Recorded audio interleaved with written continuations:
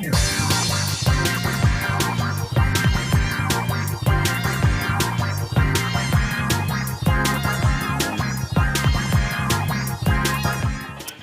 welcome, guys. We are here today at the Premier Ball League in Singapore. I'm Brian or Croissant, and this is... My name is Mickey, and this is my first time casting. Yeah, well, welcome to the casting table, Mickey. Thank you. I think you run a YouTube channel, right? Top Deck Boss? Yeah, it's Top Deck Boss. Top Deck Boss, yep. So how long have you been running it for? I have been running it since COVID, so it's 2020, 2021-ish. Okay. Yeah, it's going not too bad, I would say. Awesome, and first time on the desk, hey? Yeah, thank you so much for giving me this opportunity. Awesome. All right, so what are we here today for? We are here for the Premier Ball League Top 32 Masters, as well as I'm not too sure about how we are featuring top 4, top 8 for the seniors and the juniors, but we will be featuring the juniors and the seniors as well. Yes, that is right indeed. So we will be showcasing the seniors and the juniors, at least the finals later on in the day. But for now, we have something. We have the top 32 matchups for the Masters happening at this point in time. As the players are starting up, let's talk a little bit about yesterday. I think we had about 407 people. 407-ish, yeah, thereabouts. So we had about 400 people come and play in the Premier Ball League in Singapore, and it has been an absolute blast. I think this is the first time we've had such a large event. Exactly. Yeah, so it's a huge turnout. I think, is it the record turnout so far? Yeah, I believe it is indeed the record turnout for a major event in Singapore. Yep. The player base just continues to grow. Yeah. So I think this is also a really, really good time. If anyone is interested in playing the game, do find your local card shops, your gym shops who have weekly events. In fact, I think Singapore is one of the lucky countries that has a gym event every single day. Every single day, all around the island. Exactly. So if you do want to find out where to play, you can log on to the trainer web and see the events, the list of events that happened. Or you can reach out to us, and we'll be able to help you out. Our socials was displayed earlier. So at Brian QSY or at Mickey Top Deck Boss. Top Deck Boss. There you go. All right. So let's look at some of the matchups. I think the percentages are really, really cool. So top 32, right? This is the first time that we are doing top 32. Yes, previously it was top 16. So top 32 is a refreshing change, definitely. And the other change is we are changing it to BO1, best of 1 for the whole top cut. Yeah, best of 1 for the whole top cut, man. I do not know whether I like that, to be very, very honest. Personally, just personal opinion, I'm not a huge fan of it because for the streaming wise, there might be a chance, I'm not saying whether there will be, there might be a chance whereby you just see 2 turns of action and then that's the end of the round, right? Yeah, that's right. So just a quick recap for those of you who are new to the stream. Yesterday in day 1, they had a squiz round where players did compete in a format where the winner is determined by the number of wins that they get by the end of all rounds. And when they finish day 1, going into day 2, basically the more wins they have and the better resistance that they have, the higher placement they will be. And both formats for day 1 and day 2 is a best of 1. So the player who wins the game for each round will emerge the winner. Previously, we had a best of 3 format where players will have to win 2 of 3 of their matches in order for them to move on to the next round. Yes, do let us know whether you're a big fan of BO1 all the way or do you prefer BO3 top cut, so that we can improve and we can feedback to the organizers. And let's see. Yeah, right. So let's take a look at some of the matches, or rather some of the decks which are, came into day 2. Yep. Right, so we have, and get ready for this, we have Raging Bolts, we have Zards, we have Lugias, we have Regidragos, Iron Thorns, Gholdengo, Roaring Moons, Terapagos variants, or Duskull variants, I guess you could say. Duskull variants. We've got a Klawf. We have a Klawf. We have a Klawf. As an Oki Doki. Yes, and it's not the Oki Doki that you are thinking of. Oh no, it's the baby one, man. Yeah, that's the baby Oki Doki. It's the attached dark energy. So if this Pokemon has a dark energy attached, you get 100 more HP. Yes. So it's a single prizer with 230 HP. Yes. And I think you're dealing like, what, 170 if I'm not wrong? 170 for 2 energies. Yeah. That's pretty busted. Yeah, I faced it once and like, whoa, what is this deck? Yes, all right. So interestingly enough, you know, we had 7. So the top 3, I think, decks in terms of share for going to day 2. Yep. We have 7 Raging Bolts, Yep. which accounts for about 21.8%. We've got 4 Zards, which account for 12.5%. And then the next 3 decks are tied for 3rd place. So we have 3 apiece for Lugia, Regidrago, and Iron Thorns. Sorry, we also have Gholdengo. Gholdengo, 3. So 4 decks. 4. As in 4 decks, which Yeah. have which make up for the top 3 Right, deck lists, because they're all tied with 3 Yeah. decks each. Gholdengo, man! Yeah, and more interestingly, 2 of the Gholdengos have the exact same 60. Exact same 60. You know, I think it's pretty funny because we were talking to the players earlier, and they mentioned that, oh man, it's master versus student. Yeah, yeah. So one of them is we know him as the Steel Gym Leader in Singapore, right? Yes, he is the Steel Gym Leader.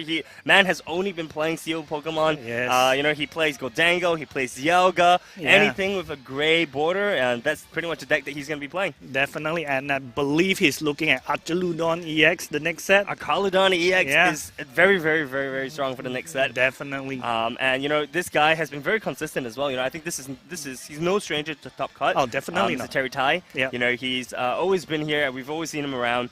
So it's good to see him back in the Top Cut. Definitely. But let's move on and let's talk a little bit about the matchup, the featured matchup for today. The feature matchup features a Klawf, right? You have heard about a Klawf. Yep, so it's Klawf against Charizard EX. So most of us are not strangers to Charizard EX, right? But Klawf, man.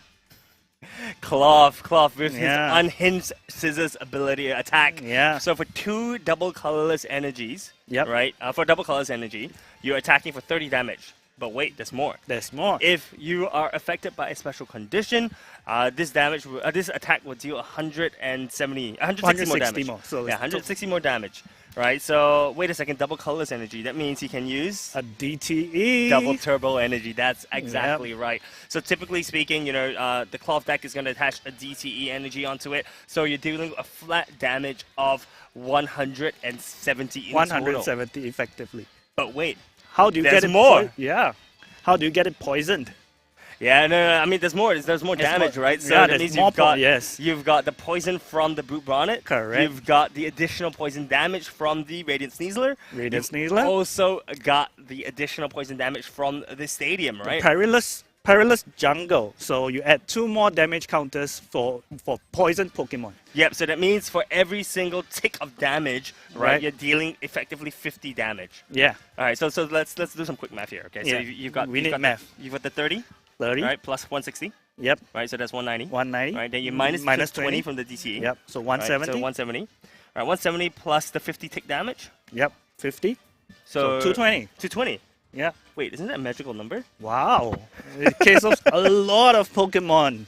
So you get rid of stuff like your Pheasantipity, you get Yeah. rid of your Ogerpons, Ogerpons. you get rid of even Luminions is gone, Squawkabillies are gone. Definitely.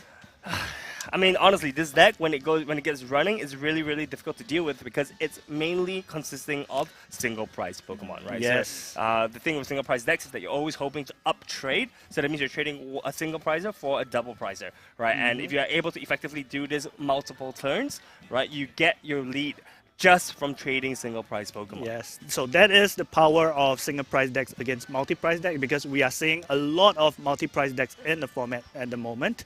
Yeah. So with your Regidrago V-Stars, with your Raging Bolt EXs, even your Charizard EXs, so there are a lot of multiple prizes Pokemon in the format. So Klawf will do well in the format. Yeah, for sure. And you know, if you need that little bit more oomph in the deck, you've also got the Electrode V, right? So I think it's 100 plus 120 damage for no energies as long as you have a special condition on this Pokemon. So it's a free attack.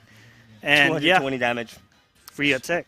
Exactly. So super, super, super strong. Oh, by the way, there's also the Patron, I think now. Yeah. Right. So the promo Patron. Promo Patron. So it has this ability, Toxic Subjugation. So if your opponent is poisoned, you put 5 additional damage counters. But I think the Patron needs to be in the active, right? Am I yes, right? the Patron definitely needs to be the active.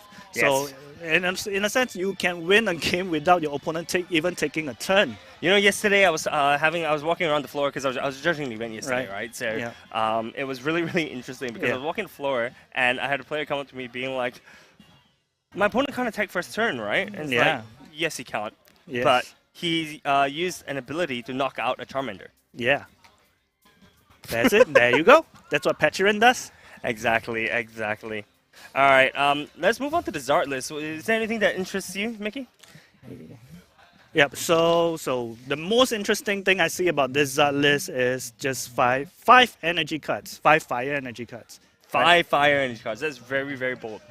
Yep. That's so very, very, very bold. very bold. Because I think most decks usually play like 6 fire energies and like maybe a potential mist, or they play 5 fire energies, they play 1 mist, right? Correct. So it's very, very I don't know. I feel Risky. I'll say it's risky. hugely risky to be playing only 5 energy cards. Man. Because if you price 1, you can still maybe deal with it. If you price 2, that would be really, really dangerous. Yeah, and the thing is that I think we, at least when I play, somehow or other, I'm always benching 2. Right. I'm always pricing 2, 2 fire energy, so the luck is not with me. Yeah.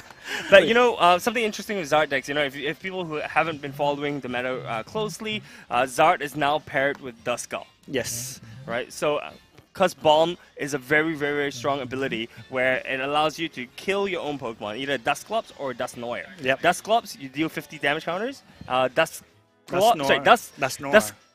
yeah, you're doing Dusknoir 13 damage Yes. counters. That is a huge count. Yes, and Dusknoir or Dusclops with Counter Catcher is a really, really good combo. And also, you know, Zard has the ability where, you know, for every prize that your opponent has taken, you do 30 more damage. Yeah, how convenient, right? Music to his ears. Yeah, so the best combo, if your opponent is hiding a 2 prizer on board, and it has 230, 220 HP, don't worry, you can use Dusclops or Dusknoir to knock yourself out, and then Counter Catcher it out. No, there's your damage. Exactly. So I think there's a lot of control that this Zard player, that Zard players in general can have, assuming that they're able to set up, right? I think let's talk about the matchup a little bit. So Zard versus Klawf, which do you think is favored? I would say Klawf is favored. Klawf is favored. Okay, because number 1, it has Hisuian Electrode V, Okay. which hits it for weakness. Yeah. And anything that's small, you have your Klawf and your Petulant, and there is even a possibility that you with Petulant you win the game on turn 0, or your turn 1 and your opponent's turn 0. Yeah, and keep in mind that this is a best of 1. Exactly. Right. So if the Zard player has a bad start, it's kind of over. Hey. Right. So I believe the Charizard player knows he's up against the Klawf. So if he could, he would definitely put down at least 2 basic Pokemon, right? Yeah, for sure. But you know, the thing is that it feels really bad. I know yesterday I mentioned the Zard player, a Zard player complaining they got knocked out by Klawf, by Petulant, right? You know, and the situation that he was facing is that he had a Charmander and a Luminion. Right. So the question is, you bench your Luminion if you don't know that you're up against a Klawf? If you don't know, you definitely won't. But if you know, would you? It's 170 HP, man. Yeah, it's tricky, right? You don't. I think you have to decide. You know, if you know you're up against a Klawf, maybe there's a chance that you might want to start with the Luminion V. Yeah, maybe. I actually think that the Zard matchup's favorite because it's actually really easy just to get rid of things.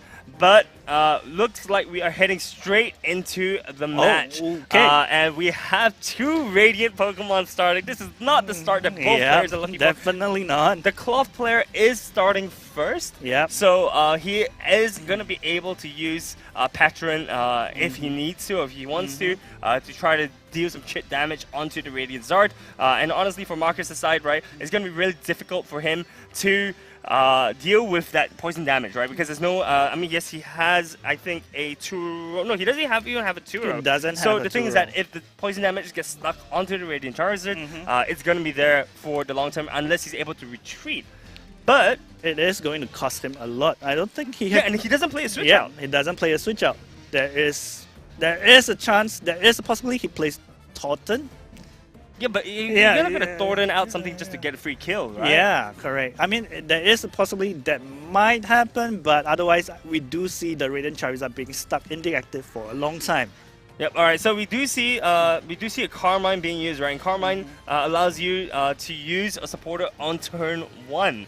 right? Where you discard your whole hand and you draw 5 cards from the Carmine, which is a really, really good start for the side of Jasper. Yep. Jasper does use another Nest Ball. He did find the Squawkability EX, which allows you to use the Squawk and Seize ability. So once you your turn, or during your first turn only, you can discard your hand and draw 6 cards. So he effectively sees 11 cards on his first turn. That is 1/6 of your deck, or more than 1/6 of your deck in turn 1. Exactly. You cannot have the.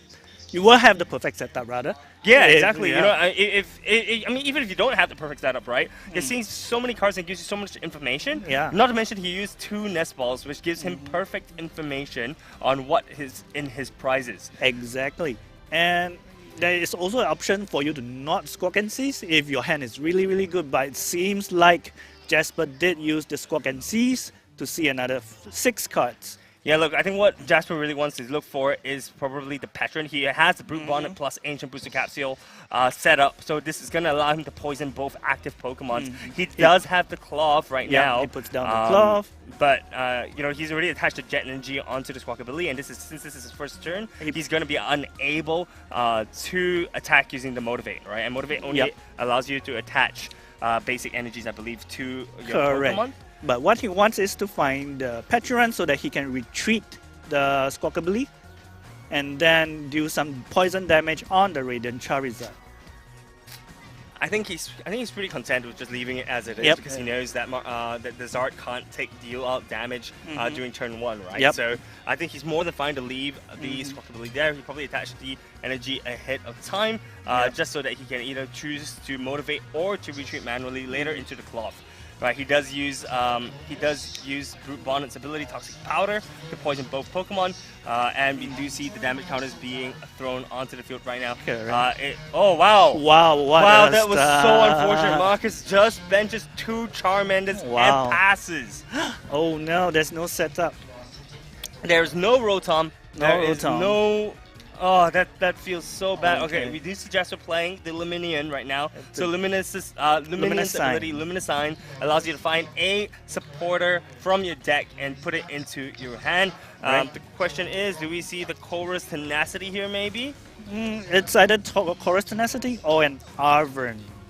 You know, that's one. It's either finding the double Turbo Energy or probably Patron or a 2, right? I mean, we definitely. I'm guessing for this Klawf deck, right? He probably wants to find. He does find the Arvern. Okay, so he does find the Arvern. And the Arvern is going to allow him to find 1 item card and 1 tool card and put it in his hand. Oh, that's the Nest Ball. He finds a Nest Ball, which is probably going to be either a second Klawf or a Patron, and the Forest Seal Stone. Yep, that's the Forest Seal Stone. So Forest Seal Stone allows you to search for any card in the deck, but it has to be attached to a V Pokemon. In this case, you have the Luminion V, so that's very convenient. And that is the only V in the deck other than Hisuian Electrode V. Yep, alright, so he does play his 3rd Nest Ball of the game to find the Patron. We have identified correctly. He is going to be taking that poison damage to the Charizard, to the Radiant Charizard, but he does need to promote the Patron. So he we'll likely see a manual retreat coming up from the Squawkability here into the Patron, and once again the Patron does what, 5 + 5 damage counters? Plus 5 damage counter, and with the Hisuian Sneasler, no, Radiant Sneasler. Radiant Sneasler, you add another 2 more, and yeah. So that's 3 + 5, that's 8 damage. 8 damage is going to be 140, so when it returns to Jasper's turn... Oh no, he's going for the Klawf. He's going for the Klawf, okay, so we do see the Unhinged Scissors. We are going to see him use the Unhinged Scissors to take the knockout on the Radiant Zard right here, which gives him, which puts him in the lead for prizes. Yeah, so, and of course, he did remember to poison both Pokemon first before declaring the attack. It is very, very important how you sequence things, because I have played the Klawf deck for a while, and there were times whereby I forgot to poison both Pokemon, and then I attack for nothing. Well, you don't attack for nothing, right? You attack for 10 damage. For 10? Yeah, for 10, yeah. Hey, I realized yesterday, you know, I was seeing a match where Joust was used for the Klefki. The 10 damage made a huge difference. Oh, man. Yeah, it can. Joust, right. Yeah, don't mock the 10 damage, okay? Don't look down on 10 damage. Indeed, indeed. All right, so we do see Marcus having the Buddy Puffin right now. He's likely going to find the Pidgey as well as the Duskull. Yep. There is no other 70 HP or less Pokemon in his deck at this point. Yeah. So I'll be surprised unless we do want to see him play like the double Pidgeys maybe. If he's afraid of it. If he's afraid, I would assume it's a Pidgey and a Duskull. He's just doing his first deck check, I believe. Yes, this is his first deck check. Yeah. So you have 2 Pidgeys in the deck. So we haven't seen his hand yet. So we don't know what he has. Oh, it is the double Pidgey. All right, I do want to talk about this. So on his list, we do see 1 Duskull. Right, and I think this is very, very ballsy of them because typically we see the decks playing 2 Duskulls because having that extra Duskull in the deck is allows you to use double curse bombs. Yes. Having 1 doesn't allow you to restricts the curse bomb usage. In addition to that as well, if you prize Duskull, it feels really bad. Really, really bad. And is that a pass back? Was that a pass back? I think he is thinking if there's anything he can do. Oh no! So it was the pass back. It was the pass back, yep. And then Klawf takes the second prize. Interestingly, he takes it from the middle. Yeah, I think that's fine. I mean, it is fine. That's probably just a preference at this point. There is no rulings. Okay, we see the rare candy Pidgeot in hand. There's Temple Sinnoh, but what does he search for with Quick Search? I mean, look. I think Marcus here probably wants to find himself an Iono, right? To kind of mess up his opponent's game plan. Because Klawf, if you notice, does not have a engine. Yeah, right? Does not have a draw engine. They run without any kind of draw engine. So it feels really bad when you get Ionoed or when your hand gets disrupted. We do see Marcus playing that 3 copies of Iono, so he's definitely going to be able to choose that if he so chooses. And once again, for those of you who are new to the game or interested but haven't really played it, Quick Search allows you to find any card in your deck once per turn. Amazing ability. That is what a lot of decks are. Ooh, he plays the Unfair Stamp, not the Iono. Wow. The Unfair Stamp is gonna definitely lay some hurt, I think, on the side of Jasper. As we mentioned before, there's no draw engine for the side of Jasper, so he will not be able to continue playing. He's going to have those 2 cards in his hand, and Unfair Stamp basically allows you to you're only allowed to use it if one of your Pokemon has been knocked out the previous turn. Both players shuffle their hands into their decks. You draw 5, your opponent draws 2. Yes, and with the Klawf deck so reliant on the cuts in the hand, it can be very destructive, and this gives Marcus the window of opportunity to fight his comeback. But you see, the thing here, right, is you need, as the solid player right now, you need to be able to take out the Klawf. Yes, definitely. If you don't take out the Klawf, it can be very destructive to you. No, I mean, the thing is that your opponent will be able to take the knockout, right? Yeah. And the thing is, you disrupt your opponent, but if you don't take advantage of it, right? You don't press your advantage. There's nothing much you can do. We do see Marcus drawing the fire energy, but no supporter. So he, I think he has the Iono. Yeah, he has the Iono. But do you want to use it after just reducing your opponent to 2 cards in the hand? No, not at all. Yeah. We do see the counter catcher on the Illuminion right now. Okay. So Marcus does this because he wants to stall out the turn, right? He wants to hope that Jasper doesn't have any kind of switch out. Ooh. You want to see that? We see the attachment to the Pidgeot EX. Oh, we're gonna see some blustery wind gameplay here, boys. Yeah, blustering wind. So blustering wind does 100 damage to your opponent's active Pokemon and discard any stadium in play. 120. 120? Yeah, all right, because we usually put DT, so I thought it was 100, right? So it does 120 damage. So yeah, we could see a Pidgeot EX attack. Ooh. Jasper does have the energy on hand to retreat. And here comes a Petulant. And yeah, Petulant poison damage onto the Charmander. So that's... Wait, is that 70? It is 70 because of Radiant Sneasler. That is so big! Yeah. I do question why he didn't just attach the Jet Energy onto the Petulant instead of attaching it to the you're right. Because then you have an extra pivot. Right. But you know what? We are there. We are playing the game, so everything is fine. Yeah. We do see the retreat coming out from Jasper, and he does take the advantage there. Yeah. Radiant Sneasler once again adds 2 additional damage counters to your opponent's poisoned Pokemon. Opponents, that is the key Yeah. word here. So you're taking Correct. 10 damage, your opponent is taking 30 damage. But because of the Patron, you get an additional 50. 50. 5 damage counters, rather. So that is 50 plus 2, that's 70 plus the 10 is 80 damage counters Right. there. Right there. Oh, okay, so there here we go. comes the Charizard EX. Will you attack with the Pidgeot EX, or will you send out the Charizard EX to attack? I think here is fine, right? To send Here out is fine, to, to attack with the Pidgeot. Yeah, because you're it's- afraid of the Hisuian Electro V. Exactly, and the thing is that you're fine. You're still able to take a prize as well from by knocking out that Patron. So you are really, really, really chilling right now. Yep, and plus, Pidgeot EX has resistance to fighting Pokemon. Oh yeah. To add insult to injury, right? Yeah. So Klawf is only going to be doing like 150 damage. 140, 150. Yeah, so Yeah. that's and don't Oh, that's yeah, okay. that's why. why. He didn't attach the jet energy there. And that's why they're playing that. We're sitting here. Exactly. We forgot about the Temple of Sinnoh in play. All right, so we do see the Pidgeot retreating, and Marcus chooses to use the Zard to attack. Yep. See Jasper doing having to top deck at this point in time. I think Jasper will be looking for something like the Electrode V, right? But seeing that he has the Hisuian Heavy Ball in hand and not playing it, that means the It's Electrode is in the deck. Likely in the deck, you know, and he does play a pair of super effective glasses, so he will be looking for that as well. Yeah, 220. No, actually, he doesn't even need it, right? Because 220 is 220 plus times 2. Really? He's doing Electro V. Right, okay. Right, because it's 100 plus 120, Yeah. no? Unless I'm remembering it wrong. We have to check. So it's I think you do need, because it used to have spicy season curry to add, because it's per special condition on the Hisuian Electro V. So I think you do need the super effective glasses rather to knock out, to one shot rather, the Charizard EX. Yeah, sure, you're right. So it's 100 damage for each special condition Yeah, affecting this so it's Pokemon. only dealing So it's 100, yep. 100 plus poison damage is another 10.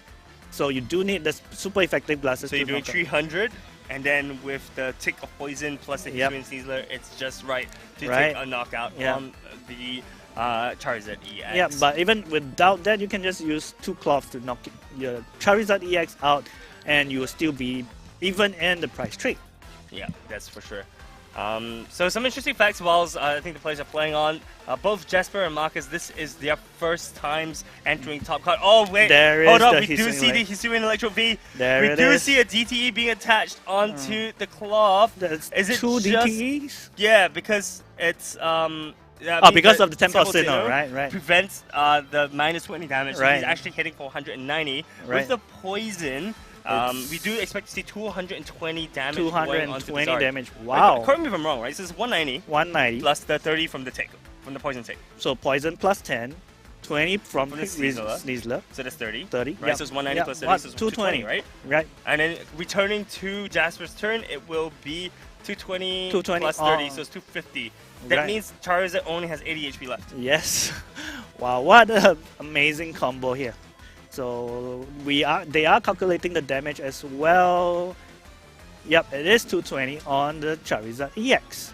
220 damage from the Charizard EX, but do keep in mind, right, Jasper only has 4 copies of the double turbo energy. Yes. We've seen 2 double turbos, we've seen 2 jet energies, so that means Jasper only has 2 more DTEs in his deck with no draw engine as well, let me remind you. So the Temple of Sinnoh is putting in serious work right now. It's putting a lot of pressure on the side of Jasper, in trying to be able, in needing to utilize his resources or be able to dig for his resources in an effective way. And Marcus finds the Aluminium V from the Hisuian, the Heavy Ball. Hisuian Heavy yep. Ball, right? So this gives him the additional option of finding another supporter from his deck. Yeah, so we'll see whether he decides to use it. He decides to use the quick search first. Yep. I think here he's probably looking to set up more Charmanders or either get a Super Rod to kind of recycle back. Yeah, there's also the option of trying to knock out the Hisuian Electrode V before it one-shots your second Charizard, right? Yeah, that's sure. So either finding a boss, no, or a counter catcher, because it seems like Marcus has used the Arven instead. He is going to be looking for the Forest Seal Stone and the rare candy. Okay. Which is a interesting choice for the side of Marcus. Yep. Seeing that he does have a second copy of the counter catcher in his deck as well. Definitely. So I think he is looking to knock out the Klawf. No, he is retreating. He's trying to use the Pidgeot EX to attack. No, I'll get so. Yep. So it is. He retreats to the Pidgeot EX, and what's the Pidgey doing out there? Yeah. So his opponent. So his opponent points it out for him. Yep. There we go. That was really weird. I think nerves is definitely getting to the players right now. You know, it is really hard, I think, to be playing in the top card because Definitely. Not to mention this is both their first times, right? Yeah, and so nerves does get to you. Nerves get to you. In addition to that, for those of you who don't know, when you're playing on stream, right, you have white noise as well that's being played in your ears at all times. So if you're not used to that, you really can't. It does getting used to, right? Yeah, it really puts some additional pressure, I think, Definitely. on the player. So.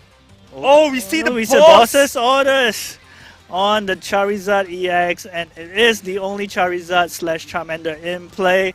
So pressure is on Marcus to find another attacker because you cannot one-shot the Hisuian Electro V, and Jasper is down to his last prize. Yeah, but the thing is, critically here, Jasper doesn't have an easy route to KO the Pidgeot. He needs to be able to find his gusting option to get the Pidgey at the back. We do see him playing 3 bosses, so he's only used one boss, right? So he still has 2 bosses orders in his deck. But I think that's probably why Marcus found the rare candy, because he wants to be able to search out for the Pidgeot, second Pidgeot EX, right? In order for him to evolve the Pidgey, so there's less options for Jasper to take that last prize. Yes. So it's on Marcus to see whether he sees that, because he's using the Nest Ball right now, so it's critical to see what he's going to be finding in his prize. I think Marcus' prize is Radiant Charizard. No, his Radiant Charizard got KO. Right. So there's... And more importantly, Marcus cannot use his Dusclops and Dusknoir anymore.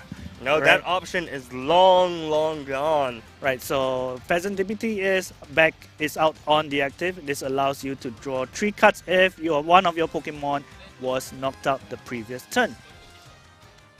So what we are saying is, we are probably looking at the Pidgeot EX attack this turn and try to soften up the Hisuian Electro V. And then it is a countdown for Jasper for his last either of his 2 bosses orders left in the deck.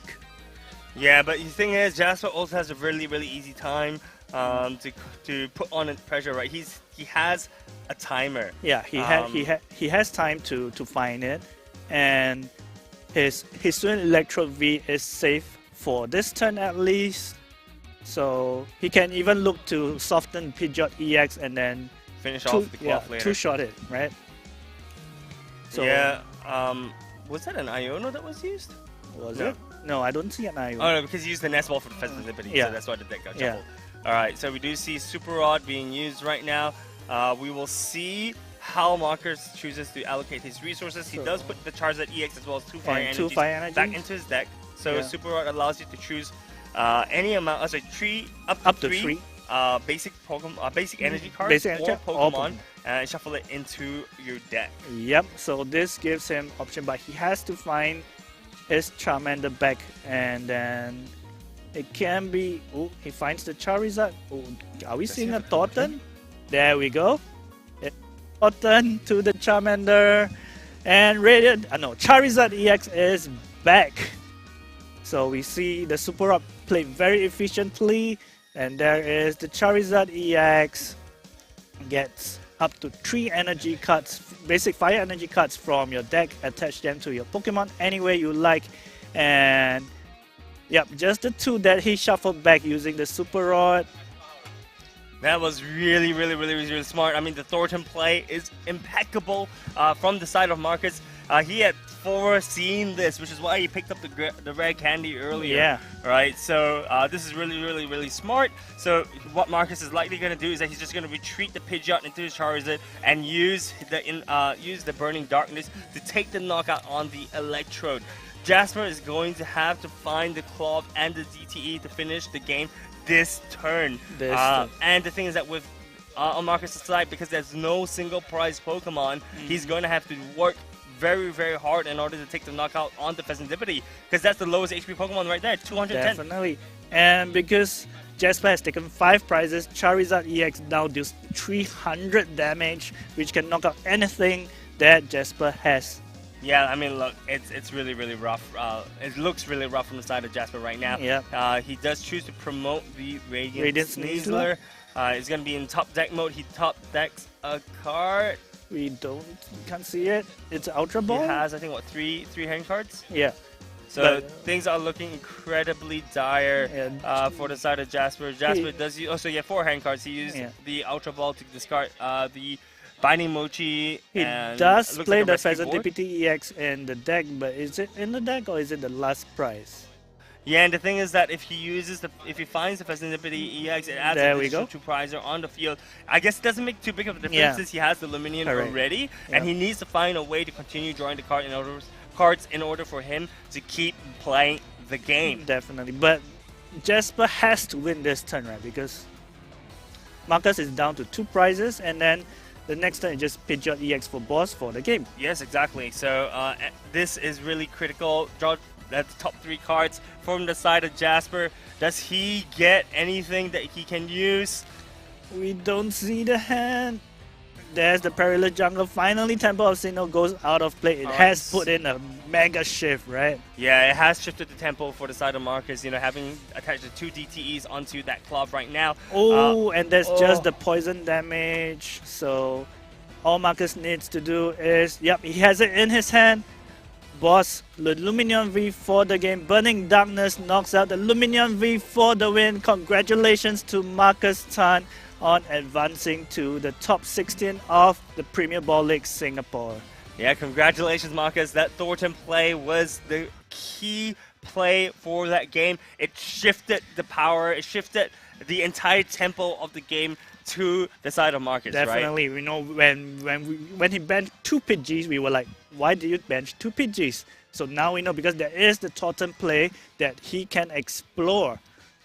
Yeah, Thornton, we've seen increasing use of Thornton because of plays like this, but traditionally we see the Thornton being used paired together with the Duskulls, right? So that you can use like double Duskull when you need to. Correct. But this was also a really good showcase as to why Thornton is useful in these kind of situations. Indeed, and Thornton can also be your insurance against the Dusknoir plays, because there are many decks that are killing your, knocking out your Charmanders.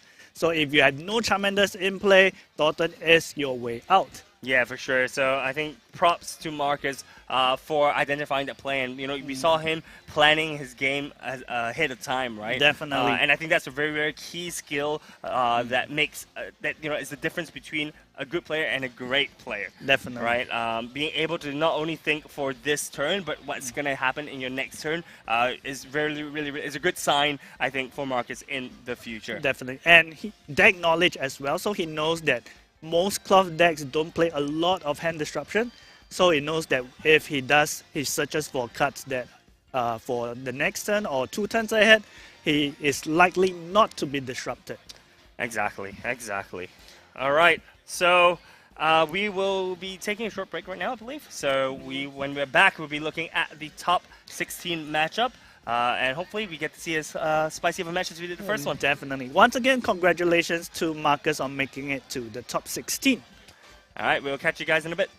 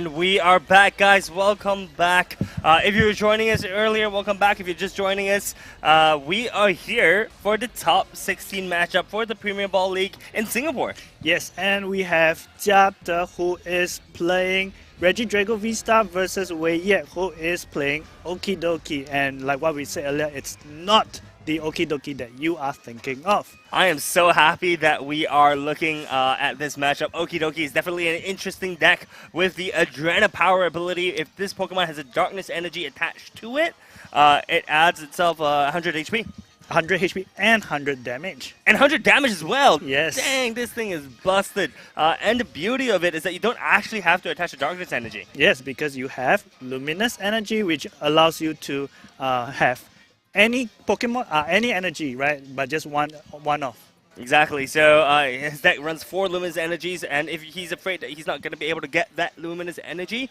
he has the 3 Darkness Energies as well to play around with, as well as the 5 Fighting Energies. So Okidoki does require 2 Fighting Energies to attack, so you can attach 1 Luminous Energy and 1 regular Fighting Energy, and you're ready to go, basically. Yeah, and you do take note that because Luminous Energy only provides 1 of each energy at one time, so if you want to use both the ability and to attack, you need 3 energies. Am I right? No. No? You just need 1 Luminous Energy and 1 regular basic energy, my man. So you can use the Luminous Energy for the Dark Energy effect and for the Fighting Energy cost? Yeah, man. Wow, that is apparently amazing. you didn't play enough Twilight Masquerade pre-release, man. Definitely. Because this Pokemon was running rampant during that pre-release, and it was absolutely decimating everyone with his attack, dealing 170 damage. Yeah, and if that's not enough, you have Legacy Energy. Jeez, running Legacy Energy? Yeah. So that means you're going to be able to go through a 230 HP Pokemon and take 0 prizes. And if your opponent knocks you out, 0 prizes. So Legacy Energy is the ace spec of choice for this deck. If your opponent takes a knockout on a Pokemon which has this energy attached to it, your opponent takes 1 less prize. Yes. So if your opponent is supposed to take 1 prize, he takes 0. pain. It's just so painful, especially on a thick Pokemon like the Okidoki. Yeah. Because keep in mind, the Legacy Energy acts as the Darkness or Fighting Energy as well. So it's just Darkness and Fighting Energy as well. So just broken. And Broken. you also have Radiant Charizard, which makes use of the Luminous Energy as well. Yep, so this is a wonderfully crafted deck list by Wei Ye. Definitely, and I think he also plays, he does play, I think, two prize Pokemon. I don't expect to see, maybe the Cornerstone being used here. It does block the Drago from attacking, I believe, because Drago has the V-Star ability. So Cornerstone Ogerpon reads that if any damage dealt to this Pokemon by a Pokemon with an ability, he doesn't take any damage. Correct. So we might see it in action, but we do expect Wei Ye to attack continuously with Okie Dokie. Yeah, I do want to say though, this is the second match that we're streaming which does not have an effective draw engine. Yes, he is running that one-off Klawf, but it doesn't mean that you're going to be able to utilize that Klawf every single turn, right? You typically see Klawf being used, I think, during the first turn, yeah, going first second. turn. Yeah. Maybe second turn if you're really bricking. Yep. But if he does bench the Klawf, it's an easy 2-prize for the side of Regidrago. Definitely. And yeah, he does play a Pheasant Deputy EX, but once the Pheasant Deputy EX gets knocked out, or if like it gets knocked out plus a hand disruption, that is your draw engine gone. Yeah, that's really rough. But on the other side, we have Regidrago V-Star, one of my favorite decks in this entire tournament. Definitely. It is so versatile, right? It can do anything you want it to do. And we are straight to the game, right? We do see the Klawf start, which is actually not that great for the side of Wei yet. We do see his hand is absolutely dead as well. He does have the Iono to kind of find a way out of it. He does have the Artisan though. He does have the Artisan? So, okay, so he has the Artisan, he has the Klawf, so there are ways around it, but there's no way for Wei to get rid of the Klawf from the board, which, as we literally just alluded to, is the worst possible thing that Wei can have when it comes into the Regidrago matchup. For those of you who don't know, Regidrago can copy any Dragon-type Pokemon's ability attacks from your discard pile. In this case, he wants to be copying the Dragapult EX attack. Your Phantom Dive, 200 damage to face, 60 damage counters. 6 damage counters. 6 damage counters. Yeah, 60, sorry. 6 damage counters to any Pokemon in any way you like. And guess how much HP Klawf has? 30. Bro, you get 30 damage on the Klawf, and guess what? It pairs very well with the Okie Dokie as well, because you put 30 damage on the Okie Dokie. Yeah. Okie Dokie has 200 HP left. Hey, that is a very nice number for Dragapult EX's attack as well. Beautiful, beautiful thing. The only thing which I am questioning a little bit here is the early use of the Temple of Sinnoh. This Temple of Sinnoh can be easily bound by either the Town Store or the Artisan, but I'm guessing he just wants us to play it in order before to get squawking, some, right? Yeah, before squawking, so he's able to kind of move, continue to move the deck. This is an absolute busted start from the side of Tiara. He has the two grass energies that he's able to attach to the Teal Dance Ogerpon. By using the ability Teal Dance, right, you can attach a grass energy from your hand to a Teal Dance Ogerpon and draw a card. We don't see a fire energy on Tiata's hand, so that is going to bother him during his next turn. He has to find a fire energy next turn. But guess what? You have Legacy V-Star. Yeah, definitely. So you can easily turn out the top 7 cards from your deck and throw it into the discard pile and choose 2 of any cards from your discard pile and put it to your hand. And guess what? There is a very prime target to pick up from your discard pile when you're using the Legacy V-Star, as we see the prime catcher there. I see what you did there. What do you mean? You said that. Yes. On to Wei's turn, he bumps the Temple of Sinnoh with his Artisan. Artisan allows you to search for a basic Pokemon that has no rule box and put it onto your bench. And his whole deck is basically just non-rule box Pokemon. Right. So we are likely to see. Let's see how Wei gets out of this sticky situation and how he handles Tiata's perfect start. I would say perfect start, right? Yeah, it's close to perfect, man. I mean, you as a Drago player, you can't really ask for a better start. Maybe you want to see a fire energy onto the Drago instead of the grass energy, but you can't really complain here. So for those of you who are new to the Regidrago deck, Drago can attack once he has 2 grass energies and 1 fire. Typically, you're like, how are you supposed to attack with Regidrago? Well, this deck plays E-Switch. Teal Dance Ogerpon is the perfect partner for Regidrago, as you're able to use Energy Switch to move the energies that you attach with using the Teal Dance ability to Regidrago, and then hand attach 1 fire energy for turn, and from there you're going to be able to use the attack of Regidrago V-Star. Yes, and Apex Dragon. And if you don't have enough E-Switches, if you just use 1, guess what? Regidrago V-Star allows you to reuse your Energy Switch.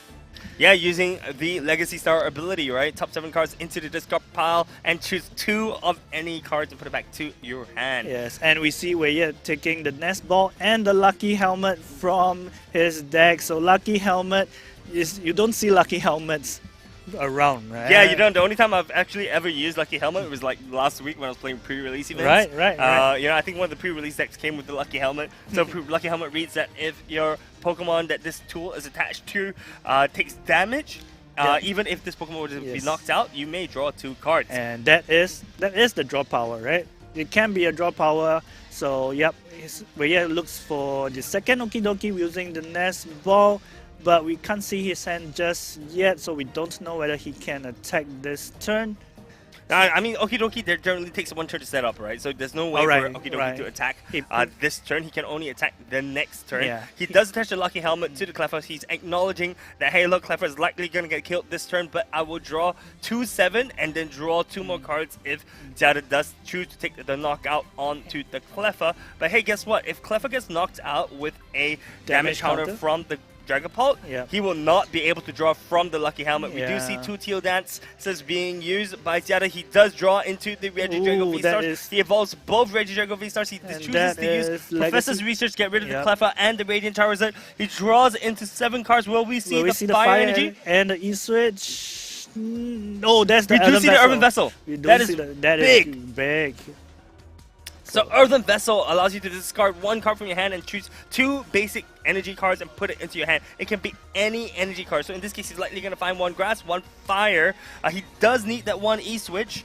But, you know, once again, with the Legacy V-Star, he's already thinned his deck so well, right? I think the first turn... Was it the Ultra Ball? Yeah, he Ultra Balled away...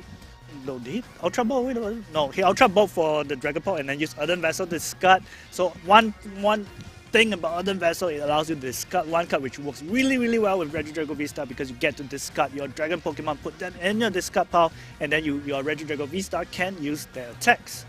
Yeah, he's definitely going to be able to use the Apex Dragon attack once he finds that Fire Energy. Did he prize all 3 Fire Energies? No way, right? Think. Okay, no, there we go. Okay, so the attack is guaranteed in this case. So all he needs just finds the 1 Fire Energy though. Just find the 1. Is he out of energies in his deck? Because we do see a lot of grass energies being attached all around. He prized 2 Fire Energies and 2 1 grass energies? That is pretty disastrous, actually. 3 energy cuts. So Weyer will be definitely looking at the number of energy cuts that Jata has taken from the Earthen Vessel and making a mental note about it. Yeah, so we do see Jada using the Super Rod to shuffle back the Radiant Charizard into his deck, which is a little bit... I mean, I have questions. You know, because usually we want to see the Legacy Star being used first before he does something like the Super Rod in case he shuffles or discards more Pokemon into the discard pile. But it looks like there's the second Fire Energy. The risk. Okay, so the reason why he chose to take only the 1 Fire Energy from the Earthen Vessel is because he wanted to draw from the Mew first. So we do see him using the Legacy V-Star right now, so he'll definitely be able to attack. He does go for the very big play of the Prime Catcher as well as the E-Switch, so that means he's going to be able to E-Switch the front Grass Energy to the Regidrago. Prime Catcher, the Okidoki with the Fighting Energy. Yeah, there we go. Kill the Okidoki in the front.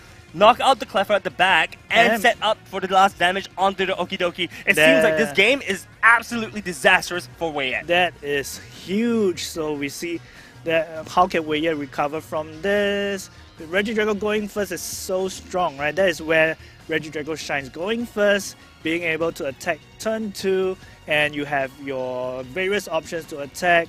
And yeah, so it is an uphill battle for Weyer at this point. Yeah, the good news is Weyer does have the Artisan, so he's going to be able to find the second Okidoki. He does play 4 copies of that Okidoki, but he needs a Dark Energy though. Definitely. You know, he needs a Dark Energy. The Dark Energy here makes such a difference. And if Weyer plays, I mean, you know, he made top 16 with this deck, right? So if he knows what he needs to do, he needs to attach the Dark Energy to the back Okidoki. Yep. Right? So it does play Crispin in the deck, which allows him to set up Crispin in set up Okidoki in 1 turn rather. Yep. So, but is it in his hand? That is the question. And the thing here, right, is that Okidoki is doing Yes, he's doing 230 that. Is it 230 damage? No, he's doing 170 damage. 170, yeah. 170 damage. But what's 170 damage gonna do to a Regidrago who has 280 HP? Yeah, definitely. And by the way, this Drago plays Gudra. Yes, and we did see the Gudra V-Star being discarded, right? What does Gudra do, Mr. Gudra player? Hey, Gudra, that's the right question to ask me. So Gudra V-Star does 200 damage, and then it's Rolling Iron attack, rather. Does 200 damage, and during your opponent's next turn, it takes 80 less damage. Oh, that is the Iono from Wei to disrupt Jiate's hand, and which means we won't see the Okidoki attack this turn. Yeah, because there's no clear spin. Yep. But we do see the Luminous Energy being attached to the back Okidoki, right? And what that tells me is that, hey, look, I'm going to play for the next turn. You can take the Okidoki in the front since he already has the 30 damage placed onto him. So that means he is already slightly weak. But, you know, if I was Jiate, I'll be pretty dang happy with this situation because it allows me to...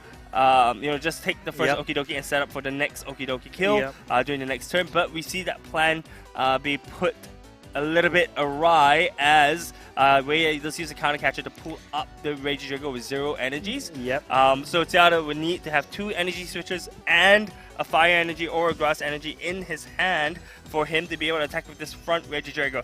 Good news is Jiate still has 3 energy switches in his deck. Yes, right? But finding it will be very, very hard because he just got Iono to 4 and he has already used his Legacy Star ability.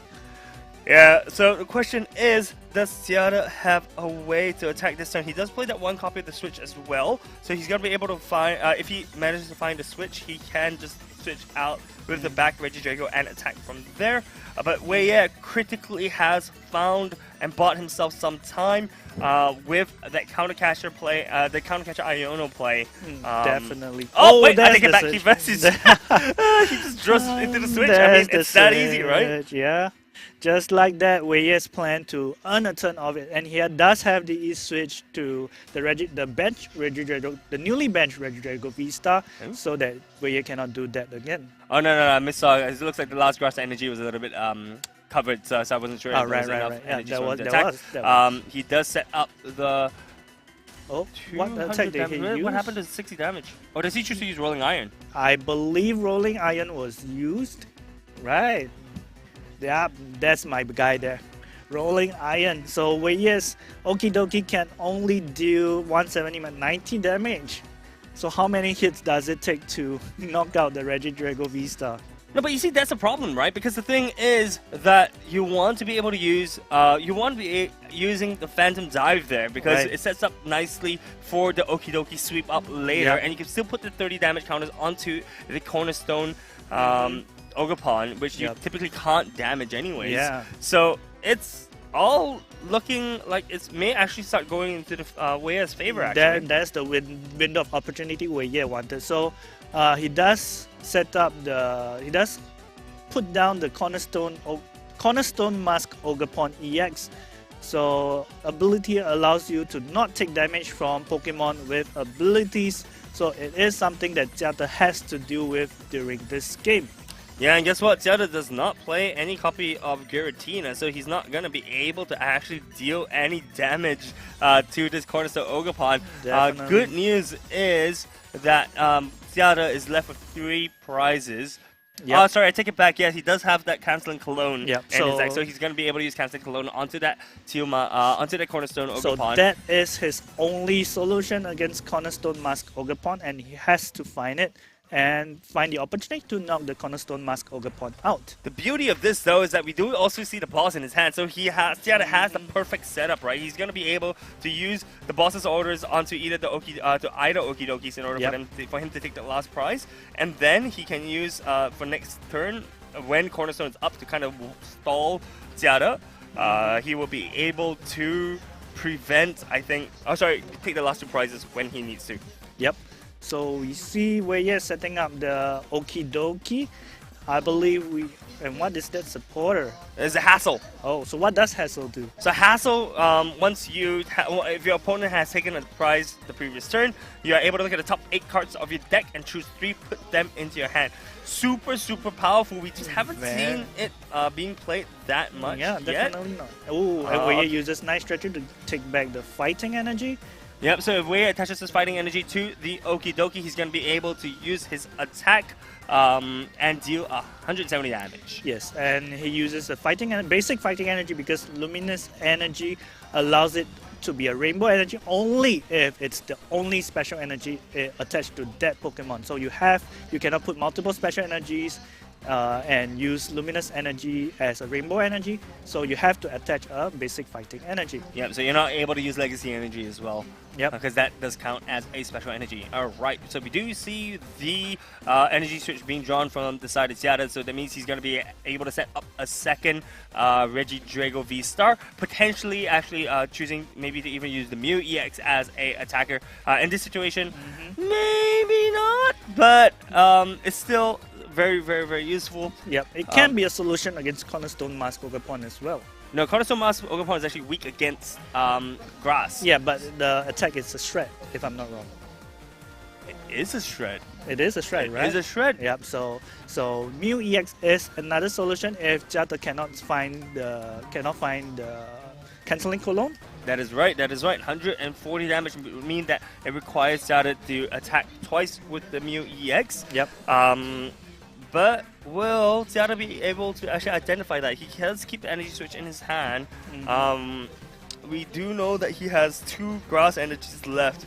Either of them could be prized at this point.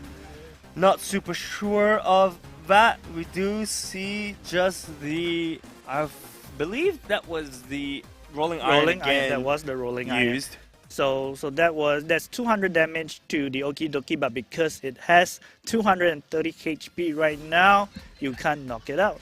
And it's got that 30 HP left. You know, this is kind of what I was talking about. I think it's still okay for the side of Seattle because by doing that 200 damage to the front, he can choose to take the prize later. And we see Wei counter catching the bench Regidrago V-Star again, and to attack with the Okie Dokie, so he needs to buy a turn. Yeah, critically, that's the second and last counter catcher that Wei has in his deck. So he's not going to be able to use any kind of counter catcher guessing options. Yep. Actually, correction, he's not going to be able to guess at all. He does not play a single copy of Boss's Orders. Yep. He is heavily relying on these 2 counter catchers. He is going to do 170 damage to the Regidrago in the front, but we all know that Zelda does have that E-switch. Does he have a second E-switch to attack? That's going to be the question. Yes, or the basic fire energy. I believe he still has the second one. He still has he has a second and third one. Yeah. But whether or not he's going to be able to draw into the Urban Vessel is the question. Yeah, we do see one copy of E-Switch in Jata's hand. It seems like he doesn't have the other. I mean, the thing is that even if he passes back. He passes back to Wei. So that is the window of opportunity that Wei needs. So to start setting up, he has been setting up the Cornerstone Mask Ogerpon. That is a mouthful to read. So Wei attacks again. No, he does. He passes back. Okay, interestingly enough, he doesn't attack. He probably needs more time to set up. So interesting choice to pass back instead of attacking. Yeah, that's a very interesting strategy, right? Because Wei knows that he can just stall out Zelda because from his previous turn we know that Zelda doesn't have the energy or the E-switch, or he assumes that Zelda doesn't have the energy or the E-switch in hand for him to utilize an attack for that last turn. But we do see the fire energy that Zelda just drew, so that means he is going to be able to attach the fire energy and use the E-switch from one of the 2 Master Ogerpons. Did he just draw to it, or? A little bit puzzled here. I feel like he did. Yeah, okay, there we go. So you do see the E-switch, and we're going to see the hand attachment for the fire energy. He just drew to it.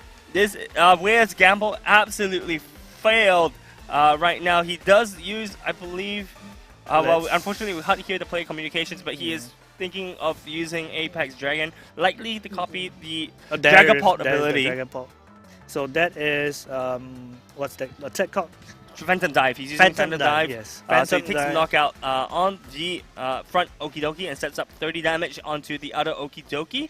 And the other, I think he puts the last remaining 30 damage onto the Cornerstone Mask Ogerpon EX. And because Cornerstone Mask Ogerpon had an EXP share, so there is the basic fighting energy attached back to the Cornerstone Mask Ogerpon. And all Cornerstone Mask Ogerpon needs to attack right now is just one hand attachment, one energy attachment. Exactly. Rhea uses the Pokegear 3.0 to look at the top 7 cards of his deck to find himself a supporter. It seems like he did find himself the Crispin, so this guarantees an attack for the Cornerstone this turn. Yeah, so Crispin allows you to search your deck for 2 energy cards, one energy card, right?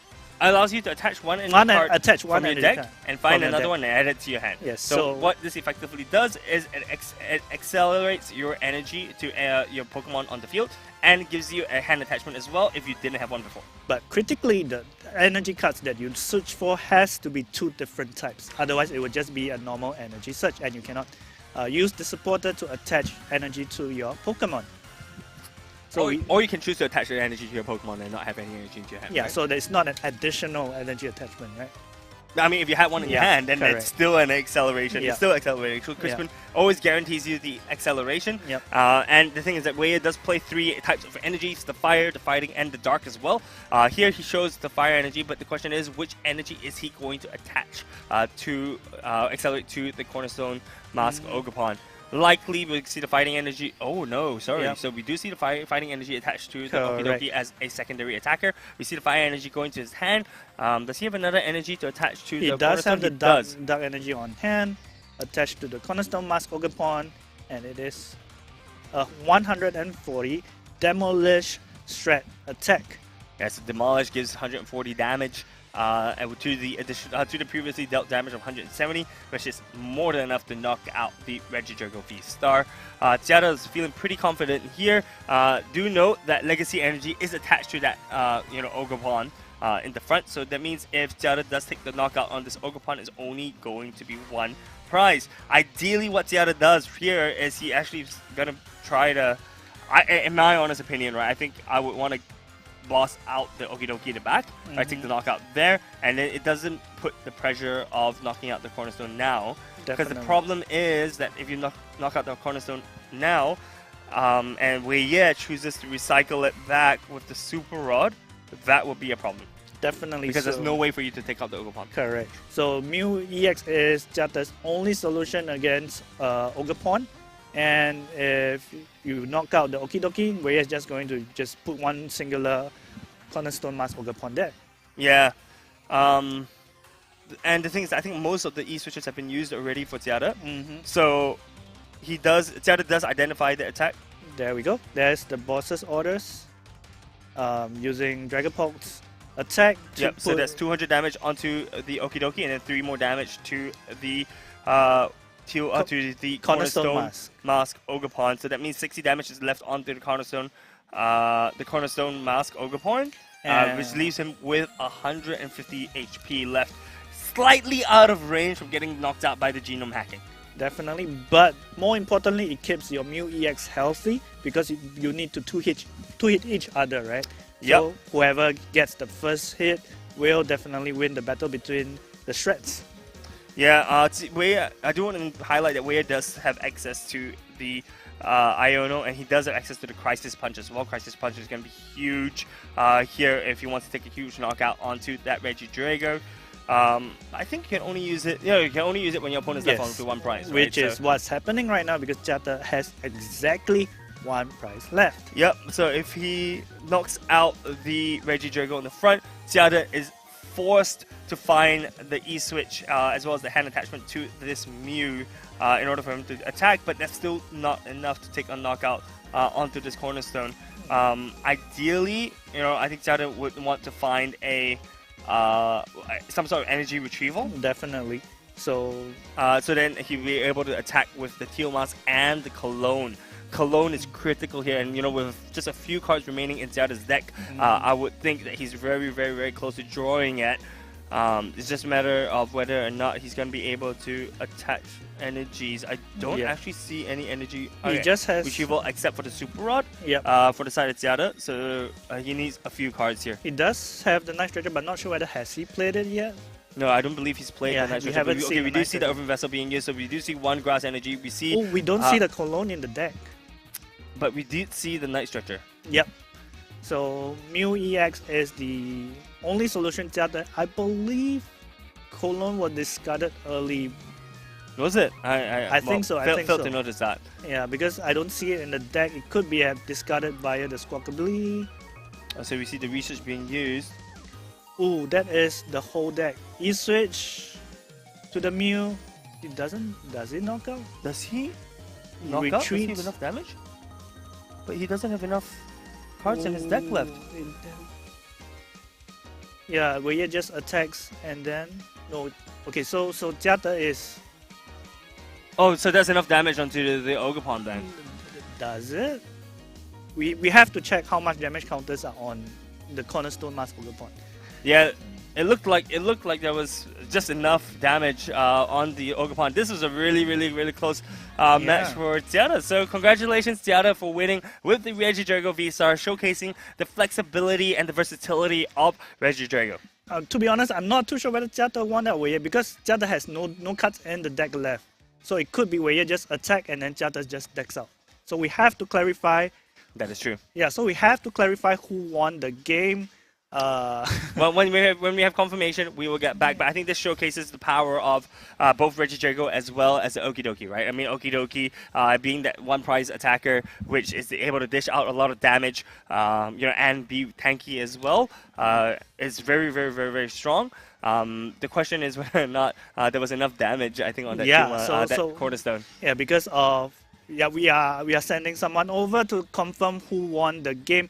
But yeah, let's focus on the two decks that we just saw. So as we see, Okidoki very effective as an attacker because you are dealing huge damage and you are just a one prizer.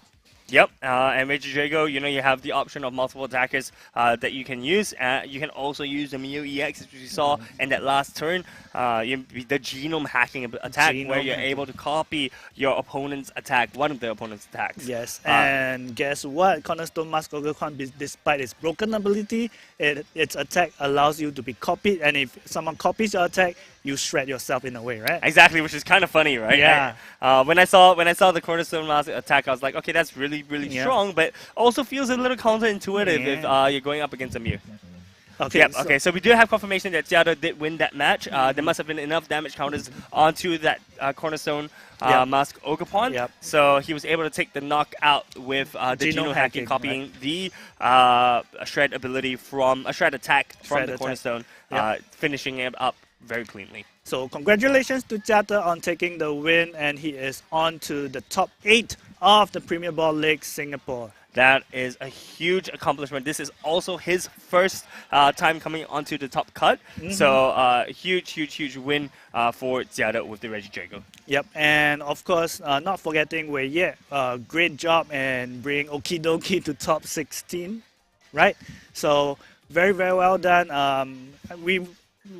Okidoki wouldn't have been put on the map without him, right? That is 100% true, and it's always on to be bringing these very interesting builds onto the Singapore scene. Yep, definitely.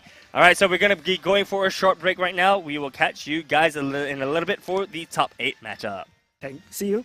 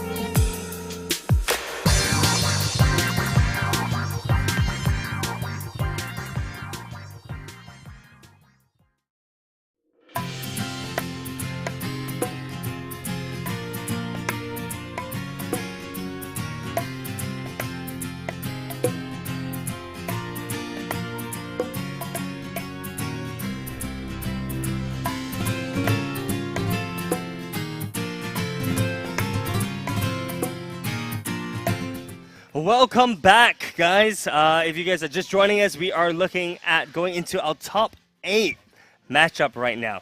Yep, fantastic. So we are here at the Singapore Premium Ball League featuring Terapagos EX versus Raging Bolt EX. Both decks are very, very well situated, I think, in this BO1 format. You know, if I was to play in this PBL, in this Premier Ball League, I would choose Raging Bolt, actually. Bolt, Yeah, in my opinion, is one of the most consistent decks in the format right now. Right, you've got the Teal Dance Ogerpons as the support Pokemon, where you're able to attach the grass energy to the Ogerpons, as well with Sada to accelerate the energies. And the Sada can be used for both the Raging Bolts as well as potentially the Slitherwing or the, what's it, Sandy Shocks. There we Sandy go. Shocks, yes. So yeah, and it is very easy to pick up because it's very linear. A lot of people have been criticizing it for being very linear, but I don't see anything wrong with it because it's simple, easy to pick up, and it does a lot of damage easily. Yeah, you know, it does 70 damage for every energy that you discard of it. I think this is Bellowing Thunder ability. Bellowing attack. Thunder. Yep, Bellowing Thunder attack. So for every energy that you discard, you're doing 70 damage. So it can very, very quickly add up. And guess what? Let's do some quick math here. Yeah, Okay? let's go, So let's we've go. got Sada. Yep. All right, so if you have 2 ancient Pokemon, that's 2 energy cards. Yep, that's Right. true. And let's say you have an Earthen Vessel. Mm-hmm. Right, that's another 2 energy There's another cards. 2. And you hand attach for 1. You hand attach for 1. Mhm. That's 3 in Yep. total. And then you can just Teal Dance Yeah. for 4. And And that's 280 damage. It might be 5. That's true, because if you have 2 grass energies, that's, well, Ogerpons, right? Yeah. If you have 2 Ogerpons on the field, you have 5 energy cards, 350 damage. Easily. Exactly. So we're going to go straight into the game. We see Benjamin Tan playing the Raging Bolt and TYJ playing the Terapagos Duskull combination. Okay. All right, let's quickly talk a little bit about Terapagos, man. Why is this deck rising in popularity? I would say because number 1, Terapagos does huge damage. I would say huge damage, but enough damage to knock out a lot of Pokemon in the meta right now. Yeah. So the max damage is 220 with a DTE. Yep. Yeah, and of course you have the Noctowl engine, which is why this deck works so well. Yep, so Noctowl has the ability Jewel Seeker. If you have a bench, or if you have a Terra Pokemon on the field, you're able to search your deck for 2 trainer cards. Trainer cards is Yes. the key word here. It's not just item cards, right? So you're able to find 2 trainer cards from your deck and put it into your hand when you evolve this Pokemon. And we also have Fan Rotom, which we see TYJ searching out for using the Buddy Puffin. So Fan Call allows you to search for 3 colorless Pokemon with 100 HP or below. So this searches out your Hoods and your Noctowls. Yeah, very importantly, you're not putting it to the bench, so you can find even evolution Pokemon here. Exactly, which is what Alistair does. He finds the Pidgey, 1 Hood, and a Noctowl for the next turn. Yeah, it sets up beautifully for the next turn. And wait, and he has a Hoot Hoot on the field already, so he can easily evolve the back Hoot Hoot into the knockout if he chooses to do so. And it guarantees him 2 trainer cards if he is able to find the Terapagos. Yes, and yeah, we put 2 Hoot Hoots down in the event that your opponent knocks out the active Hoot Hoot, which for Raging Bolt EX it is definitely possible. So we are on to Benjamin's turn. We see the Nest Ball out. He does his deck search. So ideally you want to look for either the Squawkabilly if your hand cannot move, or you want to look for the Tumas Ogerpon to set up your engine, right? Your draw engine. Yeah, I think critically here as well, TYJ does make the right decision in not benching the Terapagos. And if you noticed, right, he left 1 bench slot open for the Terapagos next turn. Yes, very critically because you don't want the Ogerpon, you don't want the Raging Bolt EX to use Prime Catcher or Pokemon Catcher to catch your Terapagos EX.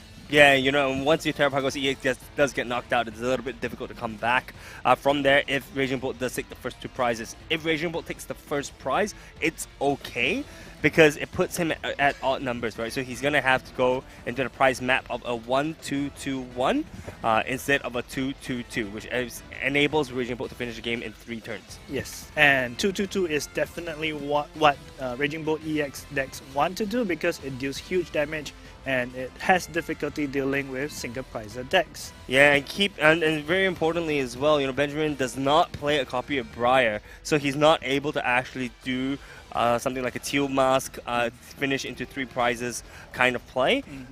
So he is going to have to do the extremely linear path of the 1-2-2-1. Okay, and we see Benjamin taking the Raging Bolt EX from the Nest Ball. Okay, so we don't know what is in his hand yet because we can see, and more importantly, we are seeing that he's using the very new sleeves. Yeah, he's using the exclusive Premier Ball sleeves, which you can only get at the Premier Ball tournaments.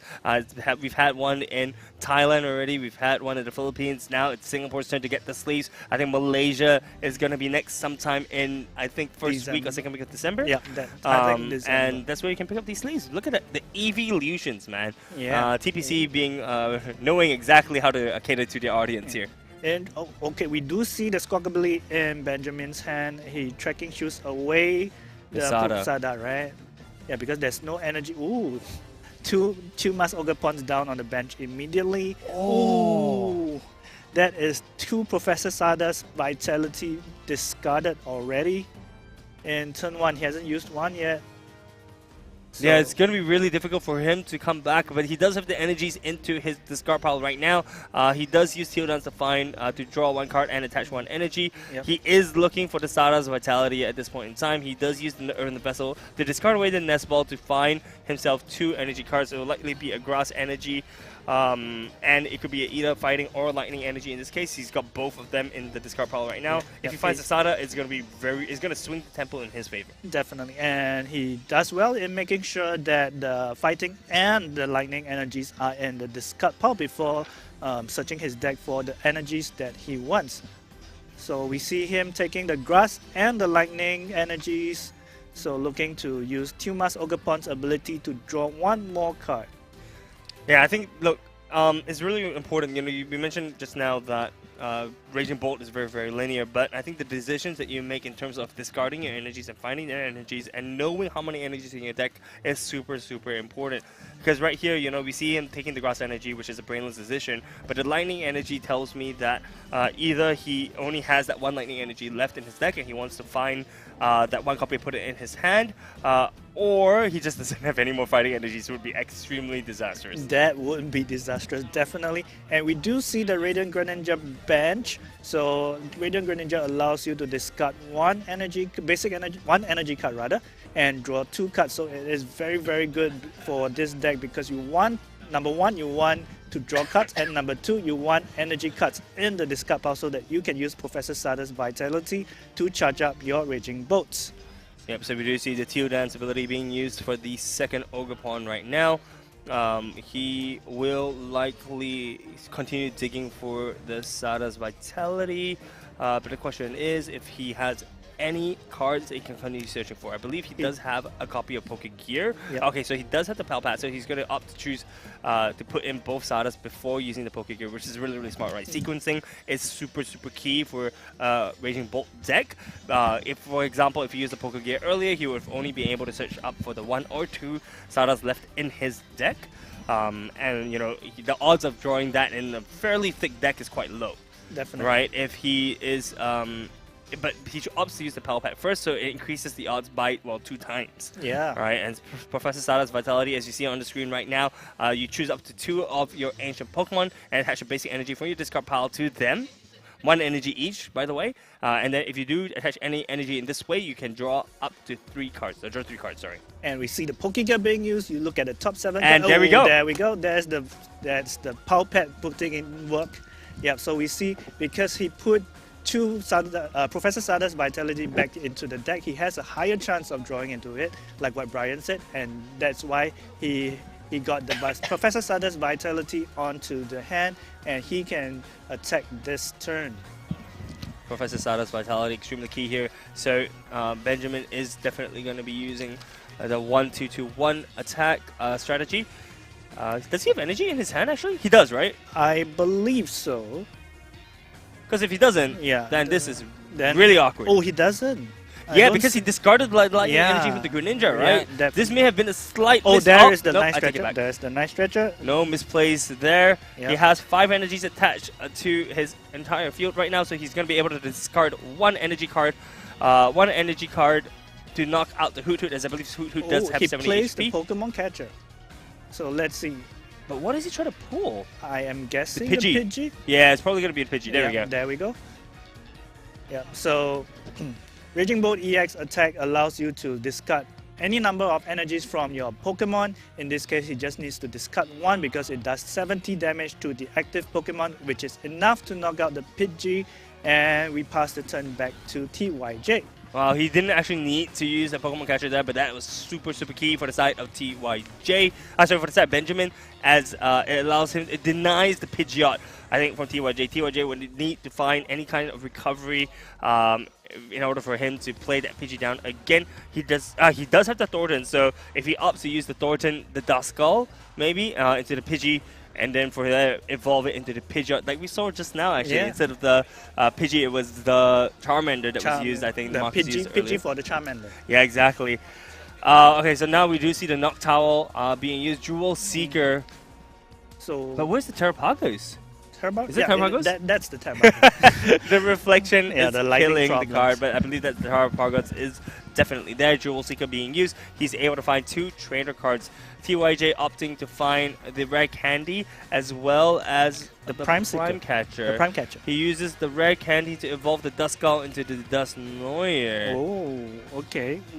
I think, yeah. So we were so concerned about whether there was Terapagos EX on play because you can only use Jewel Seeker if there are Terra Pokemon in play. But that's very interesting because the thing is that, you know how I mentioned Benjamin is forced into this awkward situation where he needs to do a 1-2-2-1, right? But the thing is that if TYJ is using the Dusknoir, that negates the 1-2-2-1. Exactly. It becomes a 2-2-2. And we do see all available prizes on the field already for Benjamin to take. He can take the Festivity. He can also take the Terapagos. Those are the 2-2-2. Which is really awkward, I think, for more TYJ. importantly, I don't think I saw a DTA in TYJ's hand, so he has to find a way to look for it without Pidgeot EX. So he plays the Buddy Puffin, find the Duskull as well as the Hoot Hoot. I believe that is a Nest Ball. Yep, that was that's just a being Nest played. Ball for Nest Ball for the Terapagos EX, the second one on the field. Having 2 is definitely an insurance policy to ensure that your Area 0 under depths is active. So let's talk a little bit about that, man. Yeah. Skyfield, Area 0 under depths allows you to increase your bench space from your standard 5 to 8 if you have a Terra Pokemon on the field. Indeed, and Terapagos attack relies on the number of bench Pokemon you have, so Area 0 under depths works very well with Terapagos EX. So we see the Iono played by TYJ, hoping to get the double turbo energy, and let's see whether he does get it. That's a pretty huge gamble. Yeah. I mean, if he whiffs this, right, the Prime Catcher would be completely useless. We do see the DTE Yeah, we do see it. being drawn out, so he will definitely be able to attack, and this is enough damage as there is a full bench right now. Terapagos is gonna, TYJ gonna take the lead by taking out the first two prizes, well, the second two prizes of the game. Yep, and we do see Pheasantipity EX being used. Ability allows you to draw 3 cards if one of your Pokemon were knocked out during your opponent's last turn. So that is very smart using this Pheasantipity EX after the Ino, so you get to draw more cards, and of course knocking out the Tumas Ogerpon because Terapagos EX only does 220 damage with the DTE, so it doesn't knock out the Raging Bolt EX. He has to knock out the Tumas Ogerpon. Yeah, and critically, he also used the Prime Catcher on the Ogerpon, which has the energy card attached to it.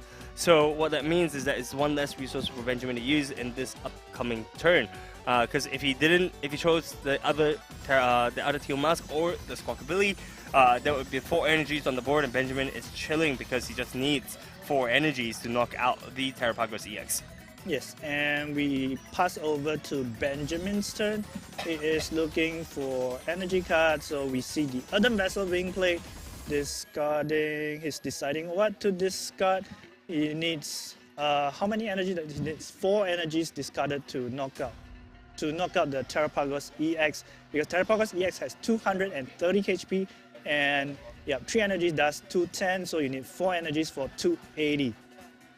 Yeah, and look, Benjamin opts to keep the Lost Vacuum in his hand, because at any point in time, if Benjamin wants to use the Lost Vacuum on the Area 0 Underdepths, he can do so, which actually reduces TYJ's bench spots back to 5. So TYJ is going to be having to make that difficult decision in terms of discarding Pokemon from his bench. However, keep in mind that if that does happen, TYJ actually has some pretty easy options, right? Fan Rotom, the Noctowl, and potentially even getting rid of a damaged 2-prizer or a 2-prizer on the board. Yeah, definitely. But the headache for TYJ after that is getting enough Pokemon back to the bench after you re-put down your Area 0 Underdepths. So that could be an issue moving forward. Hey, guess what? Yep. You don't need a Lost Vacuum if you have a Pokestop in your hands. Oh, definitely not. So, yep. So we see Benjamin considering putting down the Pokestop. Yeah, but still conceal cards first. So into the Nest Ball and the Night Stretcher, I believe. Yep, it's the Night Stretcher. So if he opts to do so, he can use either his Nest Ball or the Night Stretcher. I believe he does have more Ogerpons in his deck, so he will use the Nest Ball instead of the Night Stretcher, because Night Stretcher can pull up any energy card or Pokemon card from your discard part to your hand, which is an absolutely busted card considering that it's an item card as well. So you have more flexibility with the Night Stretcher than you do the Nest Ball. Yep, definitely. So we see the Pheasantipity EX being searched out. Not sure whether he's confirming it already. So yep, there is the Pheasantipity EX, allows you to draw 3 cards after your Pokemon has been knocked out during your opponent's last turn, which we did see TYJ knocking out the Tumas Ogerpon. So Benjamin is able to draw 3 cards after that. Actually, you know what's actually really, really good right here?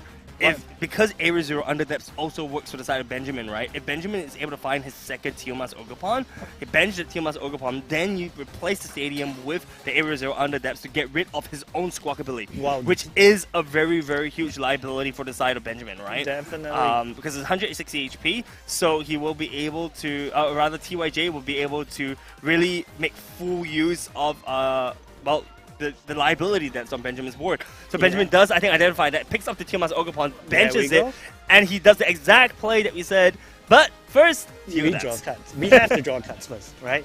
You maximize out your options, see what you have in your hand rather, and then you decide after that.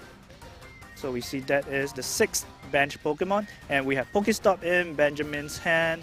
He's taking his time to evaluate all the options available, what he can do.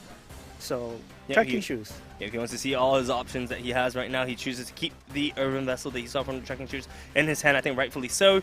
I do want to see the play, man. Dude, drop the Pokestop. It's huge. No, he discarded the Pokestop? They discarded the Pokestop.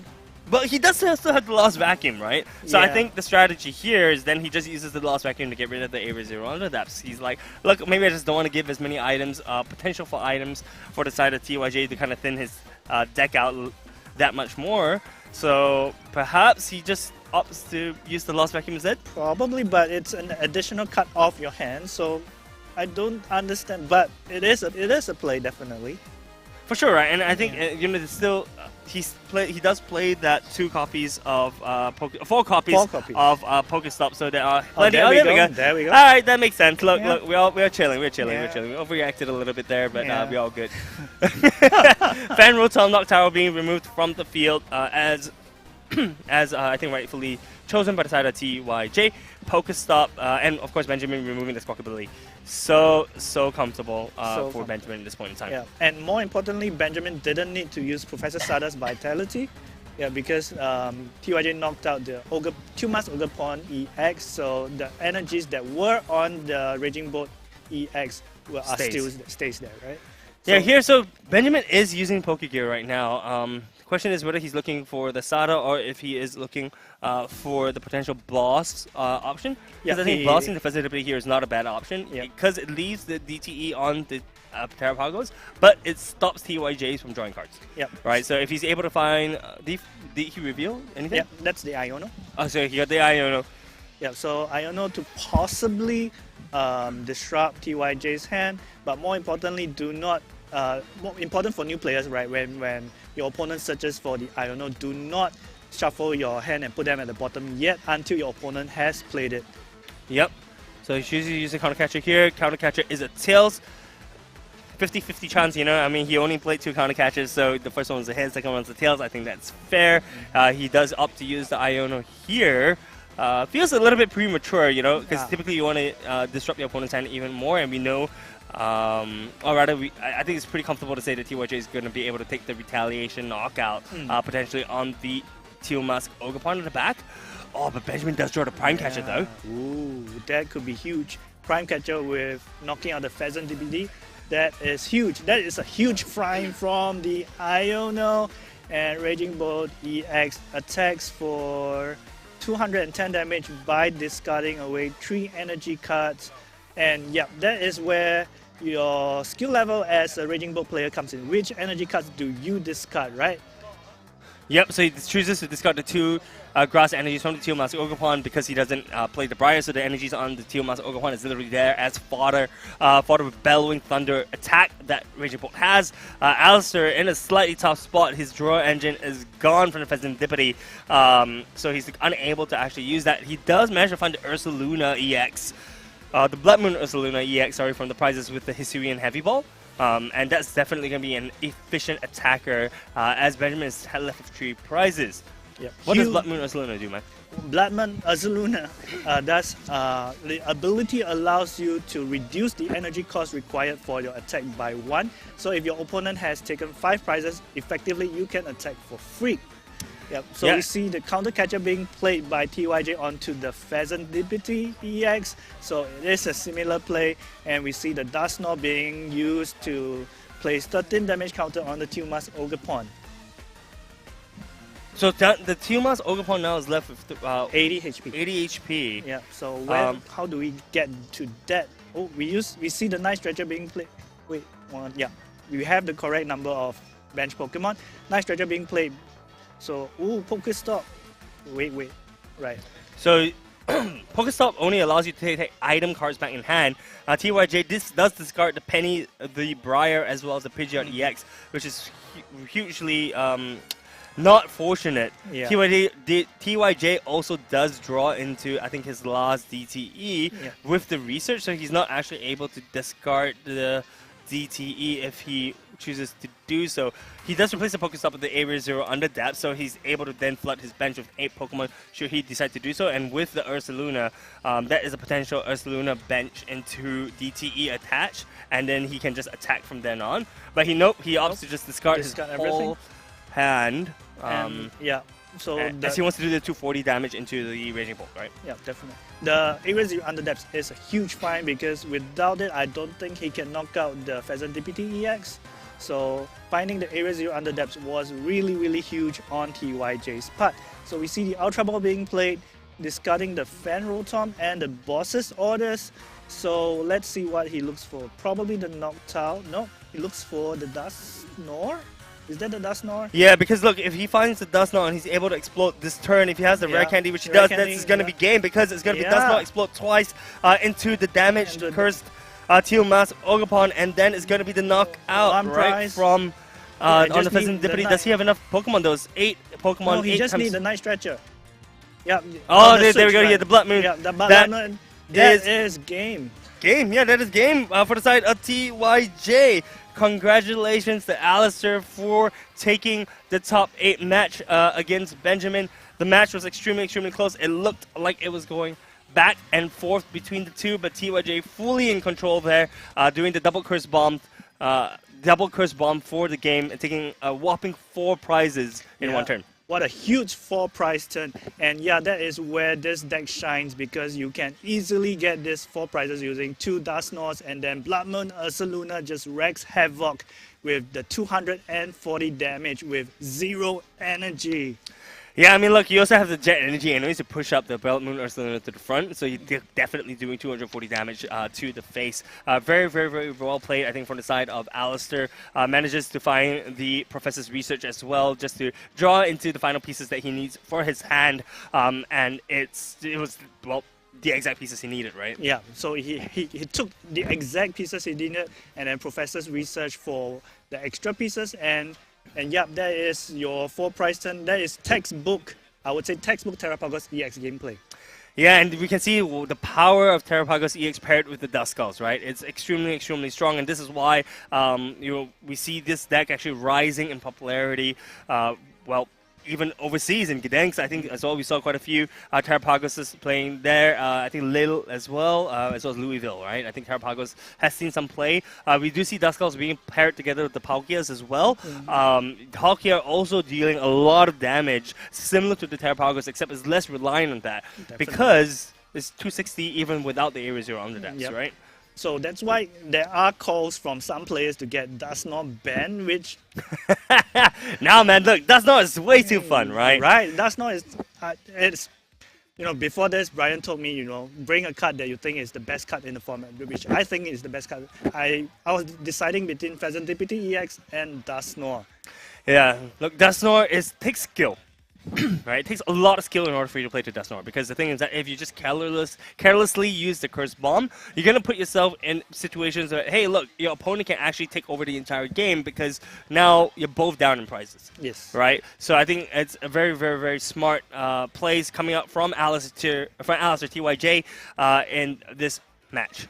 Yeah, definitely. Yeah, so Dusknoir is definitely one of the best decks in the format. Plus, Dusknoir activates a lot of cards like Counter Catcher, Iono, and it disrupts a lot of decks in the format. Yeah, alright, so with top 8 out of the way, we do have top 4 left. We will be taking a short break, and we will be back with the top 4 showcase. See you guys in a little bit.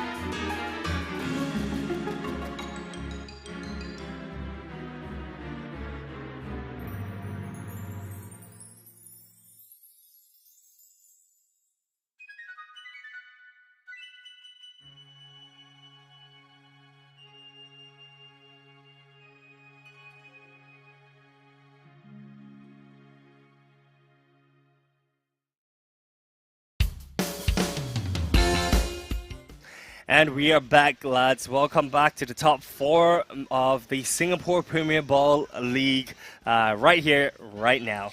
Yep, and we are into the top 4, and most interestingly, we have 4 different decks. So number 1, we have Terapagos EX, which we saw on stream just now. Yep. It will be facing a Iron Thorns EX deck. Yep. And also we have the Regidrago that we'll be featuring on the stream against the Gholdengo Palkia deck. But before we go into the matchups, we do have 2 things that join us. We have the Fan Rotom as well as the top 4 Terapagos EX. The one-of-a-kind, okay, not really one-of-a-kind, I mean it's like 4 of a kind, I guess, in our region, in our country. Yep, so these are awarded to the top 4 players of every Premier Ball leagues held across Southeast Asia, so it will be Philippines, Malaysia, and Singapore. And also Hong Kong English, so 4 regions. So total, there are only 16 of these cards printed out. So if you are a Master Set collector, good luck to you, as this card will definitely cost an arm and a leg to get. But we also do want to mention that there's the Fan Rotom, which you can get for just simply participating in the Premier Ball League. You know, I think a huge shout out to the Pokemon Company for printing these 2 cards. They know their market. They know that these 2 cards are highly playable. And I think it's definitely the right call to print these 2 cards as the promos for the event. Yep, great choice of cards. Fan Rotom will be very good as we saw in the last game, right? Fan Rotom search for the Pidgey, for the Hood, for the Noctowl. And yeah, so these 2 decks, these 2 cards rather, you saw in the last game. So. Yeah. You know, it's actually possible to create a full deck with Terapagos EX and Fan Rotom. You can bling it out with Premier Ball League stamped ones. Well, that would cost an arm and that would cost a bomb. That would be like what, at least maybe high 4 digits. Yeah, maybe? but that would be the ultimate flex, right? You show your Terapagos. Oh, it has a stamp. What is it? Ooh. Exactly, and you only have 12 of these out in the wild. 16 of these out in the wild. Yeah. So congratulations to all the 4 players who has made it this far. You have got yourselves a Terapagos EX with you, and this is definitely something that you want to keep for memory's sake, right? Yep. So all 4 players are secured, have this secured for this, and they will be fighting to the final. And after that, they will be fighting for the champion, to be the champion of the first Premier Ball League in Singapore. Yeah, and not to mention as well, you know, they aren't just fighting for prizes here. They're fighting for points. And why do these points matter? It guarantees you a spot to the World Championships in 2025 in Anaheim next year. And boy, oh boy, this is an opportunity that cannot be understated. Yes, definitely. World's Invite is bucket list of almost every Pokemon TCG player, right? Yeah, you know, I recently went to the World Championships in Honolulu this year, and it was an absolute blast, you know. Yes, okay, I didn't do too well, but it doesn't matter because made a whole lot of new friends, met a whole bunch of new people, and experienced the highest level of Pokemon that you can experience at an international event. Something that most of us don't get to achieve, don't get to experience unless we travel to these events. Yeah, definitely. You can call yourself a Worlds player, right? So that in itself is a big achievement already. It's very true. It's very true. And, you know, I think only last year there were only 6 master slots open, 3 juniors and 3 seniors. We've yet to see what the final, I think, numbers are that we can send as a country. But this, I'm pretty sure, will be released later on in this season. Yep, and with slots so limited, we are only probably going to allocate 4 to 6 for Masters. So every point counts, and doing well in big competitions like the Premier Ball and the Ultra Balls that are coming will be critical if you want to qualify for the Worlds in Anaheim.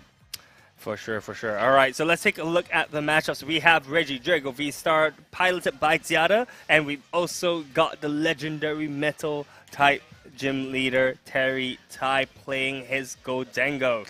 Yep, so Gholdengo is one of my favorite cards in the format just because of the name of the attack. Right, make it rain! Make it rain! There's so much cash being thrown, so much damage being dealt out from its Make It Rain attack. For every energy that you discard, you're dealing, I think, 50 damage. 50 damage. Yeah, and you have tools like the Urban Vessels, like the Night Stretches, like the Superior Energy Retrievals, which allow you to pick up energies from your discard pile at ease and replenish your hand with it. Yep. So it essentially it has no damage cap, right? So Yep. you deal damage according to how many energy cards you have in your hand, and it does a lot of retrievals. 4 energy retrievals, 4 superior energy retrievals, 2 energy retrievals, and yeah, it does play a spicy tech that we don't know whether will come out later, but if it does come out, we will talk about it. Yeah, not to mention as well, Gholdengo also has a coin bonus ability, so you usually see decks playing their main attacker together, paired together with an engine, but Gholdengo is basically your attacker and your engine in one. Coin bonus allows you to draw 1 card from your deck and put it to your hand, but if it's in the active spot, it allows you to do that twice. So Yes. 2 cards. So that is your insurance against Iono. So if you get Iono to 2, doesn't matter because you can draw 2 if your Gholdengo EX is active. And depending on how many Gholdengo EXs you have on your bench, you can draw additional 1 more for each one of them. Yeah, so super strong deck. I strongly believe these two this matchup is going to be interesting to watch. We're going to see whether or not Gholdengo has enough resources or will be able to find enough resources to consistently attack, to continually attack, and whether or not Drago is going to be able to set up before Terry is going to be able to find the resources that is required. Yes, and we have talked about the Regidrago V-Star deck just now, and of course, if Regidrago V-Star does go first, it has the access to Triforce from Kyurem, and that is going to be huge against a setup deck like Gholdengo EX. Yeah, and keep in mind as well, Gholdengo EX is not playing that mana fee. A lot of decks have removed that mana fee, so it's a chance for the Triforce to be used to just wipe out the bench completely. I think the difference between going first and going second here is going to be huge for both decks. Both of these decks wanting to go first. Yes, definitely. But we do see that Terry does play TM Evolution in his deck, so if he does go second and he's afraid of getting Triforced, so yeah, we have confirmation that we are going to the game, so let's head on to it and let's see who's starting first. All right, so we see that Terry has chosen to go first. I believe that is the Earthen Vessel, maybe? Or is No, it the that's Nest the Ball? Buddy Puffin. Oh, it's the Buddy Puffin. The best card you want to see. Terry's cards are so blinged out. Like, the reflections are blinding me. Yeah, he does love his blink card. So Buddy Puffin is the best card you want to see in your opening hand as a setup player, especially as a Gholdengo EX. You want to put as many gimmick goals onto the bench as possible so that you have multiple Gholdengo EXs and then you can draw more cards. Yeah, not to mention as well, I think for the side of Ziada has got a pretty good start in the Klawf. Klawf's going to be able to, it was going to allow him to replenish his hand after setting up for full bench. It's going to be a pretty decent tool, I think, as well, to kind of give up a single prizer to Terry if he's not able to set up for his turn to attack. Yep. We see Terry finding the Spirit Tomb. From the Buddy Puffin, he uses Radiant Greninja, discards the Water Energy to draw 2 cards. He finds the Earthen Vessel, and yeah, does he get the Gholdengo EX for the next turn? Hey, that's actually interesting. Hey, I mean, why would Terry find the Spirit Tomb? Yeah, exactly. So Spirit Tomb just blocks basic V, right? Yeah. Yeah. Spirit Tomb only blocks basic V, so it doesn't stop Ziada from using that Legacy V-Star ability, and Ziada does not play any other V Pokemon on his deck.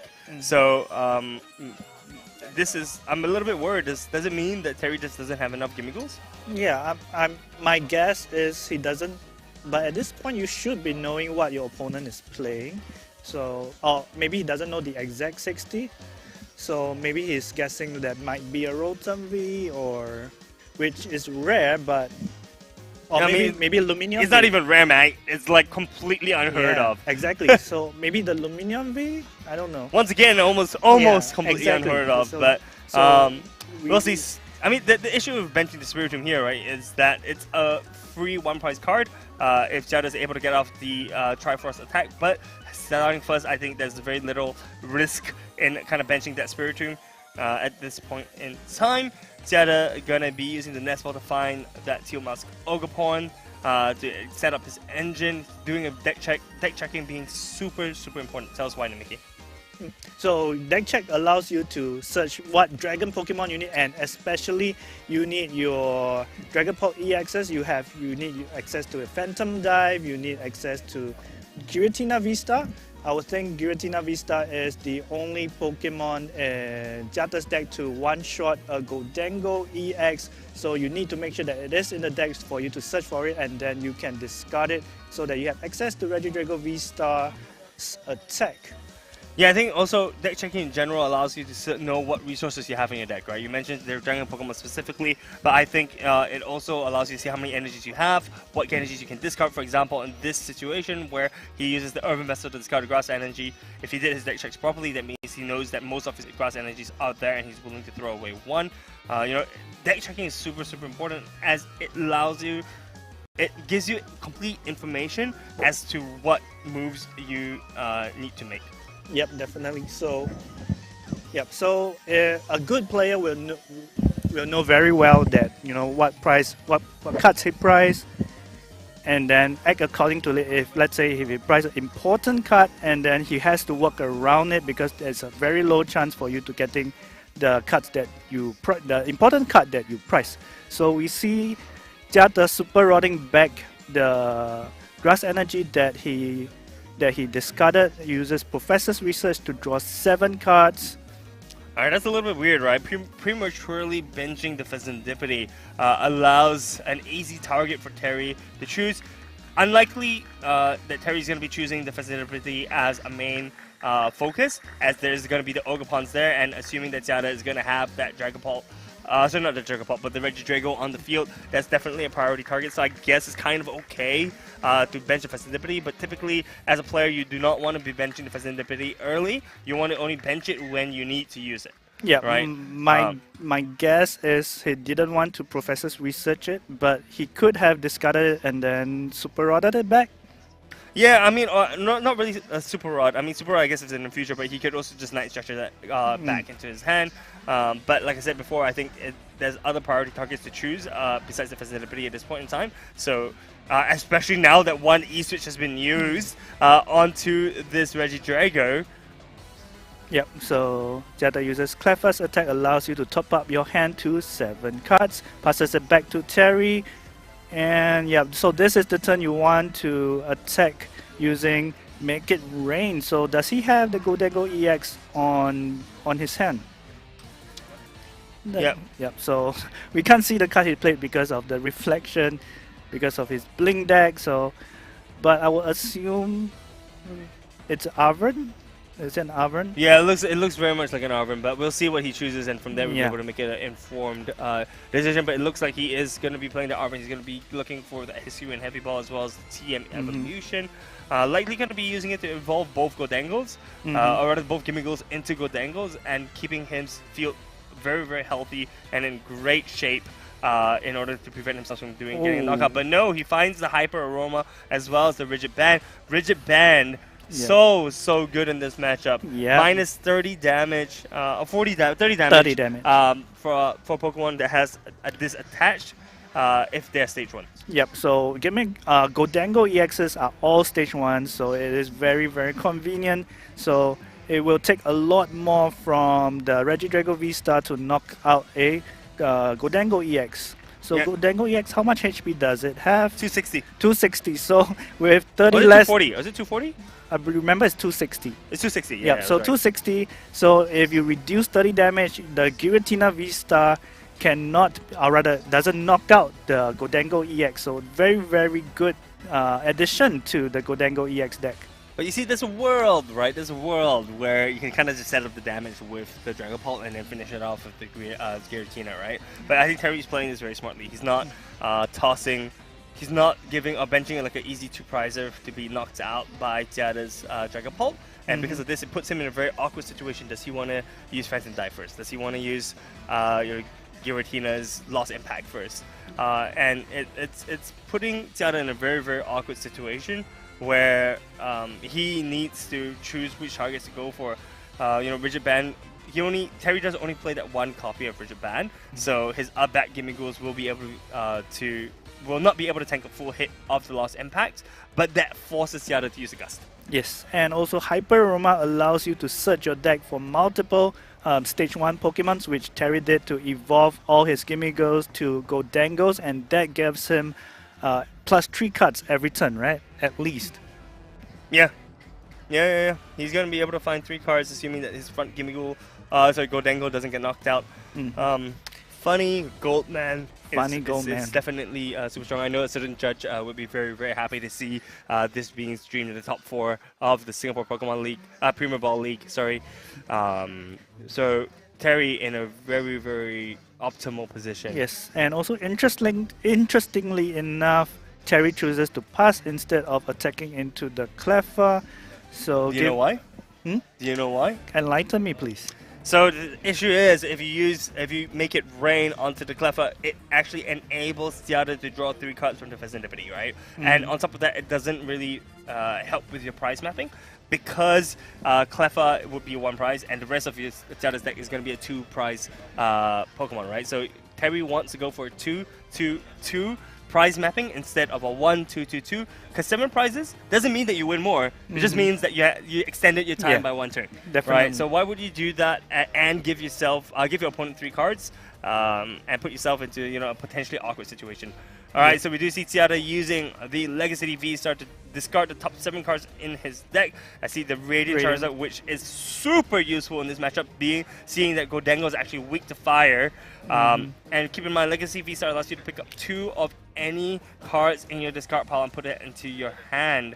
I think Tiada is trying to look for the E-Switch as well as the Fire Energy, but if he does that, he's not going to be able to use Radiant Zard early as an attacker. But keep in mind, Radiant Zard should not be used early anyways as an attacker.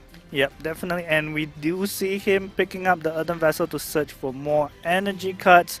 Yeah, I think it's the second Super Rod being discarded from the Legacy Oh, that's Star. big! Yeah, I'm not sure whether it's the first Super Rod or the second Super No, Rod. you're right. I think it is the second Super Rod that's being discarded. Yeah. So if he does not choose to pick in the Super Rod, he can't get his Radiant Zard back as an attacker.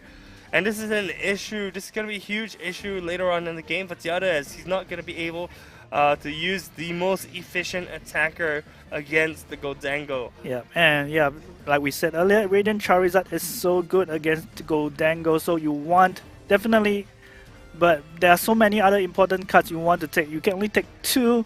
Oh, is that a Super Rod? The double Earthen Vessel? Double Earthen Vessel? That is yeah, it is the double Earthen Vessel. interesting. Yep, so wouldn't you have chosen the Super Rod here? I mean, I feel like Super Rod was the best possible play, right? Yeah, because he could just shuffle back yeah, Radiant Charizard back in. But Tiada seems to disagree with us, going to opt for the double Earthen Vessel, which allows him to find a total of 4 energies this turn. I see the reasoning for taking, I guess, the 2 grass energies, allowing him to draw 2 more cards. He does keep in mind that he does still have the Night Stretcher, so he's going to be able to pick up the Radiant Charizard with the Night Stretcher later on in the game and attach the Fire Energy to it. So it's not the end of the world, but it just reduces the 1 less option to recycle the Radiant Zard, right? yes, definitely, and we shall see how it pans out, whether the decision was justified. Yeah, he does need a lot of draw, so I think 2 Earthen Vessels to get all the energy so that you can use Tuma's Ogerpon and as well as charge the Fire Energy onto your Regidrago V-Star. I think that is what Tiada is prioritizing at the moment, so we shall see how the decision pans out. So, has he used his supporter this turn? I don't think so. I haven't seen him use his supporter yet. So there's the Professor's Research on hand. So, and okay, I see there we it. go. I see it. He's got the Prime Catcher as well, so Yeah. he's likely going to be targeting the back Gholdengo and then using the Lost Impact from there, right? Which is why he needed more energies this turn to ensure that he can do a follow-up attack next turn. And yep, so checks the discard pile for cards that Terry has used, making sure that keeping count of how many superior energy retrievers has been used.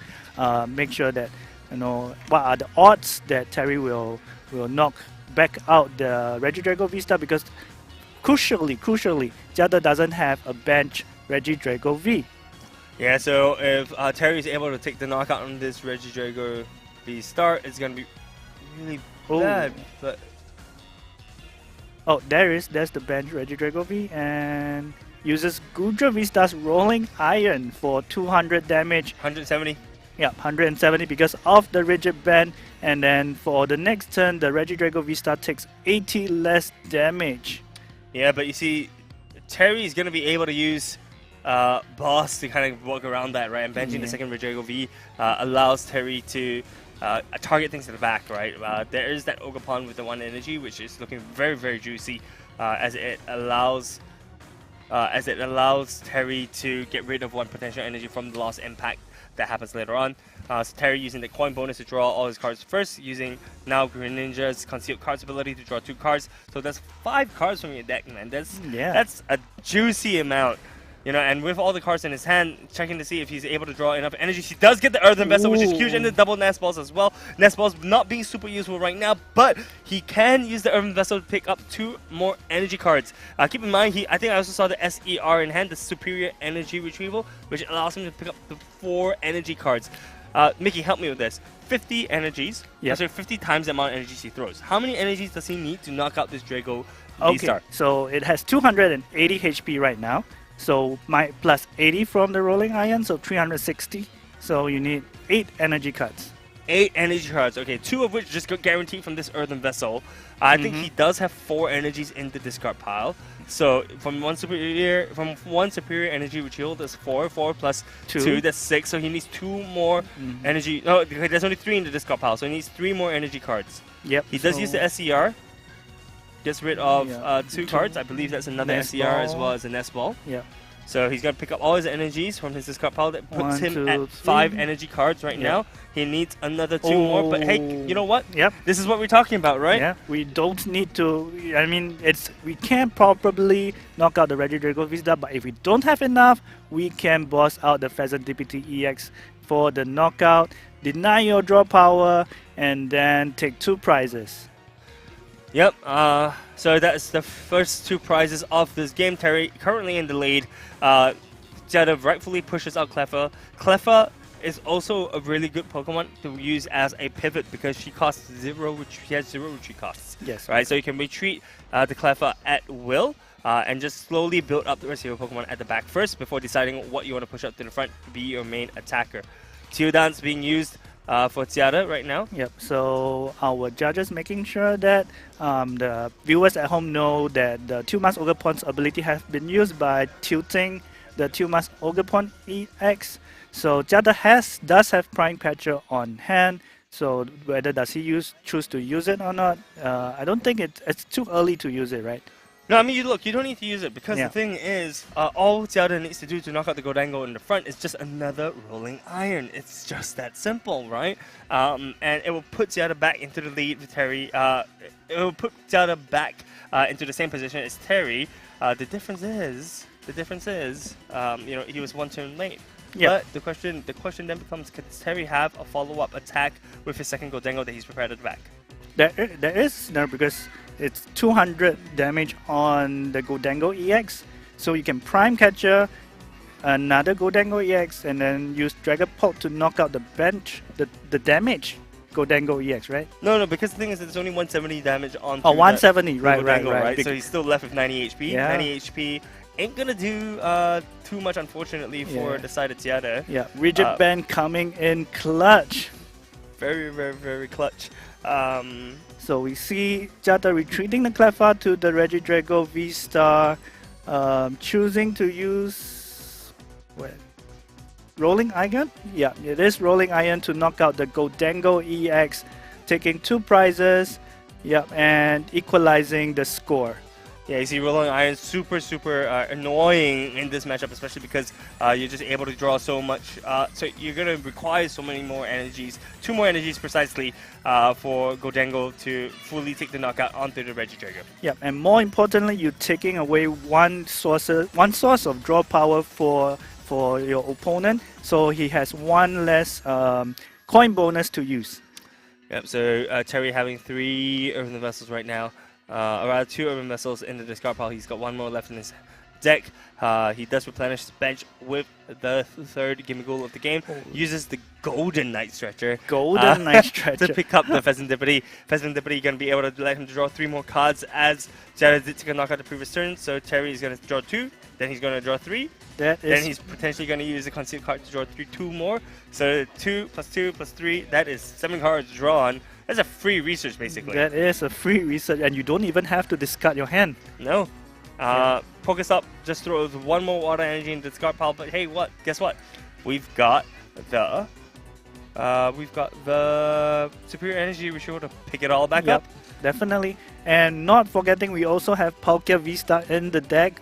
So Palkia V-Star's Star Portal, right, allows you to charge three water energy cards from your discard pile onto your water Pokemon in any way you like. So that is additional 150 damage for the Gholdengo. Yep, we see another SER being played down. Superior energy retrieval. Superior energy retrieval can allow him to pick the last 4 energies in his discard pile back to his hand. That puts Terry confirmed at 8 at the very least. But we know that Terry had energies in his hand before, so all he needs to do is attach a steel energy, a metal energy to the Gholdengo, and he will be able to take this huge knockout onto this Drago. Yes, huge knockout indeed. Jata is playing a very dangerous game by hoping that Terry doesn't have enough energies to overcome the rolling iron, and Terry's probably going to make him pay for that. But look, Terry's deck is so thin. Is that just one card? Oh yeah, definitely. It does look like just one card. So the next turn is probably the last turn that Terry has, unless he has Super Rods. I don't think he has Super Rods in his deck. Yeah, we don't see any Super Rods in Terry's deck list. So the next turn has to be Terry's very last turn. This is getting really close to the wire. Honestly, if Jada is not able to take the knockout onto this Gholdengo, it may seem pretty dire. There is potential, I think, and I don't think there's any potential, for Jada to kind of boss stall at this point in time, because the thing is that, look, there's no good options, right? You boss stall the Greninja, just hand attach 1 energy. Spiritomb, 1 energy. Gimme Goo? Give us 1 energy as well, right? Yep, 1 retreat cost. The heaviest Pokemon I would say is Palkia V. But the thing is, Palkia's just supposed to do the V-Star, and then you can Star Portal, and then, hey, look, I got a 260 attacker. Exactly. And you don't really have an answer. Yeah, so... And all Terry needs to do, if he does pull up the Palkia, is he just needs to gust up the Ogerpon, assuming that this Drago evolves.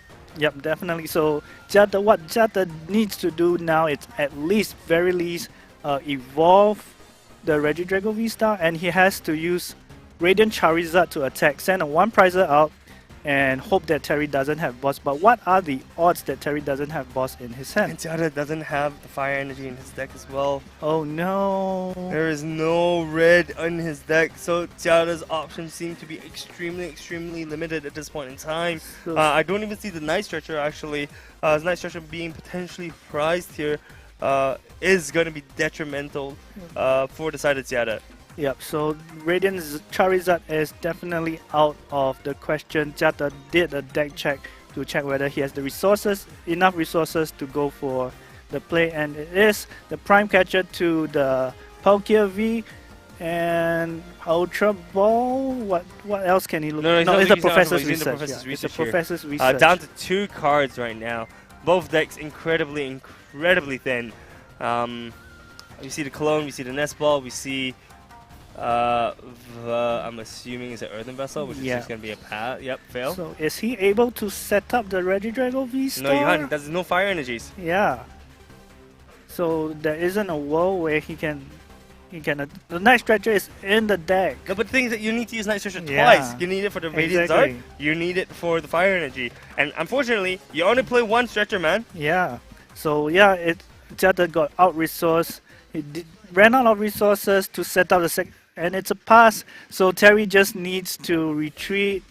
So that is, that's the Night Stretcher Palkia V-Star. And Boss, there we go. There we go. Boss's orders one of the Ogerpons, and Terry Tai is into the final of the Singapore Premium Ball League. Congratulations. Congratulations, Terry Tai, for making it all the way to the finals. No longer getting eliminated at top 16. This man has been to top cut so many different times. But I'm so happy to see him in the finals of the Premier Ball League. Yeah, very well played, Terry. Taking two prizes, two each, and then making sure that he makes full use of the deck by going all 60. He has seen all 60 cuts in his deck. So that is a very good lesson in resource management and how to play Gholdengo EX. Yeah, man. I mean, Terry looked so comfortable in just playing that deck, right? There wasn't a moment of hesitation where he was like, maybe I shouldn't be using this card, or, oh, that looks a little bit awkward. But no, every single time he played a card, he looked so comfortable in playing it, and this is why he's known as the Metal-type gym leader in Singapore. Well-deserved title. Congratulations, Terry, on making it to the final of the Premier Ball League. And we see that the other game has finished. We don't know the results yet, but we will get to you in a bit. So we do see that Terry definitely will be in the final. The other one will be confirmed in a bit. Yep, so we're going to take a short break for a little bit, and we will be back with the finals match. It's going to be Gholdengo versus either Iron Thorns or Terapagos Duskull. Yep, so what are you rooting for, Brian? Terapagos, I think. Terapagos? If Terapagos won, I think it would be Terapagos. If it's Iron Thorns versus Gholdengo, that's it's going to be a pretty tough matchup for Gholdengo. Yeah, definitely, because you cannot use coin bonus, right? Yeah. Yeah, okay, so we will get back to you in a bit. So see you later.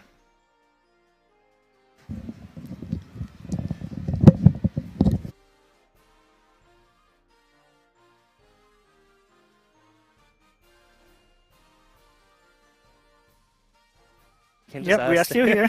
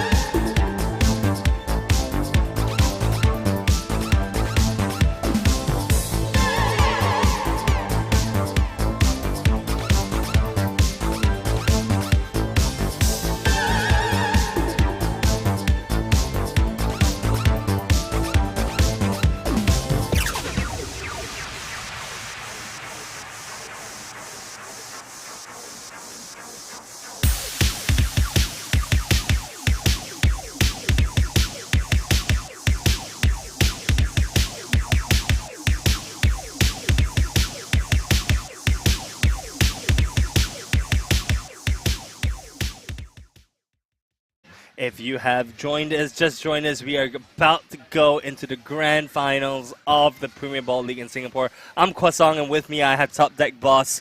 Hello there. Yep, so in the final we will have Gholdengo EX versus Terapagos EX. What a matchup.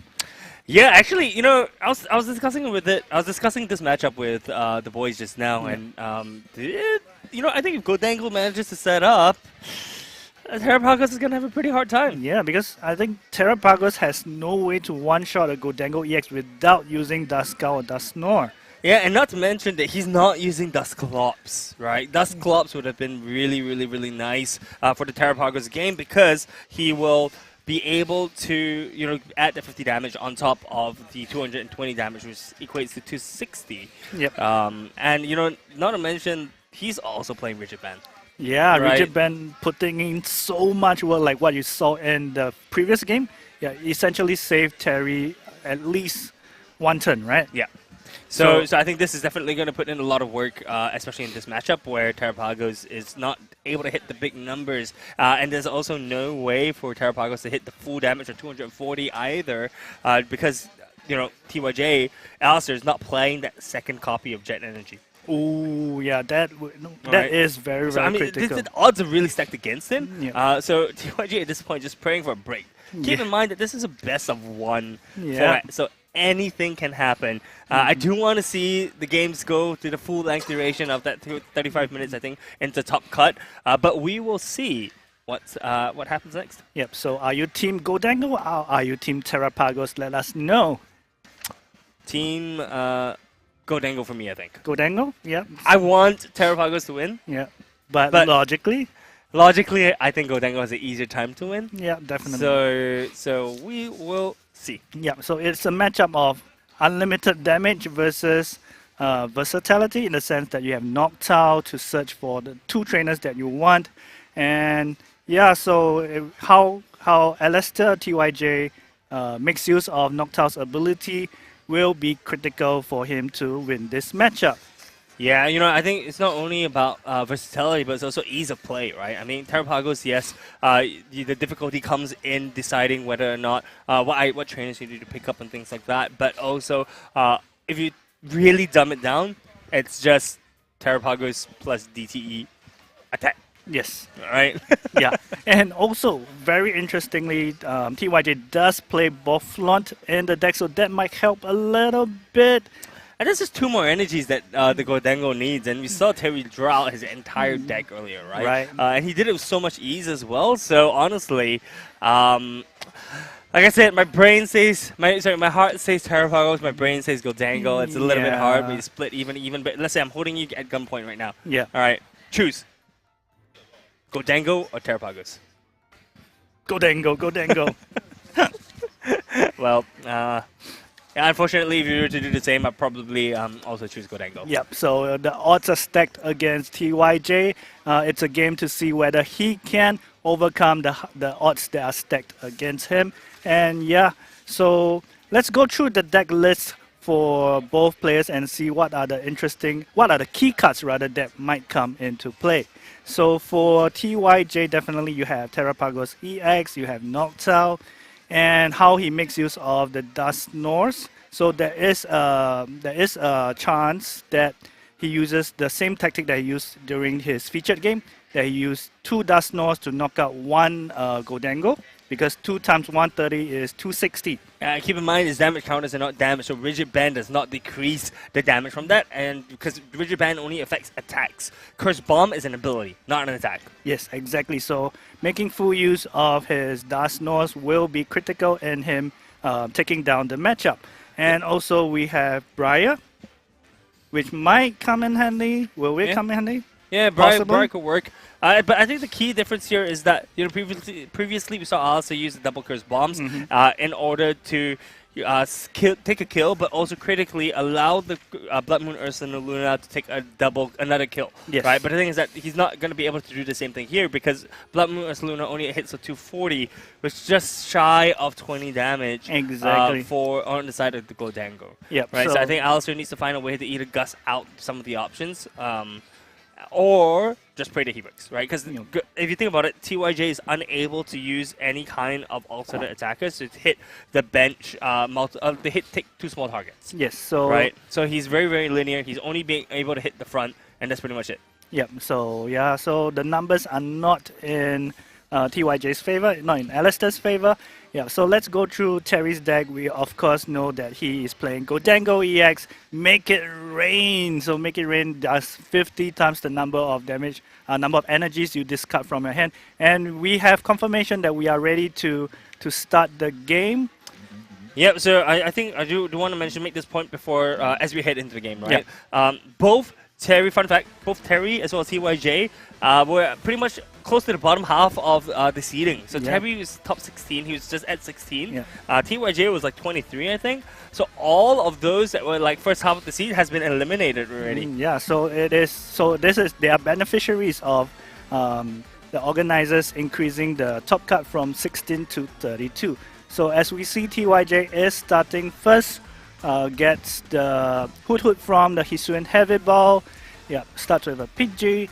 So the key thing is Terry cannot attack on his first turn. So TYJ does have time to set up. So goes for the Buddy Puffin, what you definitely want to see on the first turn. So gets you your Fan Rotoms, gets you your Hoots. So very, very good turn 1 for TYJ. Yeah, TYJ going to be able to use the Fan Rotom's ability, Fan Call, to grab whatever he needs to grab. He grabs, oh wow, that's actually a pretty wicked starting hand, being able to use to be able to just bench up straight up the Terapagos as well as the second Hoot. So the Fan Call is going to be able to find the double Noctowl as well as the third Hoot. And it's just looking really, really good for the side of TYJ. Yeah. Having a Pheasantipity start does not paint a good picture for Terry, but you know, we've seen Terry have a phenomenal start in the previous game as well. Yeah, so this is what I call an ideal start for Alistair. Definitely what you want to see. And we haven't seen Terry's hand yet, so we don't know what cards he have. So minimally we know that there is no Gimme Go, so the Nest Ball does help definitely. So doing a deck check to see what resources he has access to and what resources he prized. So Radiant Greninja allows him to draw 2 cards from the deck, and that gives him more resources, more options to find his Gimme Goes. Yep, so he does find, well, the question is whether or not he has the energy from the concealed cards to even use concealed cards. But I'm assuming, Terry's a smart player, right? So he'll definitely knows that he has the energy for the concealed cards. We do see him have a water energy in the hand. Yep. Just tossing that out. Concealed cards allows him to draw 2.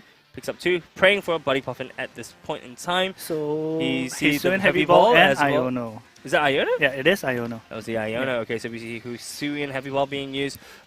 He manages to find the a Gimme Go. There we go. Key card here. Yep. But if he's only benching 1 Gimme Go, it is Alice's chance to potentially gust it out and take the knockout on that solo Bolo Gimme Go. Yeah, so it all depends on whether Terry uses the Iono and if he does, what cards he gets from it. So, yep, there is the Iono. So you shuffle your deck, shuffle your hand rather, put it at the bottom of your deck, draw a number of cards according to the number of prize cards left. So both players draw 6 cards. It's meant to be a disruption card, but it is useful to get out sticky situations like Terry is in right now. Hey, it was a huge disruption because this means that Alice's Noctowls are now at the bottom of his deck. He does not have access to 2 of his Noctowls, but we do see him draw this 3rd one. Yeah. So he does. He is going to be able to use the Noctowl's Jewel Hunting, I believe, Jewel Seeker, in order for him to search up for 2 trainers, and he's also able to kind of shuffle his deck as well. So all those Noctowls that were stuck at the bottom are now no longer stuck. I think we do want to see whether TYJ is going to be able to pick up the Pidgeot. This Pidgeot going to be huge for him. We do see the double trainers, the Red Candy, as well as the Feather Ball. The Feather Ball is going to find the Pidgeot EX, and Pidgeot EX is now online. A huge boost for the side of Alistair. Alistair going to be looking to gust out the Gimme Go, I believe. We see an Ultra Ball being played right now, getting rid of the Bufflin, saying that, hey, look, I don't think Bufflin is going to be super useful at this point in time. And since I'm a hit, I'll chuck the Cone Catcher as well. Does find the second Noctowl, so we're going to see the second Jewel Seeker being used right now. Keep in mind, Quick Search has not been used yet. So I do fully expect some sort of gusting option to come out. And getting rid of this Gimme Go is going to be huge for Alistair. Yeah, definitely, because Terry does only have the one singular Gimme Go on the bench, so getting rid of it will mean Terry won't be able to attack during his next turn, and it does have double turbo energy on his hand. Yep, so that will mean that you don't need quick search to search for the double turbo energy. So Alistair searches for the Professor's Research as well as the Area 0 under depths, looking to draw more cards. And what's happening here? No, I think it's just making sure, clarifying that you can pull up a stadium from the Jewel Seeker. Well, guess what? You can. Yeah. Because it's a trainer card. It's not a. It doesn't specify stadium, a tool, or item card, right? Yeah. So Jewel Seeker will be able to be used for it there. I believe Alistair is going to be using quick search right now to search through his deck to find a certain piece that he wants. No, he's using the Buddy Puffin right now. Using Buddy Puffin, sorry. So Buddy Puffin being used likely to replenish his bench, maybe to find that second Dust Skull. He chooses to say, nope, look, I don't need to overbench at this point in time. I'm just going to use it to shuffle my deck. And quick search can still be used, so wondering why they're doing all this cutting. Probably because they want to use the research for a side. Double Turbo being used, research, full hand. Alistair did see that Prime Catcher was there, so he's trying to see if he can pull it out naturally without using the quick search. He can't do that, so he will likely have to use the quick search to pull out the Prime Catcher, and this is huge for the side Alistair. And Alistair is smart not to overbench, because if Terry gets rid of the stadium, he has to rebench in order to hit his big numbers. So, but we do see Alistair benching the second Terapagos EX. So I mean, it's purely his insurance policy, right? Yeah. Because if there's no Terra Pokemon on your side of the field, you're back down to 5 Pokemon. So it's as bad as getting rid of the Area Zero under depths, right? Definitely. So that was a very quick search. Yeah. Likely gonna be that Prime Catcher, and then we're gonna see the Prime Catcher being used, and then Gimmigo's gonna get pulled up, and he's gonna promote the Terapagos with the Devil Turbo energy. Yeah, there we go. Am I psychic? I am not psychic. He took the rare candy. Oh wow, that's kind of wretched, man. He's gonna bomb the Gimmigo. And does he have enough bench to knock out the Pheasantipity EX? That would be a sick play. 7, 6, 6, 6. So he needs 6. Let me think. 210, right? 210. You will need 7 bench Pokemon. Well, there you go. That's the 7th. Yep. Oh, that is a 3 price turn from Alistair. That is indeed a 3 price turn for Alistair. This is going to be huge temple swing. Actually, not even a temple swing. This is just going to be Alistair just securing that lead right now. Ensuring that this Pheasantipity is put so far behind. Rather that Terry's going to be put so behind, and that this Pheasantipity is going to be put 6 feet under. With no real answers to come back to. Terry does have the Greninja, so he's going to be able to kind of draw out that. He's going to be able to draw out his deck if he has access to an energy card. If he doesn't, this is what Terry was afraid of. This is why we're saying that this is the only chance that TYJ has in order to win this game. Yes, definitely. This is what you are hoping for as a Terapagos player against a deck that you are well disadvantaged towards. Gimmigo, Gholdengo deck. So Earthen Vessel discards the water energy to look for more energies. It is going to be a huge draw from Radiant Greninja, right? And guess what? I think actually Terry picked up the Buddy Puffin from his prizes, so he's going to be able to use the Buddy Puffin right now to pick up the 2 Gimmigholes. So he is actually back in the game. He's not totally out of hot water just yet, but this is looking a lot better than it did the previous turn. Definitely, and more important, Alistair does have a Dust Skull in his bench, so. And Prime Catcher was not used, right? Prime Catcher was not used. Yeah, so there is a chance that Alistair can Prime Catcher out the Gimmigo, and then use bomb the other one. Yeah, so that would put Terry totally out of the game. Yeah, because you see right now, right, Alistair only has used 2 rare candies. There's still the second the 3rd and the 4th rare candy in his deck for him to be able to use to evolve the Duskull up. He has the Night Stretcher as well, so he can easily guarantee the Dusknoir. He has the Pidgeot as well to find that last rare candy from his deck if he chooses to do so. That will be a 3 price swing. He also needs to somehow or other find the Prime Catcher. So there's a couple pieces that he needs. Let's see. But I think even if he doesn't find the Prime Catcher here and chooses to knock out the Greninja, he's not completely. He's still well ahead. Yeah, right? He's still well ahead, right? And it's be a pretty comfortable situation for him to be in. Yep. So contemplates what to take from the quick search. Does take the rare candy from the quick search. We are definitely going to see a Dusknoir being activated for one of the Gimmigos. So the next question is what Pokemon does Alistair choose to knock out using the Terapagos EX? So there's the Dusknoir, knock out 1 Gimmigo. So he shouldn't Heavy Ball to get rid of it and place it in the discard pile. So what is next? So what does? Yep. So it knocks out the Radiant Greninja. It Alistair has 1 prize left? Or Yeah, two? Alistair has one prize prize left. left. This is the final prize. Terry's game right now is to focus on getting his Gholdengo online to see if he's able to even come back from this. He does have the Arven, so this Arven. guarantees it because he's going to be able to use the Ultra Ball to pick up the Hyper Aroma, sorry, to pick up the Gholdengos. Yeah. So it at least has one Gholdengo for him on the field. And I think Regidrago is prized because Terry took the TM Evolution. Yeah, so he's using the Hyper Aroma right now Yeah. to thin out his deck a little bit. And you're right, I think the Regidrago is indeed prized. But this is fine. I think if he's able to evolve, if he evolves the front Gholdengo, he's not able to kind of draw. He's not able to continue playing as long as this is another 2 prize on the field, which the Fezandipity is and benched. Terry now. doesn't have a Steel Energy in his hand. Terry, this is looking extremely tight right now. This is potentially the final turn for Terry.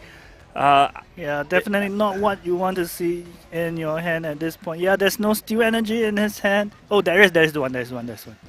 Hey, building up a false storyline, Mickey. We do see the Steel Energy being attached to this Gholdengo right now. Gholdengo is going to be able to complete this attack. He has the Superior Energy, which he's going to discard 2 from his hand and pick up as many, up to 4 energies from the discard pile to his hand. He does have 4, so that's 5 energies. 5 energies times 5 is going to be 250 damage to this Terapagos. This Terapagos is getting out of here. Definitely. So his Swing Heavy Ball to double check the prizes. Yep, that is the Regidrago over there.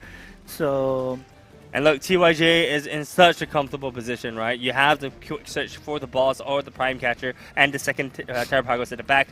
With Fezandipity being on the field, with Palkia being on the field, those are easy 2 prize targets for him to target. So we're going to see TYJ complete this turn. We see him promoting the Pidgeot EX with a quick search. He picks up his card. He's going to use the quick search ability. He is going to search his deck for that prime catcher that we were talking about so early on. He finds the prime catcher. He uses the prime catcher to pick up the Gimmighoul. The Gimmighoul is going to get knocked out by Terapagos, and we have our finals champion, TYJ Alistair, winning the Premier Ball League of Singapore. Congratulations. Well deserved. Terapagos showcasing why it's the hot new favorite in the Pokemon TCG scene. yeah, right before the game we were saying like how disadvantage Terapagos has against Gholdengo EX, but Alistair have shown that he can overcome the odds, and what a wonderful game for Alistair, and we can see him celebrating with his friends right now. All of them happy for him. What a wonderful match we had. Yeah, I mean, that was really well played. You know, yes, Alistair did draw a little bit better than Terry. Terry's hands were pretty nasty. Smile through the pain, no matter what came our way. Now I found what's deep in my heart.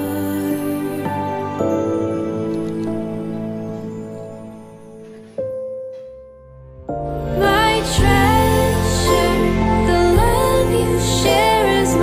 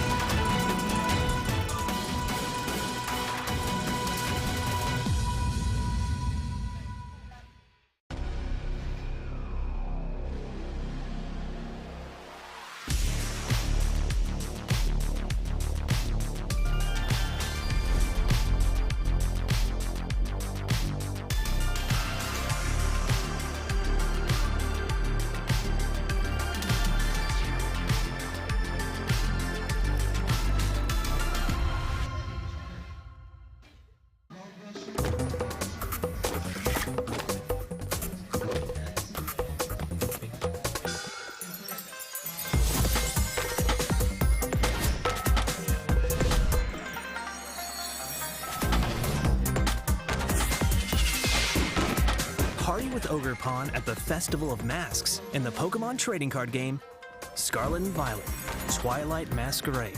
Available now. Each booster pack of 10 cards sold separately. Cards vary by pack.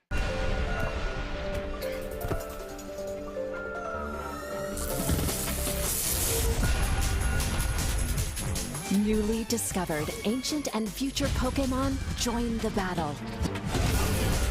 In the Pokémon trading card game, Scarlet and Violet, Temporal Forces. Available now. Each booster pack of 10 cards sold separately. Cards vary by pack.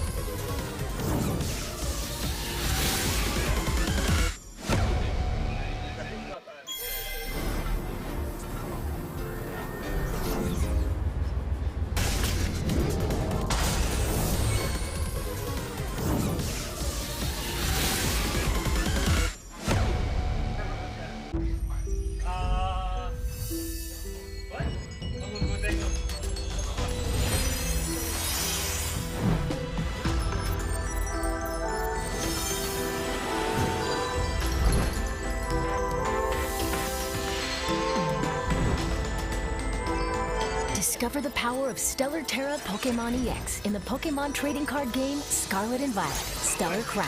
Available now. Each booster pack of 10 cards sold separately. Cards vary by pack.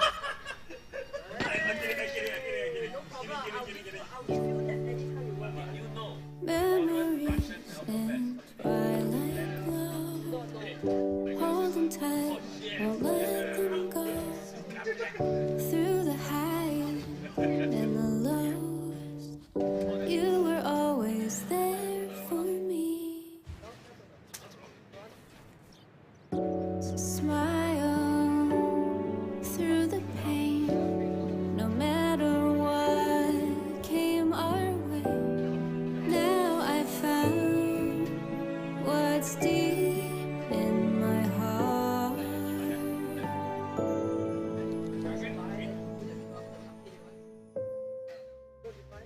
My treasure, the love you share is my treasure, like a precious gem, holding so close now, and I won't let go. Deep in my heart, it's fading, but still shining.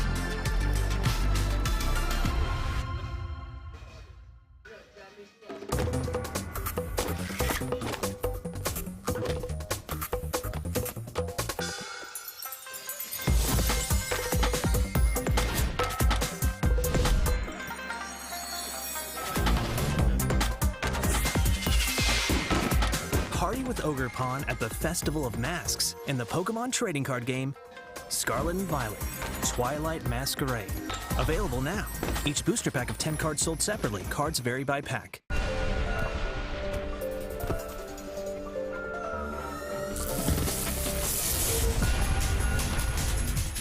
Newly discovered ancient and future Pokémon join the battle.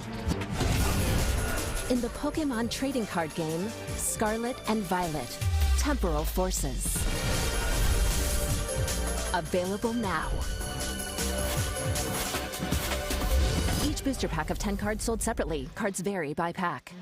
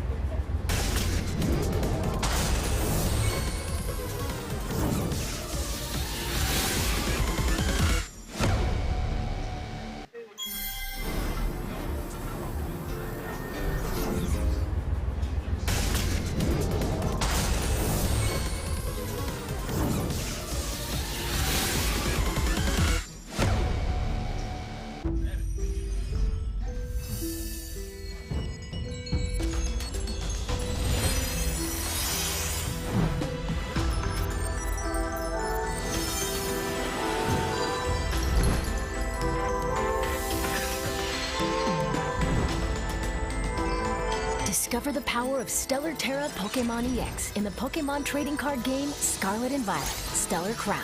Available now. Each booster pack of 10 cards sold separately. Cards vary by pack.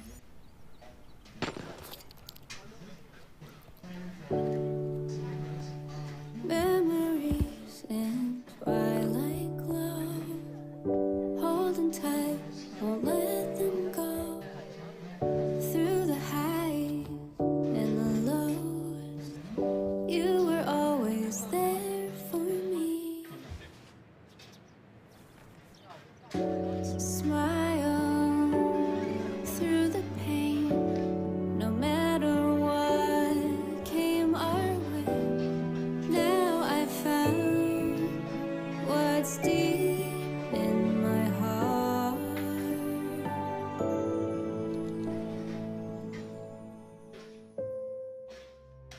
My treasure, the love you share is my treasure.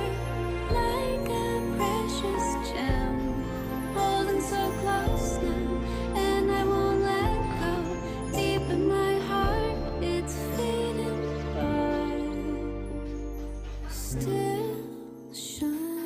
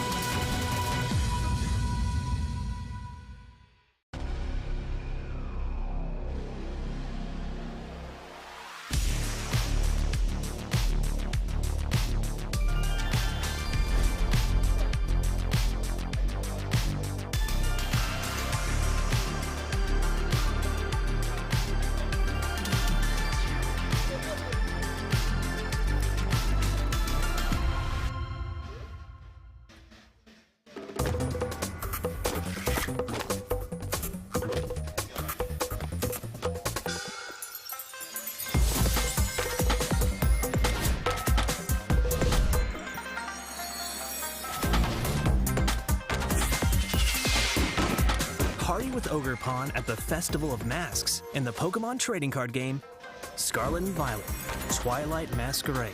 Available now. Each booster pack of 10 cards sold separately. Cards vary by pack.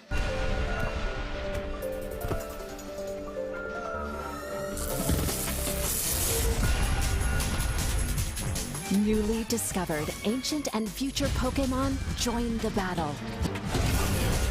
In the Pokemon trading card game, Scarlet and Violet, Temporal Forces.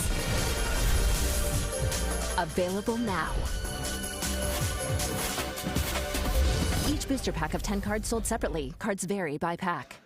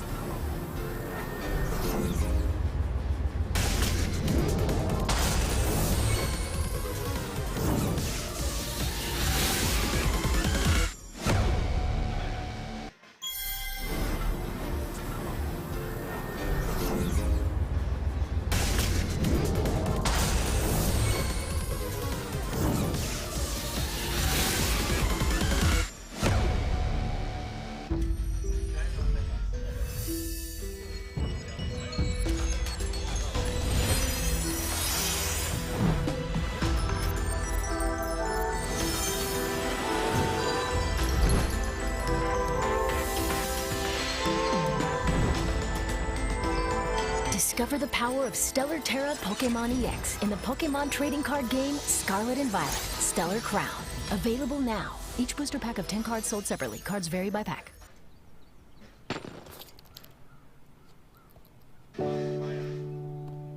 Memories in twilight glow, holding tight, won't let them go. Through the highs and the lows, you were always there for me. So smile through the pain, no matter what came our way. Now I found what's deep in my heart.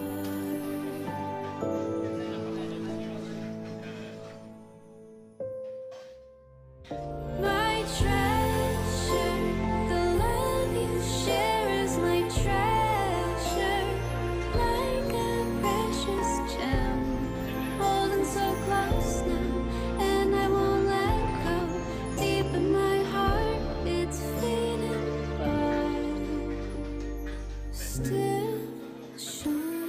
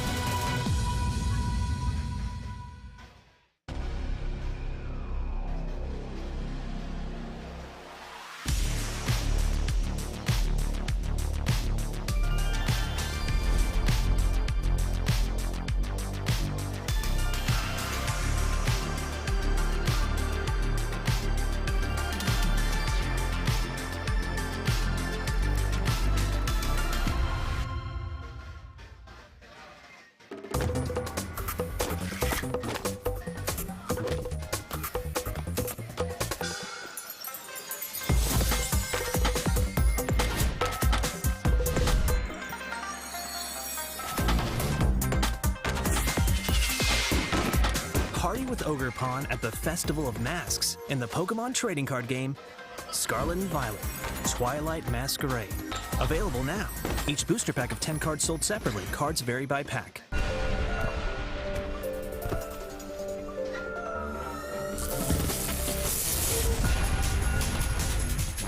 Newly discovered ancient and future Pokemon join the battle.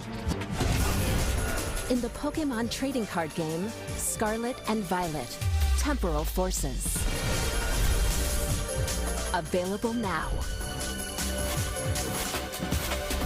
Each booster pack of 10 cards sold separately. Cards vary by pack.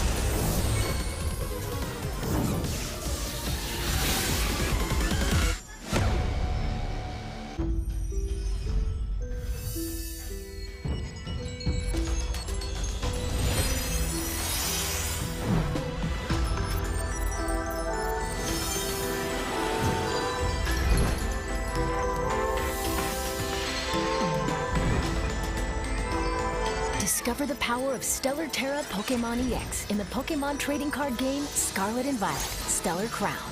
Available now. Each booster pack of 10 cards sold separately. Cards vary by pack.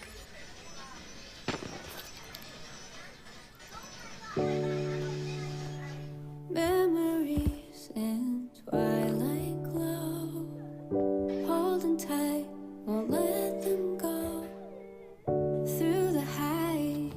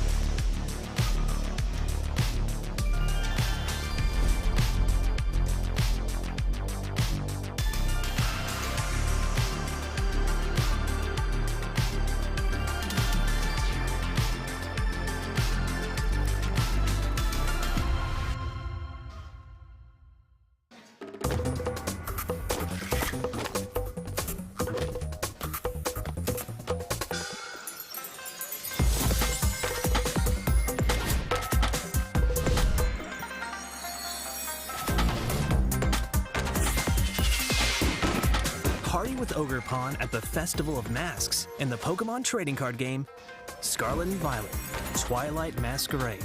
Available now. Each booster pack of 10 cards sold separately. Cards vary by pack.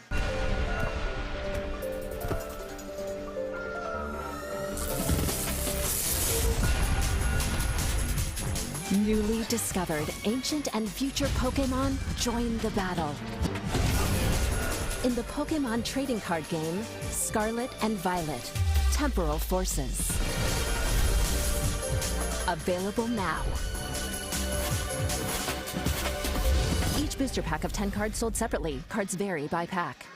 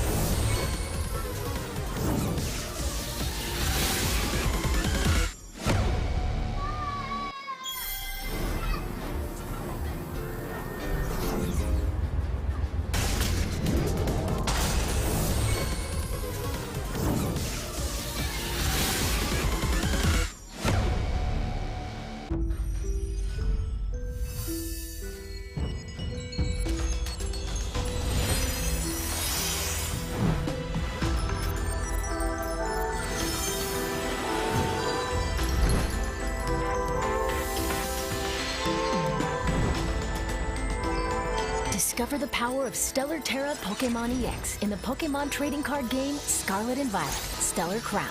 Available now. Each booster pack of 10 cards sold separately. Cards vary by pack.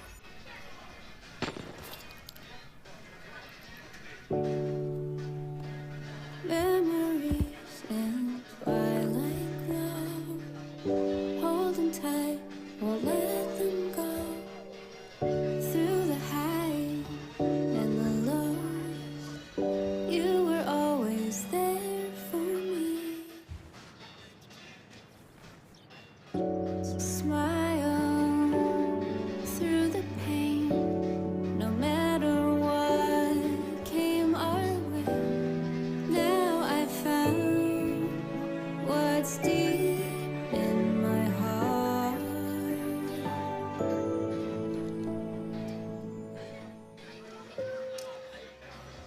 My treasure, the love you share is my treasure, like a precious gem, holding so close now, and I won't let go.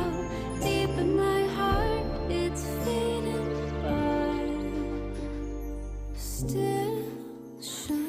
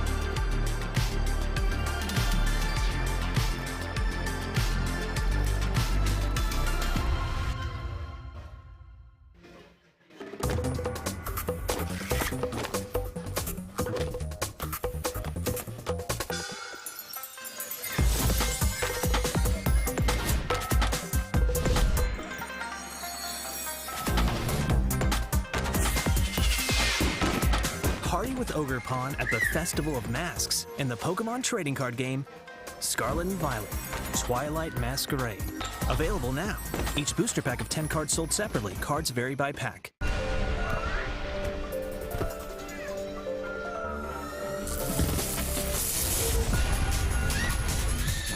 Newly discovered ancient and future Pokémon join the battle. In the Pokemon trading card game, Scarlet and Violet, Temporal Forces. Available now. Each booster pack of 10 cards sold separately. Cards vary by pack.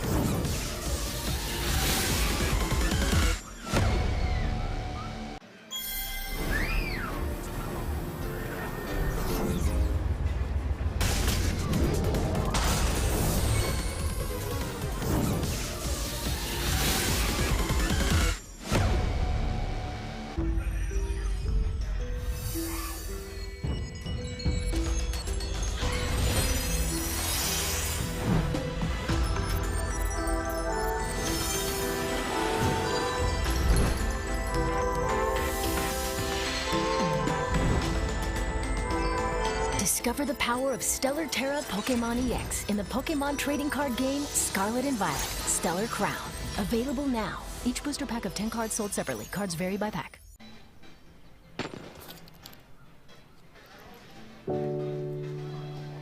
Memories in twilight glow, holding tight, won't let them go. Through the highs and the lows, you were always there for me. So smile through the pain, no matter what came our way. Now I found what's deep in my heart.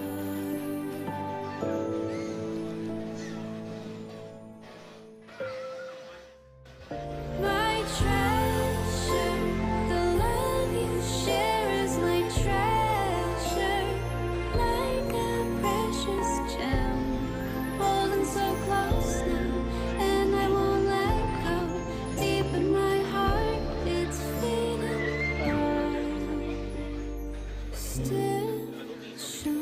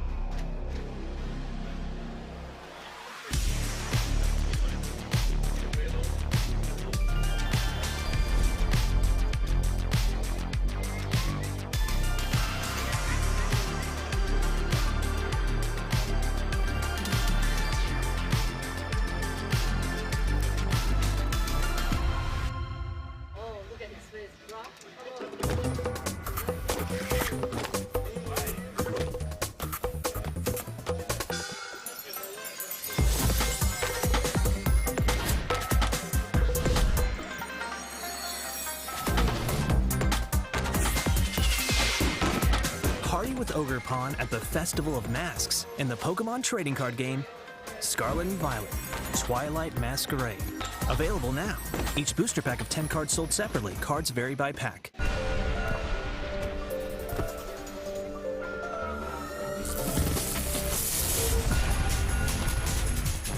Newly discovered ancient and future Pokemon join the battle. In the Pokemon trading card game, Scarlet and Violet, Temporal Forces. Available now. Each booster pack of 10 cards sold separately. Cards vary by pack.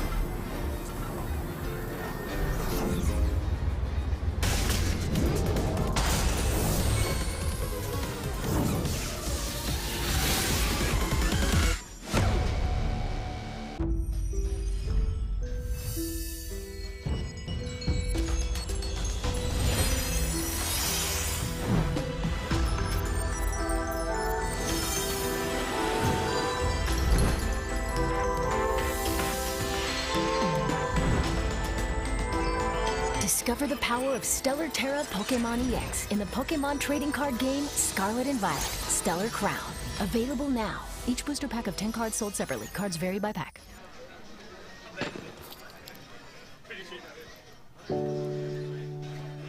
Memories and twilight glow. Holding tight, won't let them go. Through the highs and the lows, you were always there for me. Smile through the pain, no matter what came our way. Now I found what's deep in my heart.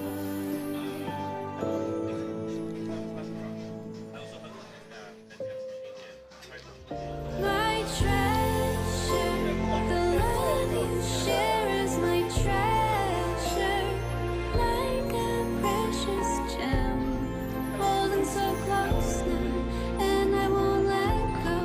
Deep in my heart, it's fading by, still shining.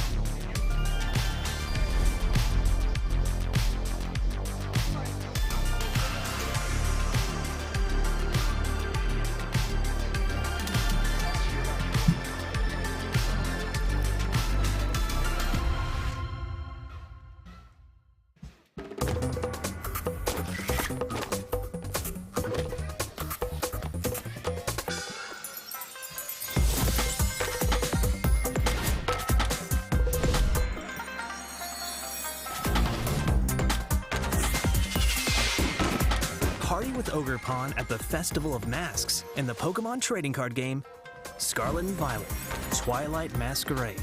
Available now. Each booster pack of 10 cards sold separately. Cards vary by pack.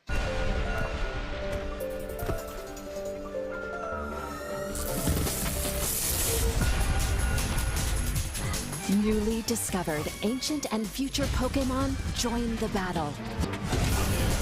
In the Pokemon trading card game, Scarlet and Violet, Temporal Forces. Available now. Each booster pack of 10 cards sold separately. Cards vary by pack.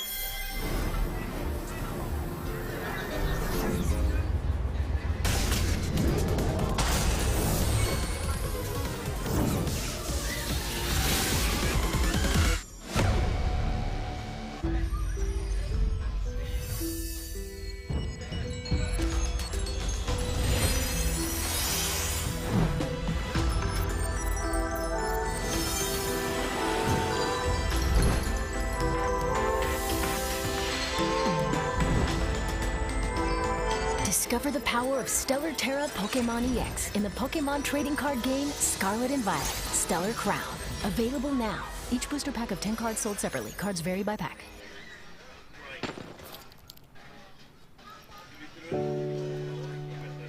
Memories and twilight glow, holding tight, won't let them go.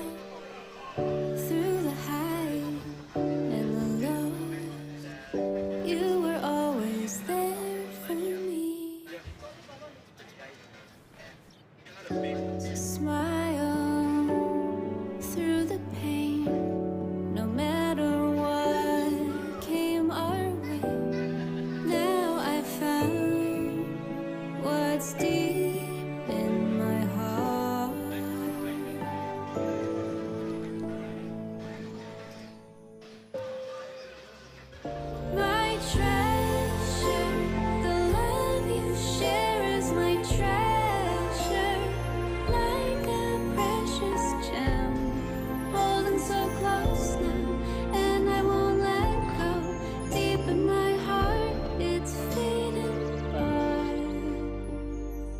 still shining.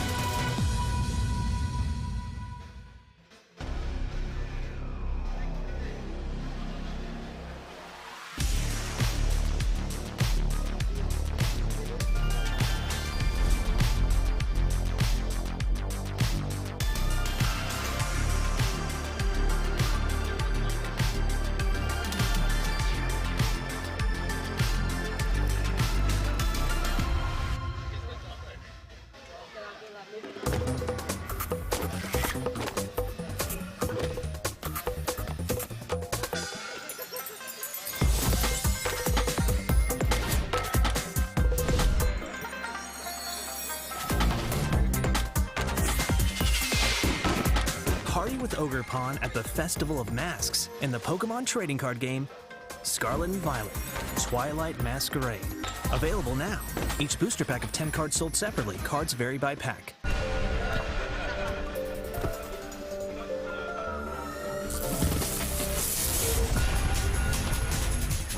Newly discovered ancient and future Pokémon join the battle. In the Pokemon trading card game, Scarlet and Violet, Temporal Forces. Available now. Each booster pack of 10 cards sold separately. Cards vary by pack.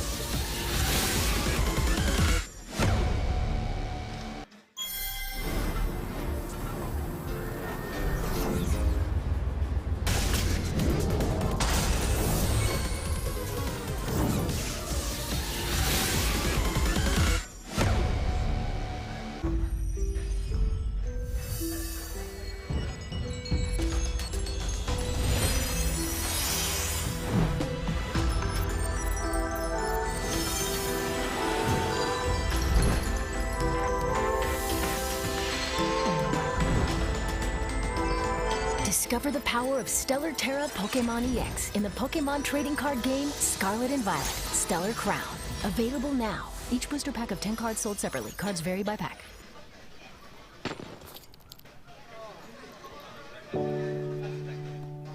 Memories in twilight glow. Hold them tight, won't let them go. Through the highs and the lows, you were always there for me. Smile through the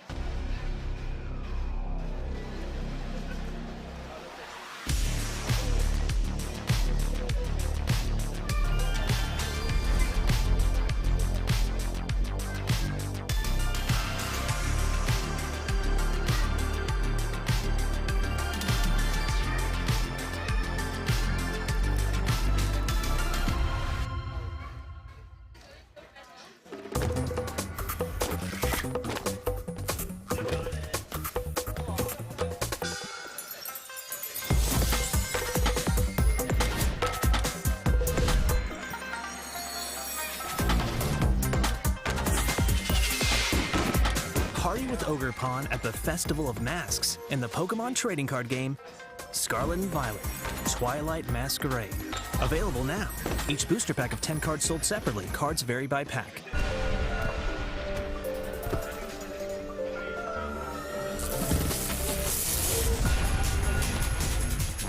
Newly discovered ancient and future Pokémon join the battle.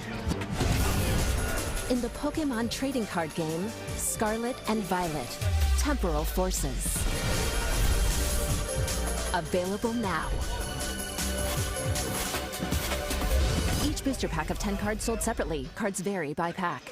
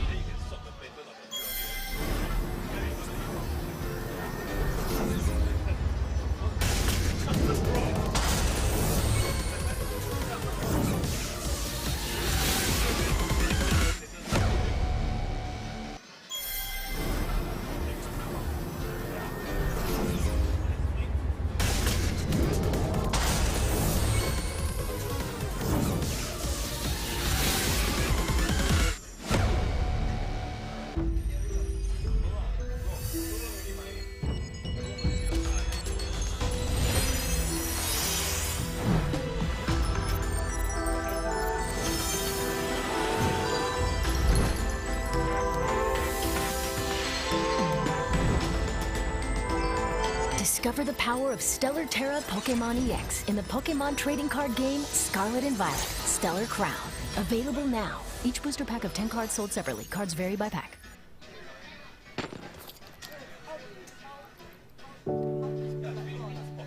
Memories in twilight glow. Hold them tight, won't let them go.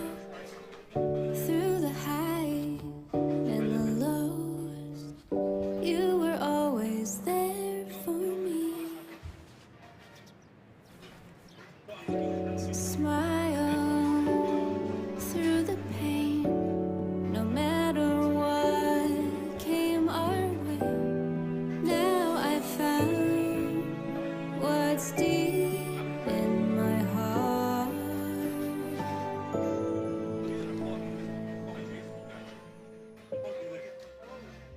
My treasure, the love you share is my treasure, like a precious gem, holding so close now, and I won't let go. Deep in my heart, it's fading by, still shining. Very good afternoon to everyone here on an event, and we will commence with the award ceremony for Premier Bowling 2021 for the Video Game Division.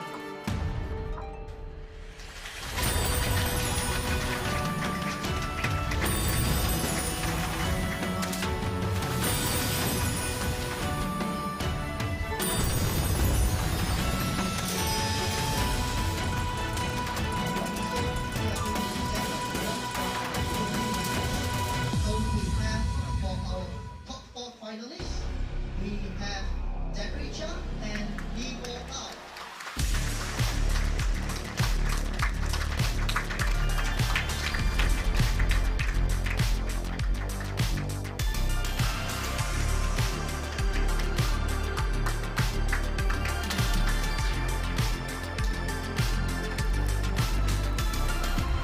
Alright, the top four winners will be getting their trophy.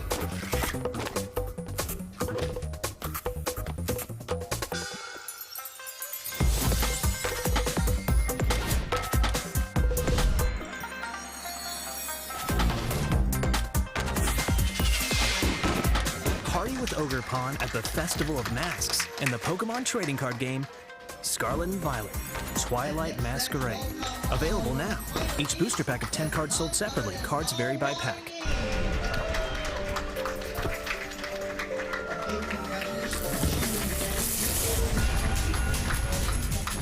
Newly discovered ancient and future Pokémon join the battle. In the Pokemon trading card game, Scarlet and Violet, Temporal Forces. Available now. Each booster pack of 10 cards sold separately. Cards vary by pack.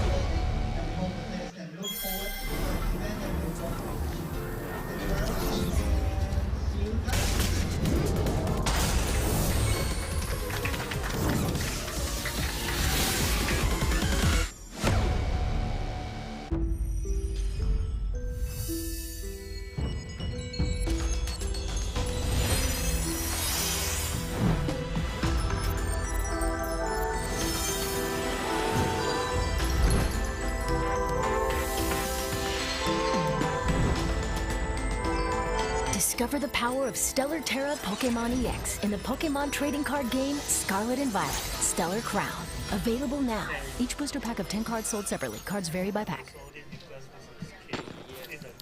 Maybe it's the interesting point is the Memories in twilight glow. Holding tight, won't let them go. Through the high and the low, you were always there for me.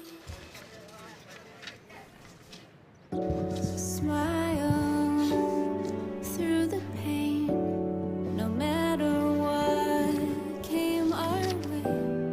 Now I found what's deep in my heart.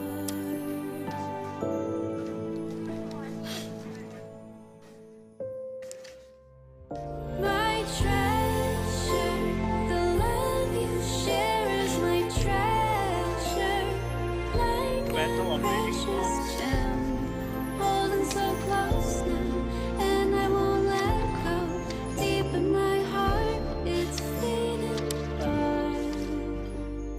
Still This is the announcement for all the video game top 4 winners. We'd like you to proceed to the general information counter to verify some of your information because you guys will get the invitation for the basketball win. So once again, all the top 4 video game players, please report to the general information counter. We would like to verify your information to the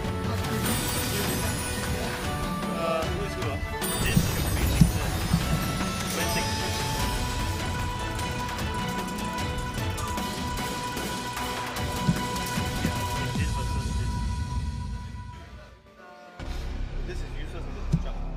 Yeah.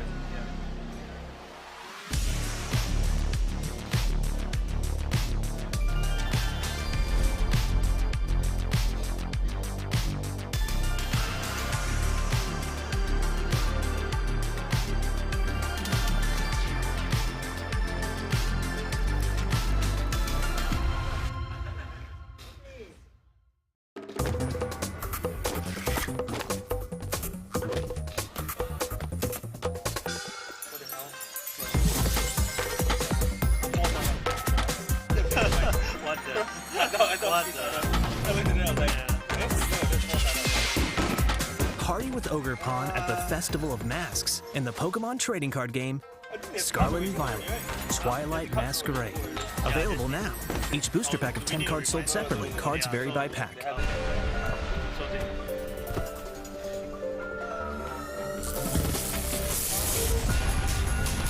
this probably. Newly discovered ancient and future Pokemon join the battle. In the Pokemon trading card game, Scarlet and Violet, Temporal Forces. Available now. Each booster pack of 10 cards sold separately. Cards vary by pack.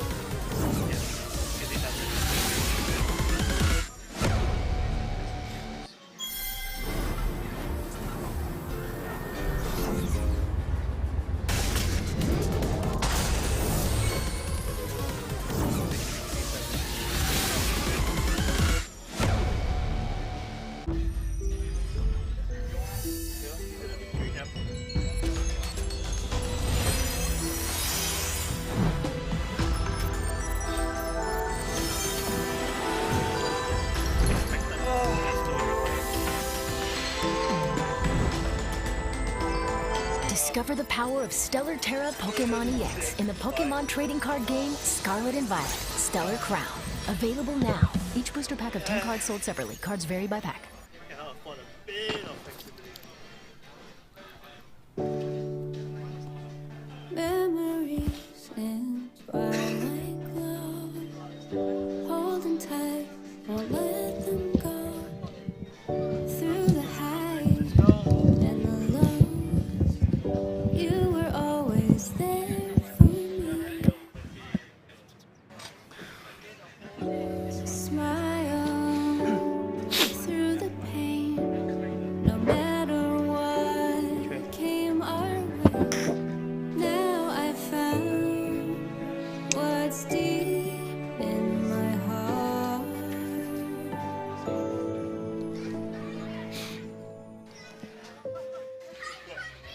My treasure, the love you share is my treasure.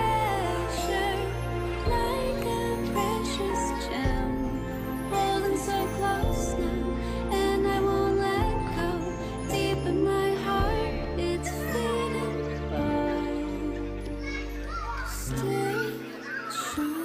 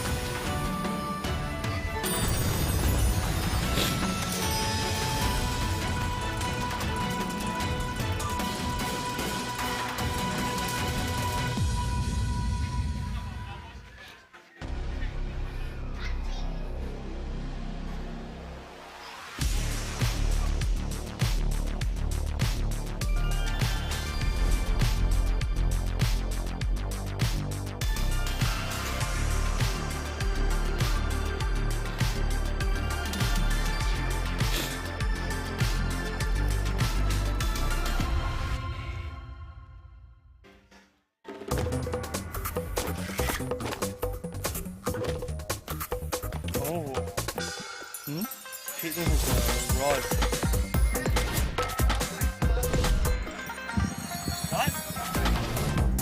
V-Star marker. Party with Ogerpon at the Festival of Masks in the Pokemon trading card game Scarlet and Violet, Twilight Masquerade. Available now. Each booster pack of 10 cards sold separately. Cards vary by pack. He's hit! You're very good! Then you use lah. So it's rod instead of SEL. Newly discovered ancient and future Pokemon join the battle. In the Pokemon trading card game, Scarlet and Violet, Temporal Forces. Available now.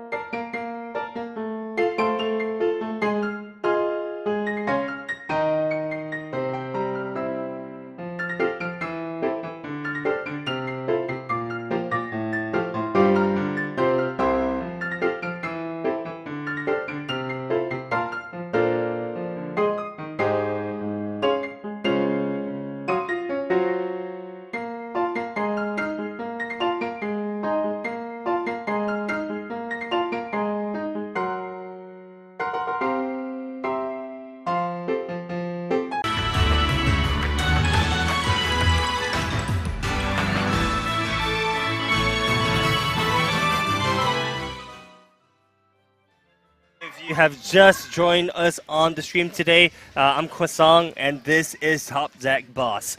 Today, so far we finished the Masters top cut, and we had Terapagos emerge victorious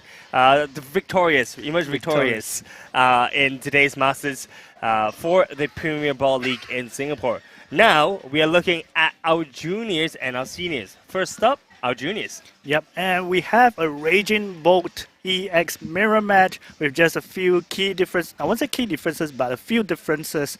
Otherwise, it's the same Raging Bolt deck that all of us are familiar with, right? So, Yep. So maybe let's walk through some of the differences. yeah, okay. So, firstly, Nicholas, who went 6-0 in his Swiss rounds, he plays a Cornerstone Mask Ogerpon for the shred damage. So he uses this to bypass all the Mimikyus and the blocks and whatnot. And Kaylin plays Sandy Shocks, is it? Yeah, I know. Kaylin's plays the Slitherwings. Slitherwing, right. Yep, so this is the main difference, and what else is there? So I think most lists, as Vicky has mentioned, is quite similar, right? I think the biggest difference that we see here is that Nick is actually playing one more energy playing slightly more energy retrieval and the superior energy retrieval count. He also has one more soft gusting option, be it in the Iron Bundle, and it's also slightly more turbo, right? So he has 2 tracking shoes in his list, which allows him to dig through his deck a little bit deeper to maybe find the missing pieces that he requires. On the other hand, Caitlyn has one more additional Bravery Charm, has one more Grass Energy, and also plays that extra count of Super Rod. So both having some additional counts, some additional ways to find their energy or their Pokemon, but I believe that both lists are very similar. It's going to be down to who can do the first attack. Right. So we do see Kaylin draw, I think starting first, using that Earthen Vessel. Yep, so she discards the Grass Energy doing a deck check. So Earthen Vessel allows you to discard 1 card from your hand and search for 2 basic energy cards from your deck. So Kaylin is checking her hand and so showing such maturity at her age, right?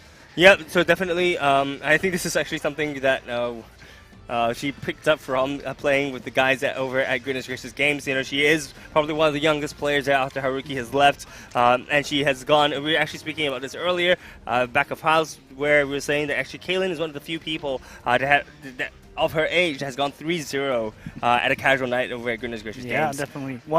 Definitely, both of them are the strongest, 2 of the strongest junior players here in Singapore. Especially after departure of a certain junior player from the scene. Yeah. If you're hearing this, yeah, we are talking about you know who we're talking about. But yeah, so we see Kaylin using that Earthen Vessel to pick up, I think, the Lightning as well as the Fighting Energy. She just hand attaches that Fighting Energy to the Raging Bolt. This is actually potentially dangerous for Kaylin as she just passes. There is no other support Pokemon for this Raging Bolt. Yeah, so this gives Nicholas the perfect opportunity to turn 1, win the game in the juniors final. So he is also doing his deck search, making sure that whatever he needs is in the deck. When we do see him looking at the Pokemon, he does have the Squawkabilly in the deck. He has 2 Raging Bolts, 2 Mask Ogerpon rather, and making sure that he has enough resources to pull off the turn 1 KO. Yeah, so keep in mind, guys, that Raging Bolt is at 240 HP, so 4 energies are required to be on the field. Heading the first attack on the second turn is not completely impossible. It's fairly doable, but it's not super easy either, right? Your sequencing needs to be really on point, and you need the necessary resources as well. So we do know that he has a Fighting Energy, then he has Electric Energy. He has a way to get the energy in the discard pile with the Greninja's concealed cards. But the question here is whether or not he's going to be able to bench at least 1 Raging Bolt, 1 Teal Mask, or 2 Teal Masks, find the energy required for the Teal Masks, and have that switch out option. Yes. So there is still a number of things that he needs in order for him to actually take this person knockout. Oh, he does get a second Earthen Vessel, which is huge. Now he only needs 2 Teal Masks. Pokestops in. Ooh! That's not what you want to see as a Raging Bolt player on your first turn. Discarding away 2 Sadas and not having the Power Plant in hand is going to hurt. Yeah, and he doesn't have a Sada in his hand as well, so he can't do it. So he has to find the puppet as soon as possible, and or if he does strike the Sada off the Pokegear, the one singular Pokegear in his hand, yeah, that would be ideal. But what are the odds, right? Without the puppet and you discarding 2 Professor Sada's vitality off the Pokestop. So it is down to, well, first thing he has to find we have to find the Raging Bolts, right? So he does the Squawkabilly. Does he find the Raging Bolt? No, there is an S ball, but it doesn't seem like he can find enough resources to pull off the turn 1 KO. Yeah, look, I mean, having discarded away the Earthen Vessel as well, heavily thinning out the deck without using the Pokegear to, once again, it seems like Nick is opting to take the slower play here, and perhaps being a little bit more stable when it comes into stabilizing his play, right? Yep. So he probably now looks for either Iono or Sada to see whether he can disrupt his hand. I don't think Sada is actually going to be super useful for him right now, seeing that he only has that 1 Raging Bolt. So this is important. We do not see that's anything. 2 Raging Bolts. Yeah. No supporter of the Pokegear. There's And a Cornerstone in his hand. We see an energy as well. He's probably just going to hand attach and just pass from here. We see the Bravery Charm and we see a pass. Keep in mind, though, that Nicholas's hand is not looking too hot. He only has that Cornerstone Ogerpon left, I believe, in his hand. Yeah, so Kaylin does opt to use the Pokestop. He's throwing away the Night Stretcher, which goes back to her hand, the boss's orders, as well as the 1 extra grass energy. and you're looking at Kaylin's hand. It's not looking that great either. We do see this Professor Sada's vitality, which definitely will be used here. Oh, she does have the 2nd Raging Bolt, but you do not want to just KO the Radiant Greninja, do you? No. I mean, here right now, she will need to find a Pokemon catcher, right? Yeah. If she finds that Pokemon catcher, it's going to be incredibly strong. We know for sure she's going to be able to take an attack, which actually may be beneficial. Actually, not really. She doesn't play the Briar. Yeah. But getting rid of the Greninja means that Nicholas has 1 less drawing option, right? And seeing that he was only at 2 cards in his hand, this may actually be super beneficial, or may actually punish him in the long run. Yep, so we can see Kaylin probably has no choice but to knock out the Radiant Greninja, which means she has to take 7 prizes this game instead of 6. So that could be a big advantage in Nicholas's favor. But we have to see what Nicholas can do in his 3-card hand now. We can switch card Pokemon Catcher and the Fighting Energy. Not that helpful, to be honest. No, but he does have enough cards in his hand right now to use the Ultra Ball, right? Yeah, So if definitely. he chooses to use the Ultra Ball, because Caitlyn didn't manage to take a knockout, he's going to be able to find the Pheasantipity here and draw 3 cards with the Flip the Script ability. Yep, and he does search for the Pheasantipity EX. So the 3 cards to change the game, right? So he does need quite a lot of other cards to knock. Destiny Draw! Destiny Draw. 1, 2, Ultra Ball. 3, Grass Energy. and there's Ooh. absolutely nothing. Well, he's going to be able to find the Teal Mouse Ogerpon and use the Teal down, so he does have some way to, hopefully find, I'm guessing a Sada here, or maybe even a Iono at this point. Yeah, that is. Iono probably is going to be a little bit more useful here. I That think. will be the real Destiny Draw. Tealmas Ogerpon for just 1 additional card. And Because, yeah, I mean, look, if he whiffs this,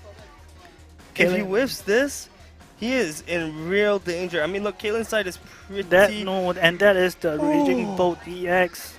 Energy Retrieval, Hand Attach.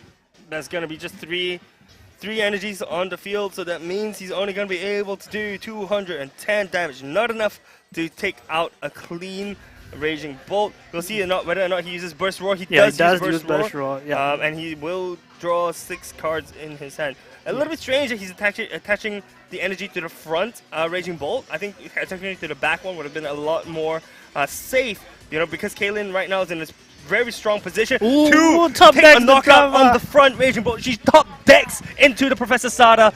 This is definitely a chance for her to just take and run away with this game. And that is Pokegear. a pretty decent Pokestop with the Pokegear and the Pokemon Catcher.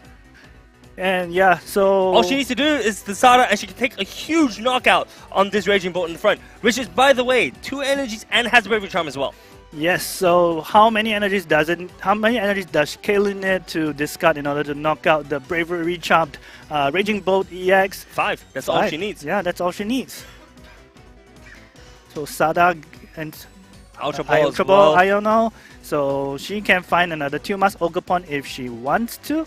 Or she could even find the Greninja, right, to consistently throw in energies whilst gaining more from there. Yeah, definitely. I think the Ultra Ball is definitely going to help her. She chooses to throw away the Squawkabilly EX as well as a Pokestop, seeing that Pokestop is never going to be removed from that Yeah, stadium. definitely so not. she will likely find a second Teal Mask or a Greninja in this case. I think both are okay. Yep. I'm probably leaning a little bit more favored towards the Greninja for now. Yeah, that will give her more draw power as well as putting energy cards in the discard pile, which is what you want as a Raging Bolt EX player. I mean, look, technically she doesn't need to throw any more energy cards in Yeah. this guard pile because from this one attack, 5 energy cards are going to go Yeah. straight in. So Teal Dance is not a bad option. Yeah, so there we go. She is going to choose. She's going to opt to use the Teal Mask Ogerpon from the Ultra Ball. So if she does have another Grass Energy in her hand, she's going to be able to charge up with that Teal Dance and have 1 more energy on the board for the next attack. Yep, so it's a huge turn for Kaylin to take the advantage in this juniors finals, and it's whether she can press the advantage from this turn on, right? Yeah, I mean, this, like I said, I think in this matchup, whoever manages to take the first 2 prize and continue attacking after that is going to be hugely advantaged. The good thing for the side of Nicholas is that he did just use Burst Roar, so that means he has a fresh 6 cards hand. Right now, Kaylin just opts to use the Belling Thunder without benching the additional Ogerpon, which actually could be a slight issue if she does get Iono'd.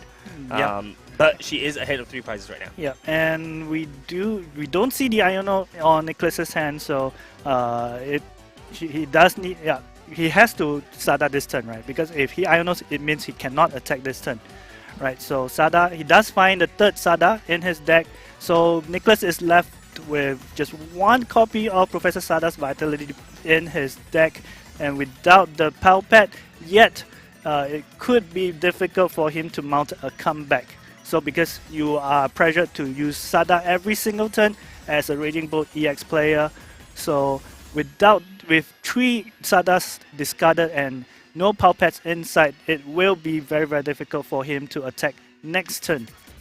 Yeah, so he just used the Urban Vessel to find 2 more Grass Energies, which he will most definitely use to Teal Dance up 1 more card in his hand. He does use that Teal Dance ability. He's going to draw 1 card. Which is the Pokestar, which doesn't help at all. It's a dead card right now at this point. Yeah, but he does have the option of using Pheasantipity EX to draw 3 more cards, hopefully find a Pal Pad, and increase his odds of finding Sada the next turn. Oh, there it is. There's the Pal Pad, and I do see it being used immediately. Oh, no, he hasn't used it yet, but he is Yeah. definitely thinking about it. Definitely. Yep, so Pal Pad is likely going to... We're likely going to see a Pal Pad. Oh no, he doesn't. So he just attacks using Bellowing Thunder, discarding 4 energy cards, knocking out the active Raging Bolt EX. So, ooh, that is crucial. So Kaylin promotes a Bravely Charmed Raging Bolt EX. So very, very important turn for her as well. She has the advantage. Whether she can press onto it is up to her. So we have energy retrieval for the grass and the fighting energy. Does she have Sada in her hand? I think so, right? I think the question here, Mickey, right, is Yeah. should she be using the Pokestop first, or should she be using other draw engines first? Personally, no. If she has Sada in her hand, I think Pokestop would be good, right? Because she doesn't, right? Then Yeah, it becomes a if she little more doesn't, then difficult. it will be better to make use, because you don't want to fall into, you don't want to have the same scenario as Nicholas where you Pokestop away. Oh, I think she just drew the Sada. Oh no! Well, that's great for her, no? What are you saying? Oh no Oh. for? Oh, she threw the Sada or drew the No, Sada? she drew the Sada. All She right, drew that's the Sada. good. I think I saw that. drew I the Sada. may have seen it. I may have seen it wrongly, but it's either the Sada or the Earthen Vessel. You know, Right, they still right, have right. that border. Yeah, Oh, there you go. it That's is, there it is, definitely a Sada there that it we is. see. Yeah, but she does need another ancient Pokemon though. So if she wants to fully effectively use the Professor Stardust Vitality, so a second Raging Bolt EX would be ideal. So let's see if she has it in her hand. But you know that the beauty about her list with this with the Slitherwing is that Slitherwing is actually a huge counter to the Pheasantipity, because with just 2 fighting energies, Slitherwing can use the Burning Turbulence attack onto the Pheasantipity, and he hits for weakness, right? Yes. So he hits for weakness, and then when it ticks back to her turn, sorry, when it goes over to Nicholas's turn, Pheasantipity gets knocked out by the burn. Yeah, definitely. So burn is a very, very good mechanism against Pheasantipity EX, because if Nicholas does recover the Pheasantipity EX, he cannot use Pheasantipity EX's ability. So Well, it won't matter if Pheasantipity is the last 2 prizes that Kayla needs to take, right? Definitely. We do see her bench the second Raging Bolt. Yeah. We did see the Sada coming from the hand earlier.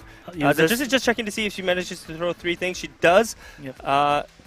Throw. Oh, sorry. You're using correction. Earthen Vessel. She used the Earthen Vessel to throw away the Ultra Ball to take 2 energy. She opts to take a Grass as well as a Fighting energy.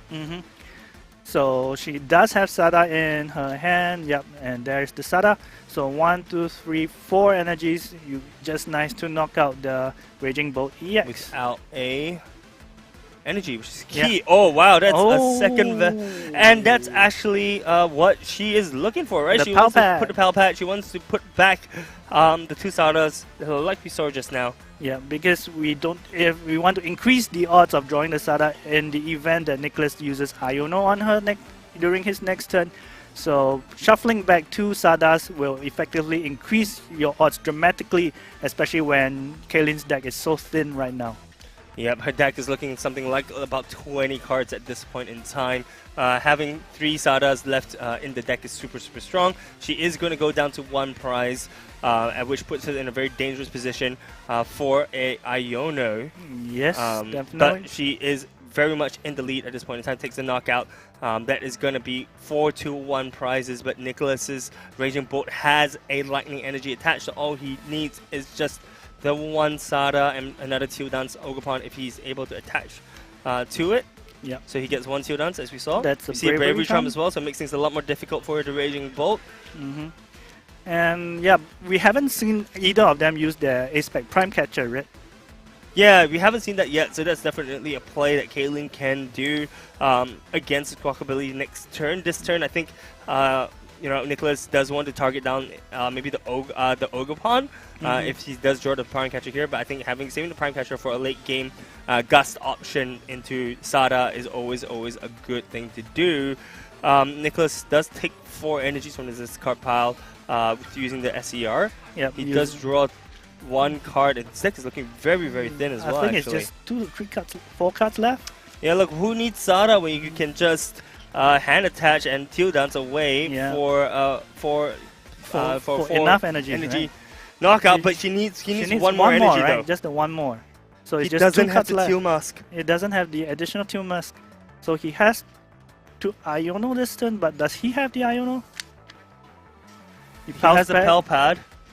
Pals, Pal Pads in the Sada. Sada. Was the Iono discarded? No, he just Pal Pal Pads Pads like in 2 Sadas. 2 Sadas back. So there's no Iono this turn. Probably priced. Does he play 1? Yeah, he plays Yeah, just that 1 copy of Iono. I think it is priced. Oh, is it that in his Yeah, hand? this Yeah, is it's in in his his hand, hand. Yeah, it's in his hand. So he Okay, has to there we go. Iono this turn. So, but 4 energies does not knock out the Raging Bolt EX because of the Bravery Charm. Yeah. So, And he draws into the Sada. She's unable Yeah. to use this turn because that's big. This is big. Actually, no, not really. Not because really. She just, she just has the gonna Radiant push out Greninja. the Greninja. So, This is actually even more awkward than before. so Kellen is like, you are making me take 6, 7 prizes. Now you are going to take 7 prizes as well. Yeah, I'm gonna make life as difficult as I can for you. Yeah. So Nicholas not actually being able to pull out the Teal Master Ogerpon from his discard pile. He is only playing that 3 counts of, so he doesn't have. And we haven't seen the Night Stretcher being used yet. Yep. So. Okay, so he does use the Bellowing Thunder to take out the Greninja, which could be a problem for Kaylin. Exactly. Oh, that's a lightning energy That's a and lightning a piece of energy heavy and, ball. And Pokestop for the Nest Ball.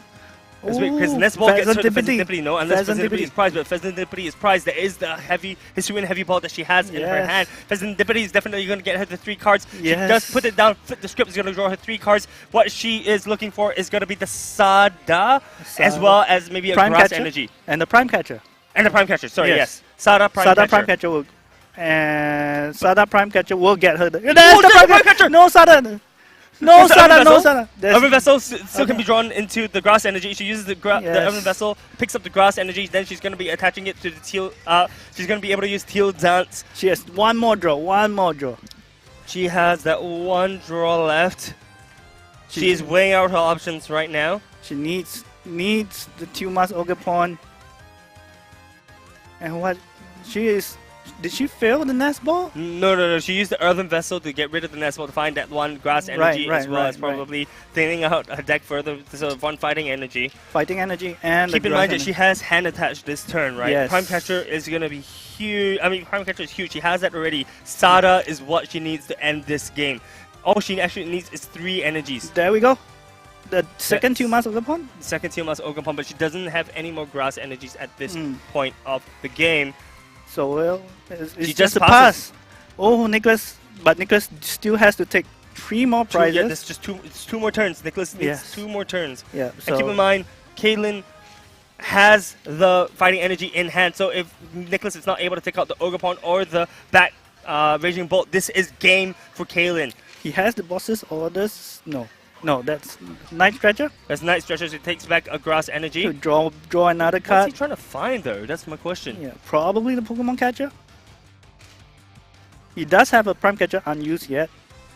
Was it prize? Oh, he just attacks. He just attacks the active Raging Bolt. yeah. And EX. all Caitlyn is Oh, gonna that's do- the Sada. No, but she doesn't need the Sada. She just attaches the Fighting Energy to the Raging Bolt And then uses Prime the Prime Catcher. Catcher and the Pheasant Prime Catcher. This is There game. we go. Caitlyn will be your Premier Bowl League Junior Finals champion. Congratulations, Kaylin, on a wonderful gameplay and very, very well played. We Yeah. hear the crowd going absolutely wild with Yeah. that win from Kaylin. That was really, really well played from Kaylin's side of things. And you know, Kaylin has not a stranger to Top Cut either. Oh, You know, definitely she's been in not. almost every Top Cut that I've seen last year. So Regionals Volume 1, 2, and 3. She's always been among the top 4. Unfortunately, that one set junior has always stopped her from going any further. Yeah. But now that the junior is no longer around, she's able to finally claim her spot as a champion. Finally claiming her throne, right? Her throne, the queen of the Juniors League, has finally got a trophy to her name, playing absolutely well. That was a phenomenal Raging Bull gameplay. Definitely. The mirror match is always very tricky to maneuver, and both these players, no discredit to Nicholas. He played a very wonderful game as well. It was just unlucky that he had to Pokestop 2 Professor Sada's Vitality away, and yeah, otherwise he handled the game really, really well. Almost came back from that 2 Sada's throne, right? But Kaylin had the advantage. She continued to press on, didn't let go of it, and he managed to emerge victorious. Yeah, that's for sure. Well, we're gonna go take a short break, and then we'll be back with the seniors division finals matchup. We'll catch you guys in a bit.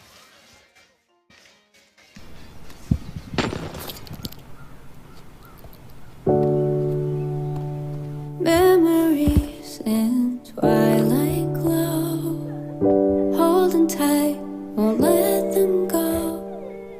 Through the highs and the lows, you were always there for me.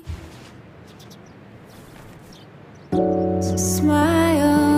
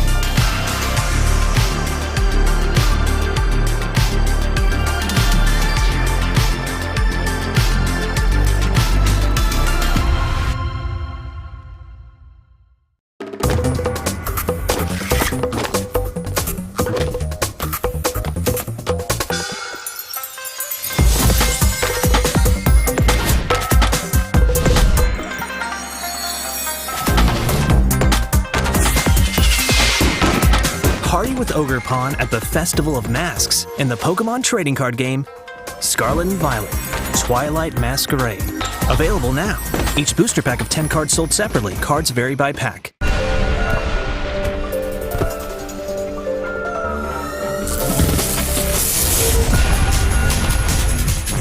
Newly discovered ancient and future Pokémon join the battle. In the Pokémon trading card game, Scarlet and Violet, Temporal Forces. Available now. Each booster pack of 10 cards sold separately. Cards vary by pack.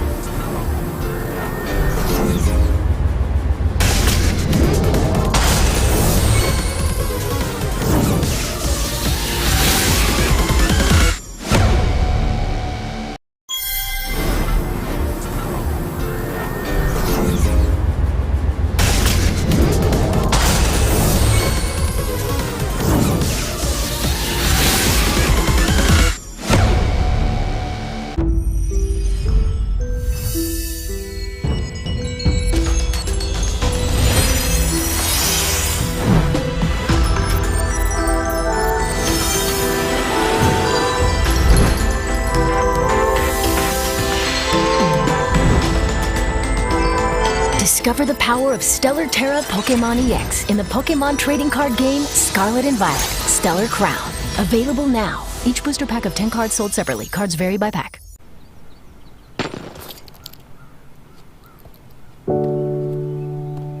Memories in twilight glow, holding tight, won't let them go. Through the highs and the lows, you were always there for me. So smile through the pain, no matter what came our way. Now I found what's deep in my heart.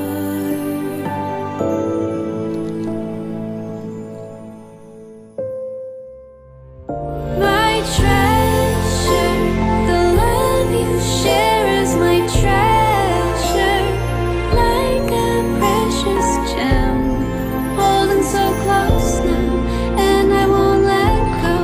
Deep in my heart, it's fading, but still shining.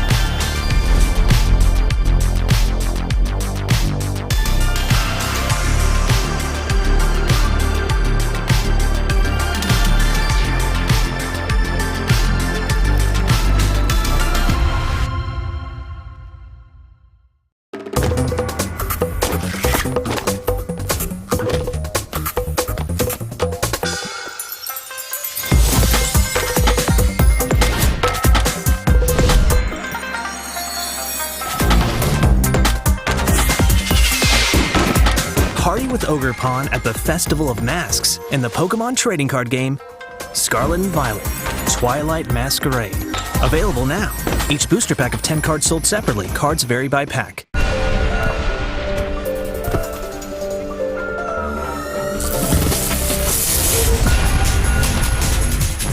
Newly discovered ancient and future Pokémon join the battle. In the Pokemon trading card game, Scarlet and Violet, Temporal Forces. Available now. Each booster pack of 10 cards sold separately. Cards vary by pack.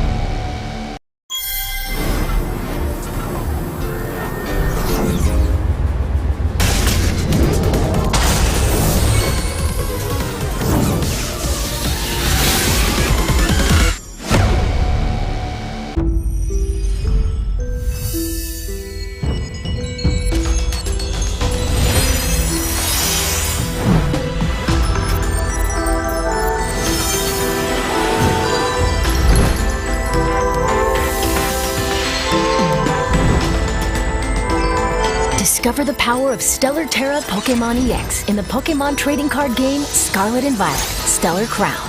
Available now. Each booster pack of 10 cards sold separately. Cards vary by pack.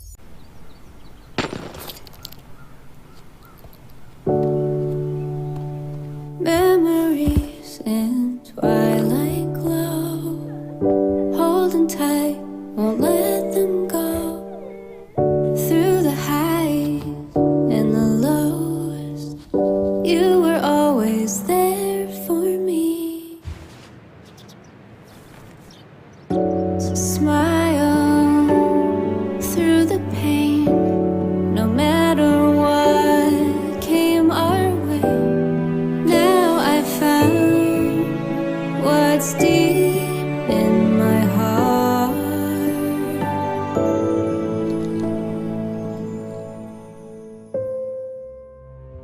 My treasure, the love you share is my treasure, like a precious gem, holding so close now, and I won't let go.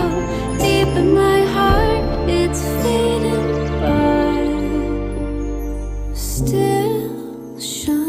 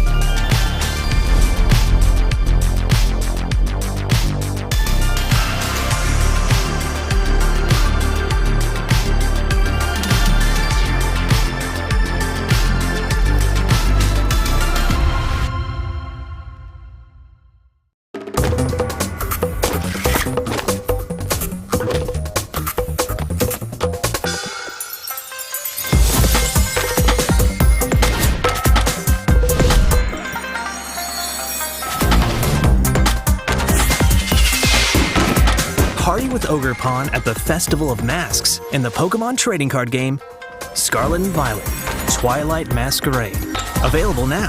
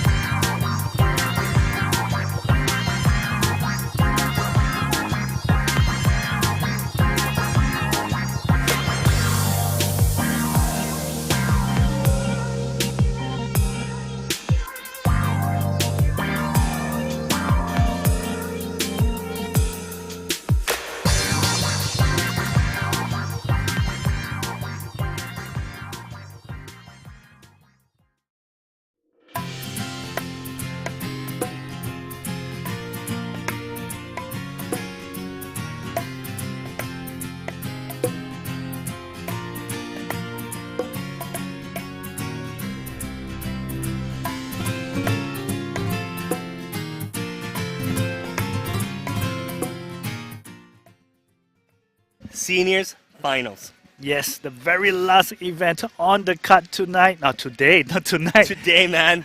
Yeah, so we have a Lugia V-Star versus Charizard EX matchup. It's Javier with the Lugia V-Star and Jaken with the Charizard EX. Yeah, man. Look, this Charizard EX deck list looks super cooked. But you know what? If he's made it to the finals, this is Jaken we're talking about, guys. Yeah, this is Jaken. I want to take a moment to talk about this guy. Yeah, Okay? go ahead. Jaken is one of the few people in Singapore that have made it to Worlds 1, but he's made it to Day 2. Wow, day Look, 2. Granted, yes, he is a senior, Mm-hmm. right? But that's still an incredible achievement. Definitely. And this is something that we cannot, we cannot disregard, right? Yeah, definitely. This guy, I think, if I'm not wrong, back in 2023, so this was Yokohama Worlds, Yes. right? He went undefeated in Day 1. Wow. Either that or he went one loss. Yeah. It was something ridiculous, right? So he played really, really, really well. We don't know what happened to him for the 2024 season, but this is a new season. There is a new season. This is 2025. Yeah, and he is back where he belongs He in the is- finals. Back where he belongs, indeed, and this is him playing Zard. He is one of the still loyal people to Zard, right? Zard is going to likely increase in power, I think, in SEO8 as we see more two-prize decks coming out. Yep. But Zard is in a really, really strong position if he pilots the deck well. Definitely. So, this storyline of him being a really a Worlds player, playing to Day 2, piloting a fairly difficult deck to play, I think we may, he's definitely the favorite, I think, to win I today. would say so too. So it is a story. He's out on a mission to prove to everyone that Charizard EX is not dead, right? So it is a story of two different decks on two different trajectory levels. So Lugia V-Star has been rising in popularity and usage, whereas Charizard EX has been on the decline, slow decline, but still a decline, right? Yeah, for sure. And I think Lugia is going to be slightly easier to execute here, because there's a lot more permutations for the Zard player to figure out. But we do see Lugia starting first, which is already a huge advantage, I think, for the Lugia player, as typically Lugias want to find a way to to evolve their Lugia V into Lugia V Star turn 2, and then to use the Summoning Star ability to get out the Archeopsis as soon as possible. We see Javier immediately starting the Luminion in his hand. Starting the Luminion, from his hand. He does play 2 copies of this Luminion, so he's going to be able to recycle the Luminions later. He does find the Carmine, which tells me he does have a pretty good Archeops hand right now. He does bench the Ogerpon very early, by the way. Yeah. Uses the Ultra Ball to pick up likely the Archeops. And then from there, he's just going to use Carmine to get rid of the Archeops in his hand and start afresh Yes, Carmine allows you to discard your hand and draw 5 cards, and more importantly, you can use it in your first turn. So it is a very, very good card in Lugia V-Star, especially if you have Archeops in your hand. So look, JV is looking to discard as many Archeops as possible in as early as possible. So Carmine will be attached, and will he attach the energy first? No, I think, look, honestly speaking, there's no rush to do so, but he does opt for doing that, right? So if he does do that, he's able to also use Stop to kind of trap whoever's in the front. Feels a little bit unnecessary, to be honest, at this point in time, but he does use the Carmine to get rid of his hand. I think only Ursaluna left in his hand, and then he manages to draw 5 cards from there. Yeah. So he's going to bench out, I believe, the Chinchino. The Minchino. Minchino, sorry. Yeah. So He's going to bench out the Minchino. and passes over to JK. This is a really good situation for JV, though, right? I mean, Yeah. honestly speaking, he has 1 Archeops in his discard pile. We don't know whether he's able to find the Lugia V-Star easily next turn, but he's got a pretty good setup so far. And like I said, if all else fails, he can just sub Jaken so that he's stuck in the front and he can't retreat even if the Pidgey survives this turn. He's not going to be able to evolve it into the Pidgey and retreat from there. Yep, and speaking of good hands, the best card you want in your starting hand is the Buddy Puffin, and he searches out the Charmander and the Manaphy in view of the Ogerpon, right? So yeah, and he finds the Arven. Arven is in the hand. Arven is in the hand. This is almost a perfect start for the side of Jaken. He will be able to either find the Buddy Puffin or the Nest Ball. Buddy Puffin will likely find the Duskull as well as the second Charmander. If he does go for the Nest Ball route, he will then find the Rotom V. It looks like he is choosing to go for the Nest Ball route. You typically see players choosing... Oh, he does find the He's going to be Puffin. revealing his A-Spec super early? No, he chooses to put the Defiance Defiance Band Band. instead, which I believe is the right call. His A-Spec is not the traditional A-Spec that we see in Yeah. Charizards. We've seen increasing popularity in this in the maximum belt, Yep. but we typically see either the Prime Catcher or the Reset Stem. The unfair stem, right? Yeah. So Buddy Puffins for the Charmander and the Duskull. Is there anything else he can do? Yeah, Ultra Balls that's for the Rotom V, I would assume. Oh, it's the boss's orders and the Professor's Turos scenario. There it is. But So- that's so worth it because the thing is that Jaken does play a copy of the Pelpad, I believe. Correction, he doesn't play a copy of the Pelpad. So it's slightly puzzling as to why he decided to discard 2 of his train as his supporters. Turo he only plays 1 copy of, but he does have a second copy of the boss's orders. But Rotom, instant charge is huge here. Yeah, Right, allows you to so- draw 3 cards and enter your turn. Yeah, it's very likely Jay can assess his hand, seeing that, boss's orders thrown away, it's painful, definitely, but it's the Rotom draw 3 is worth the price, right? So Yeah, but on the other hand, we do see Jaber having a perfect setup, right? He's able to use the Ultra Ball, discard away the Archeops, and a Jet Energy to find the Lugia V-Star, which means Summoning Star can be used in full effect, right? Summoning Star Definitely. means that you can put up to 2 colorless evolve, up to 2 colorless Pokemon from your discard pile to the field. This is usually comboed together with the Archeops. Archeops reads that once per turn, you're able to search your Primal Turbo. You're able to search your deck for 2 special energy cards and attach them to your Pokemon, to 1 Pokemon. Right, so with 2 Archeops in the field, that is 4 energies that you can attach from your deck to the field on any 1 Pokemon. Yep. Or as rather, a- 2 Pokemon technically. Yeah, 2 as each, a right? Lugia V-Star player, that is the perfect turn 2. Turn to 2 Archeops in the discard piles. Lugia V-Star active Summoning Star can be used, and he attaches the double turbo energy onto the Luminion and the gift energy on the Chinchino. Just use the 1 Archeops. 2 Archeops. He used 2 Archeops. Use 2 Archeops. Right, because he used 1 Archeops to attach 1 DTE, and he used the second Archeops to attach 1 gift. Right. So I have questions, but it's okay. We will carry Yeah. on. Oh, Okay, there we he go. So we do see the Legacy energy being attached to the Luminion, so he's going to manually retreat the Ogerpon and get rid of his Luminion. That 1 liability out of the bench. Yep, and because Charizard EX only deals 210 damage when your opponent has taken 1 prize, anything on board isn't in Ogerpon, danger, yeah. right? The Ogerpon is right 210 HP. Ogerpon is yeah. 10, man. So Yeah, it's 210. interesting that Javer would go for that 1 price trade with that Luminion. I guess he wants to remove some sort of liabilities from the side of his board. Luminion being a very, very easy target, right, for the side of Jaken. But now, Jaken, is going to be able to use that Pheasantipity ability, flip the script. Yes. Flip the script reads if your opponent takes out, has a knockout the previous turn, you're able to draw 3 cards from your deck. Extremely, extremely strong ability. And now Jaken's hand is huge from the instant charge. Just now, from the flip the script, he should have enough resources to continue on with his strategy. Yes, so what Jacob wants is number 1 to evolve the Charmander to the Charizard EX, and number 2, take out the biggest threat that can one-hit KO your Charizard EX, and that is the Chinchino. So it's either the Chinchino or the Archeops, right? Because you don't want your opponent to charge too many energies onto the Chinchino, and taking out one of the Archeops is one way to do that.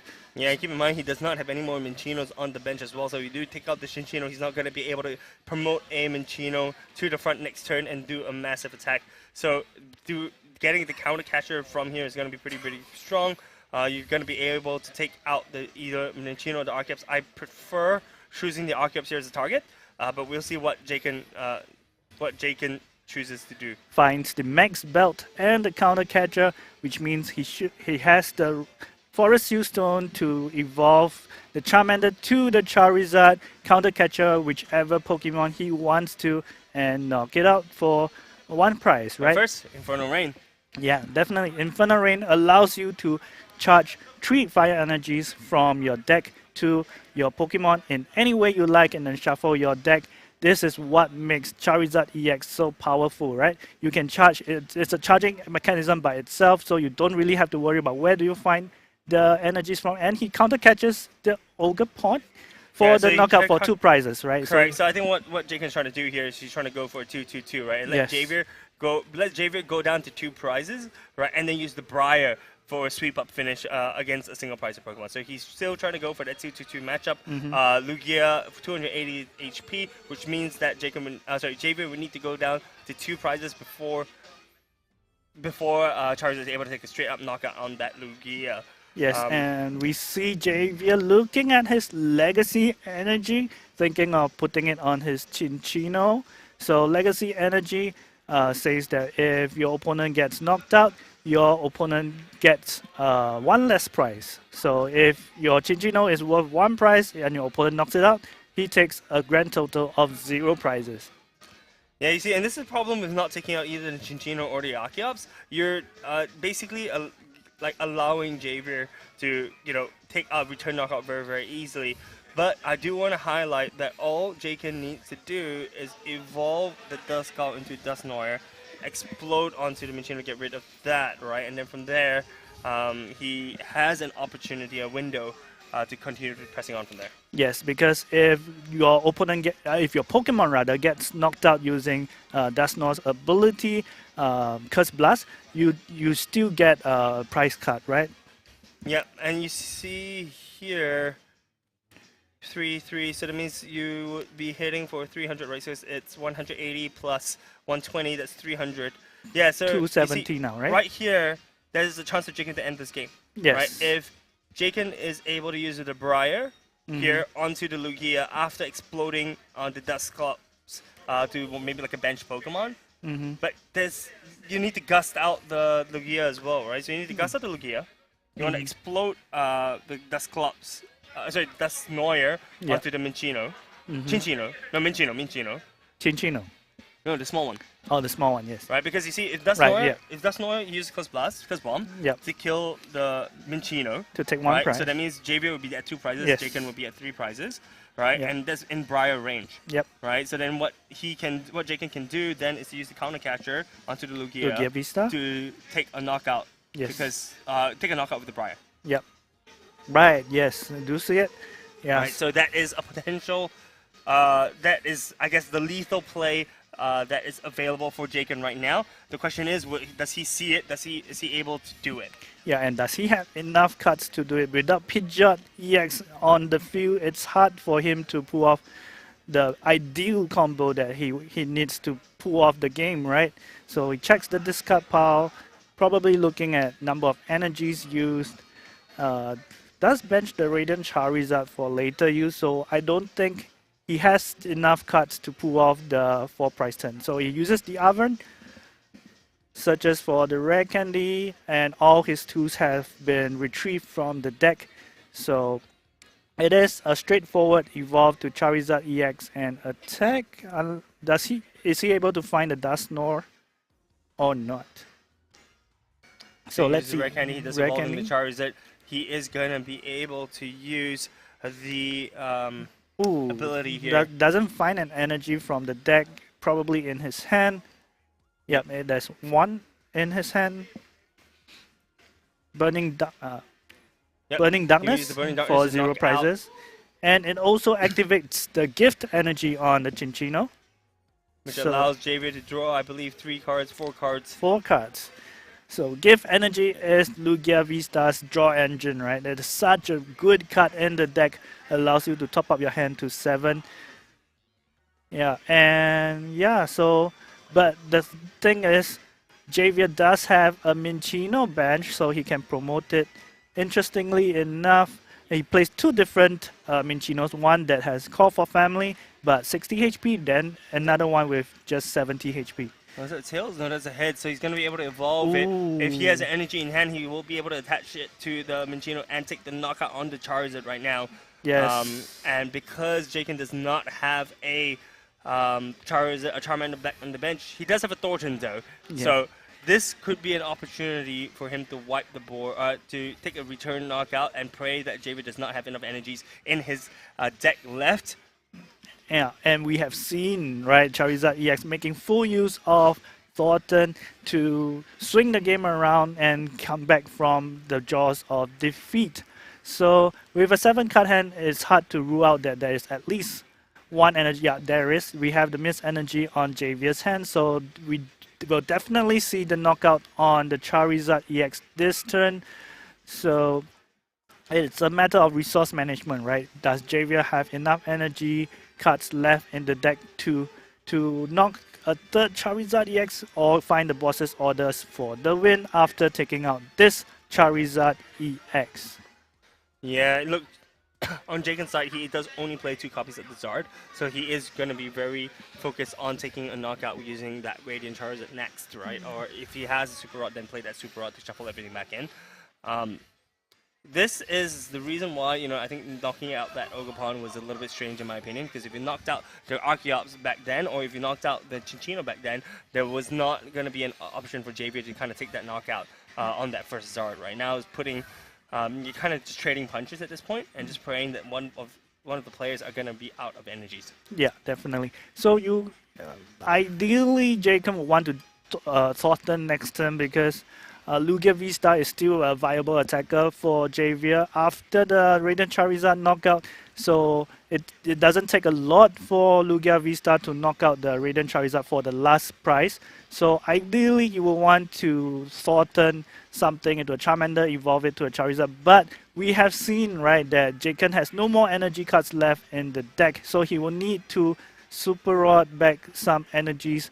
Jaken does promote the Radiant Charizard, checking Javier's discard pile for number of energy cards used. Lugia typically plays 16 to 17 energy cards, so you want to make sure that your opponent has enough energies or not. You want to make a mental count of it. Yeah, so yeah, so keep in mind that Javier does play 15 energies in his deck, right? So if Jaken counts correctly, he will be able to actually be in a pretty decent spot right now. But the issue, and we do see that he has a Night Stretcher in hand, so he's going to be able to pick the fire energy up from the discard pile and attach that to the Radiant Charizard. So from there, he may be able to he will be able to take a knockout. But the only question I have is whether or not Javier has 2 DTEs.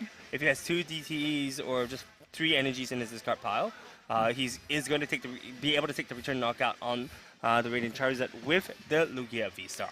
yes, what Jaken is betting on right now is that Javier does not have enough energies on the to charge up the Lugia V-Star, and we do see at least two energies on Javier's hand. So there is a chance, not a big chance, but there is a chance that all the energies have been discarded or are in Javier's hand. So Jaken has to bank on that happening, and we will see if activates gift energy. So we will see if Javier has enough energy cards in his deck to power up the Lugia V-Star for the win. So he does draw the DTE. Does he have 2 energies? All he needs is 2 energies or 1 DTE. That's One. one. That's DTE. That's game. 1, 2. No, that's game because all he needs is to just Attach one another DTE, DTE, and then right, attach right, DTE to right, hand. yeah. And then he has the win. Yep. Let's hope Javier sees it. Play. Does he see it? No way, right? There it is. no There way. it is. There it is. There it is. Just hand attach the double turbo energy. Luminion Is he trying to boss? for IO. No. Okay, look. I think he doesn't see that. Right, Yeah, right. he's trying to Iono. Oh, he want Iono the energies back to the Yeah, deck he and then doesn't charge. see- he Yeah, doesn't but see it's the fine. double It's fine. turbo It's on fine. We got there eventually, right? Yeah, I think so, but I think Jaken is making sure that he's just able to finish playing that. Yeah. So yeah, Iono to 1. Make sure that the energies are in the deck. Yep. Yeah. Yep. Got the win. GG, there we go. So we got there eventually, ensuring that you're able to actually finish out your gameplay through and through. Congratulations to Javier for winning that matchup. Jaken was so close, but congratulations to Javier for making it through the finals for the PBL. Yeah, definitely. And yeah, it's a mistake on Jaken's part not to take out either the Chinchino or the Archeops. But that's what happens, right? You do at this level, especially in the final, every small mistake can cost you the win. Definitely. Well, thank you guys for sticking around and for the entire Premier Ball League. It's been great being your host and your commentators for today. Once again, I am Kwasong and this is Top Deck Boss. We will catch you guys at the next Pokemon regional event. Yep. See you. Take care, guys.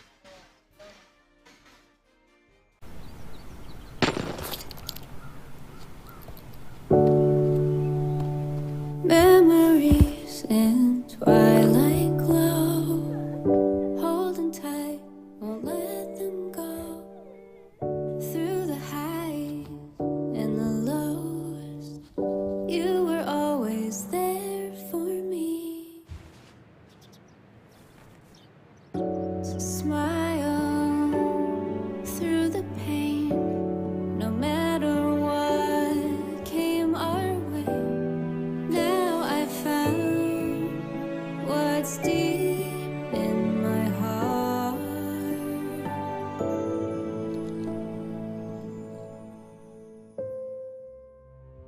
My treasure, the love you share is my treasure. Like a precious gem, holding so close now, and I won't let go. Deep in my heart, it's fading, but still shining.